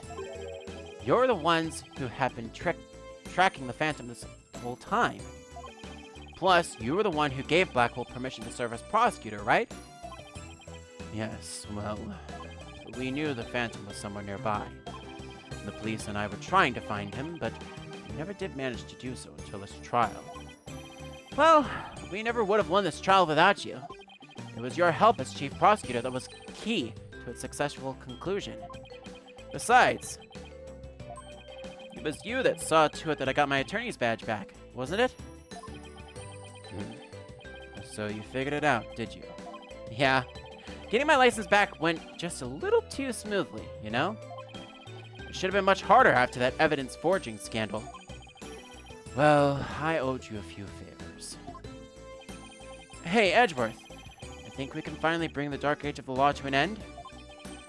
Even the darkest night turns to dawn eventually. Our sun will rise again. Besides, now that Prosecutor Blackwell has been cleared of all charges, a great deal of the mistrust towards the court system should have been swept away. You know, you could have said that with a bigger smile, Edgeworth. It won't kill you. Instead, the furrows in that brow of yours just keep getting deeper and deeper. So I should smile more, huh? I'll think about it. Ah! The complicated love-hate relationship between lifelong rivals. Athena. I'm forever in your debt. You went to all that trouble, even taking the bar exam while you were overseas. I knew that if I didn't get your sentence overturned fast, you'd be executed. So I studied and studied. I was frantic. I'm so glad I made it in time.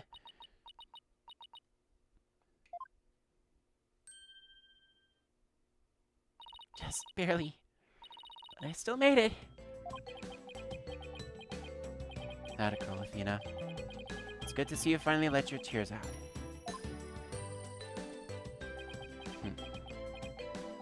Yes.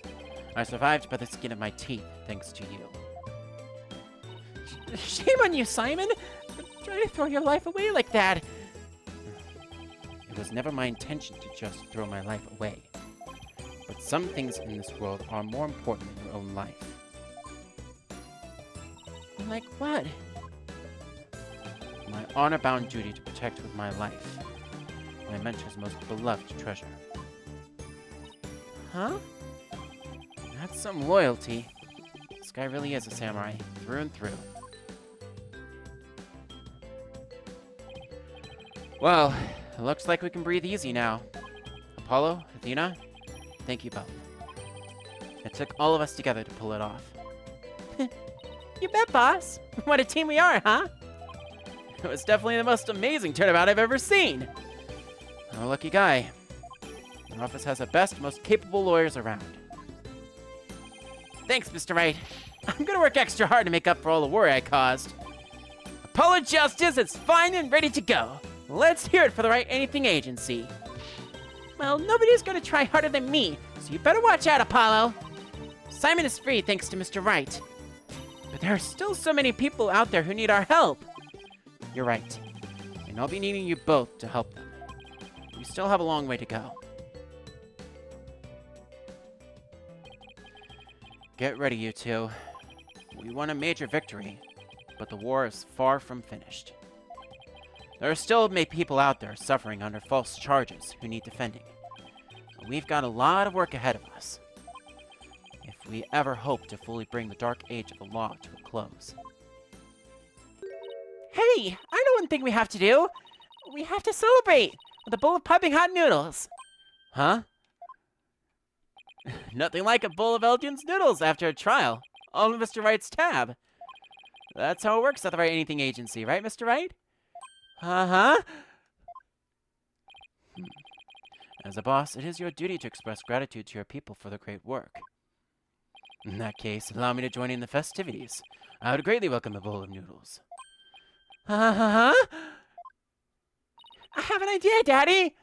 Why don't you just invite everybody involved with the case? The more the merrier, right? Oh, Mr. Nick, look how far you've come! Who knew you'd grow up to be such a generous gentleman?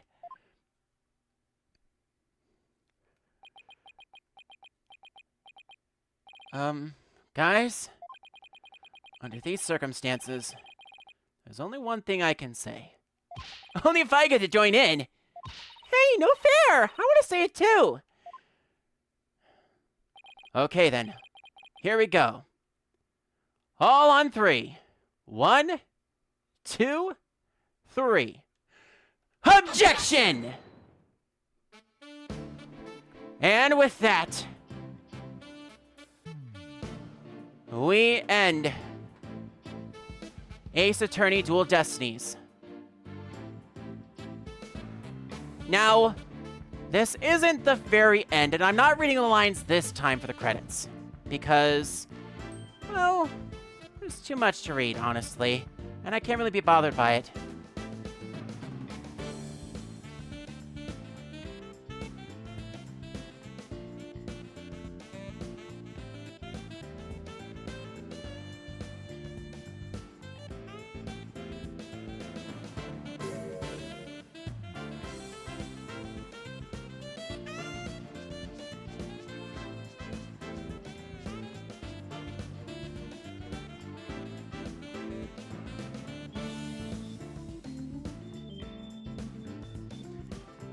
So,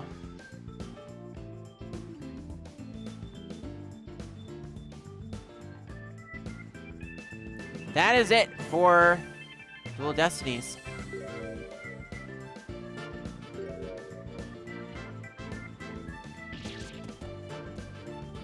And quite honestly, I'm happy to officially have this edited as my custom status.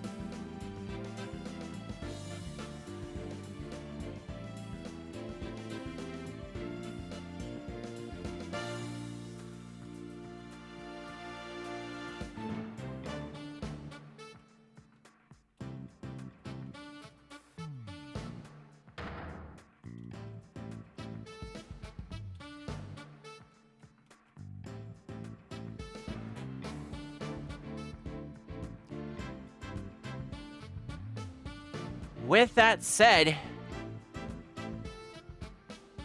in the next adventure here for Game Cleaning, we're going to tackle the third case of, well, you know, the third cases, I should say, of Apollo Justice Ace Attorney Trilogy.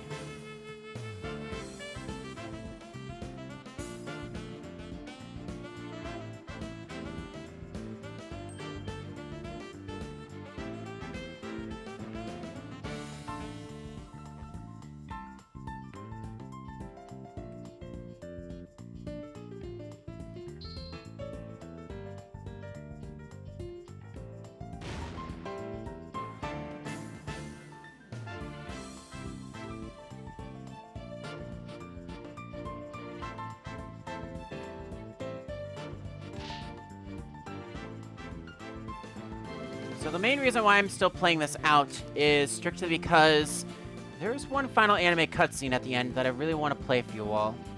And I think you'll look forward to it. After all, it ends things in the right tone.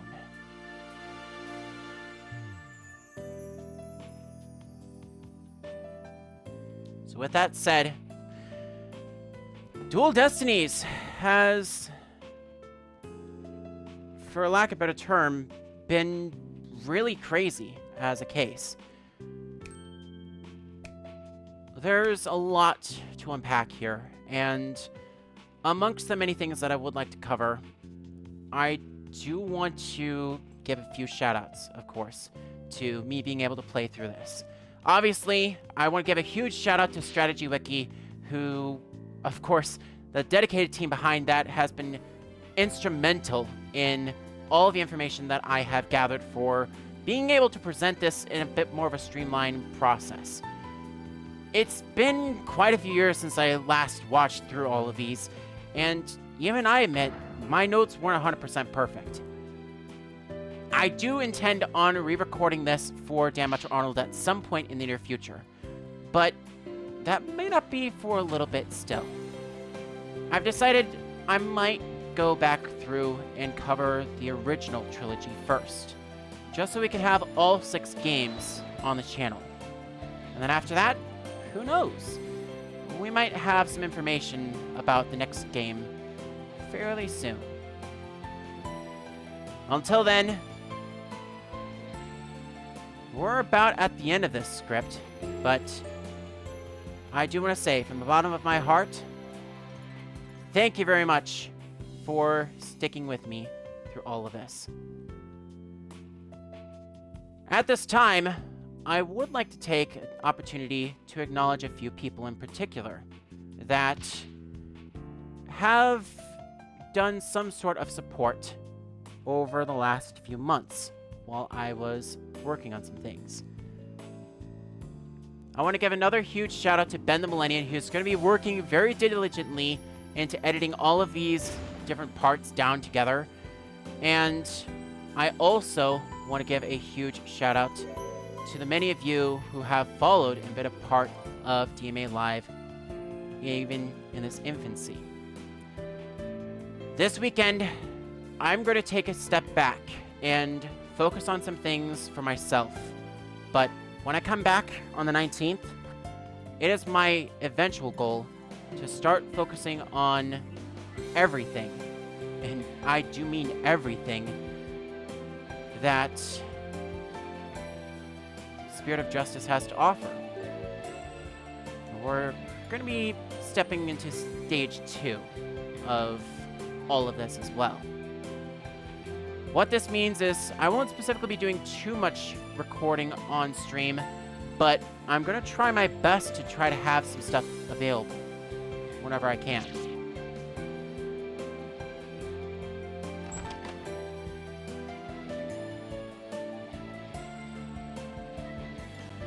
One last thing I need to go and find, and I need to make sure that I got that pulled up really quickly.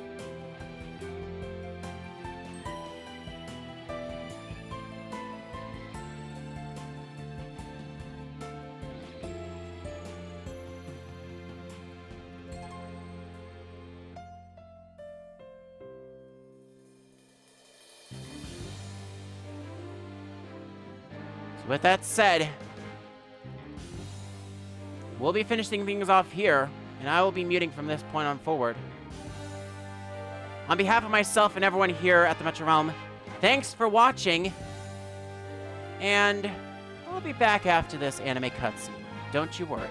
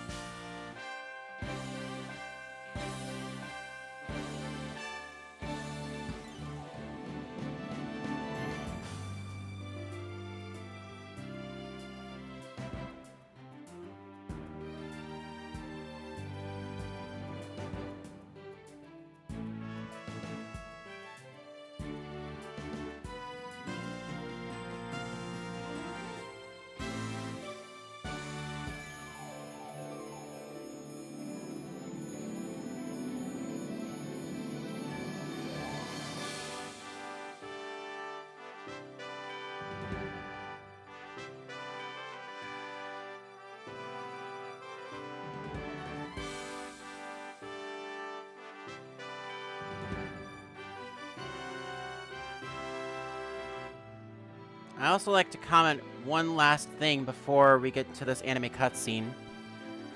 This is the longest stream that I have done without a single dropped frame.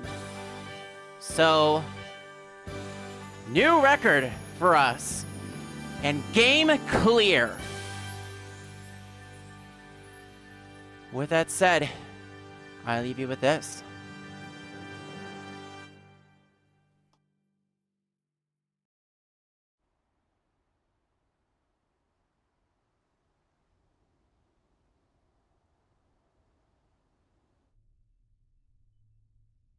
I'll be fine.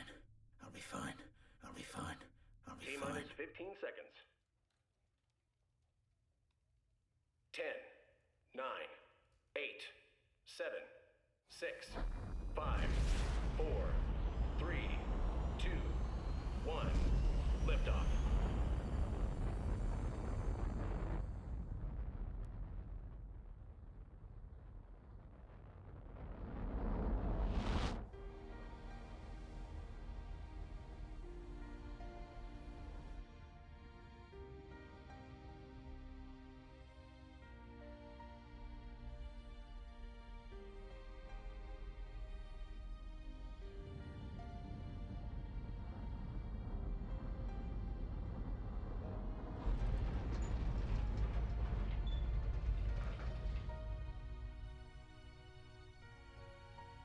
Mr. Starbuck! You'll be fine. Just believe in yourself. The moon's closer than you think!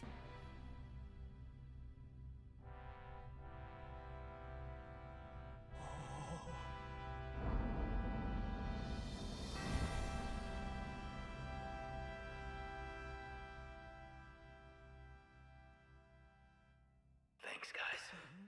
I wouldn't have made it back into space if it wasn't for you.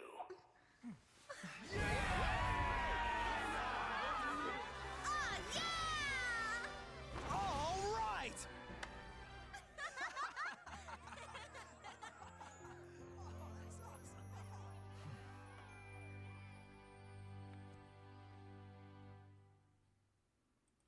And with that, we officially have played through Dual Destinies. Through the years, I've seen much joy as heartache, honesty as deceit. But just as Mr. Starbuck was able to escape the harsh pull of his fears and despair, I believe that hope and friendship can lift us all up toward a brighter tomorrow.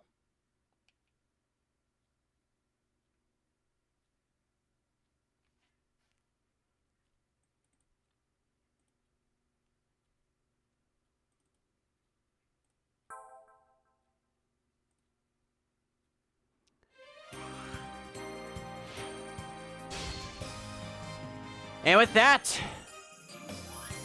that is the final episode that I am going to be playing for this playthrough of Dual Destinies. Like I said, and I have to put my controller down for this, there is one bonus episode that is remaining.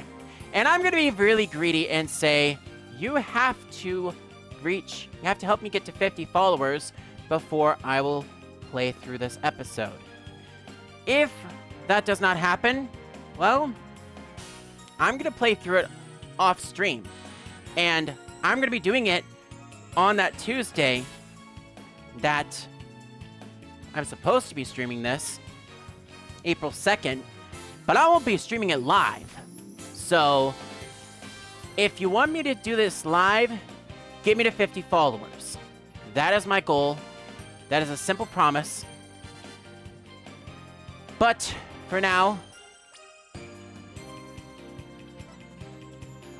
that is going to be it for the stream. And we have a brand new outro as well. Once again, thank you all for hanging out with me and sticking around for Ace Attorney Dual Destinies. If you've been a part of it for any length of time, even if you were just dropping in for a few minutes, or if you're rewatching this on DMA VODs. Thank you so much.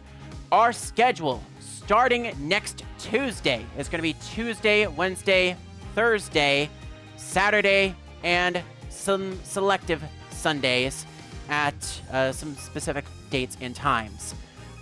With that said, though, thanks for watching, and I will see you all in the next one. In fact, I need to double check and make sure that I've got my keybinds correct for this as well, because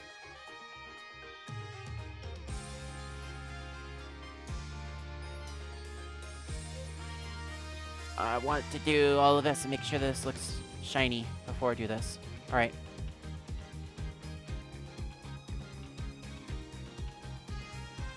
Now then, let us go and find someone to raid, shall we?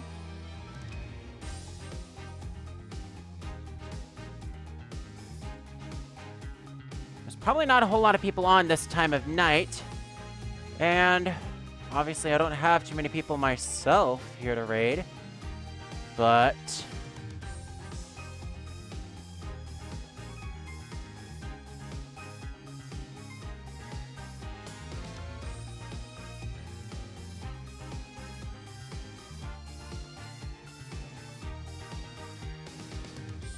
you know what?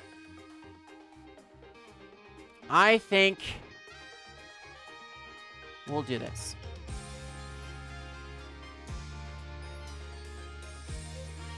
Here's what we will do. For tonight,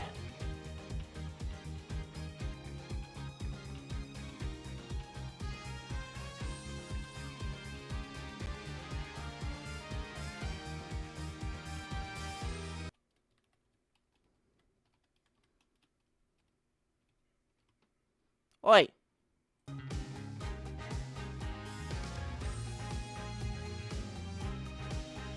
We're going to be reading someone by the name of Green Power Star. They are playing Duck Game. And obviously, like myself, they are intended for mature audiences.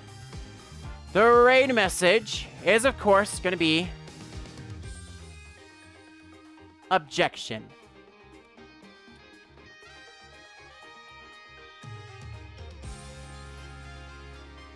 From hashtag DMA Live. So, again, I do want to say thank you very much for hanging out with me. I'm going to send you all on over to Green Power Star.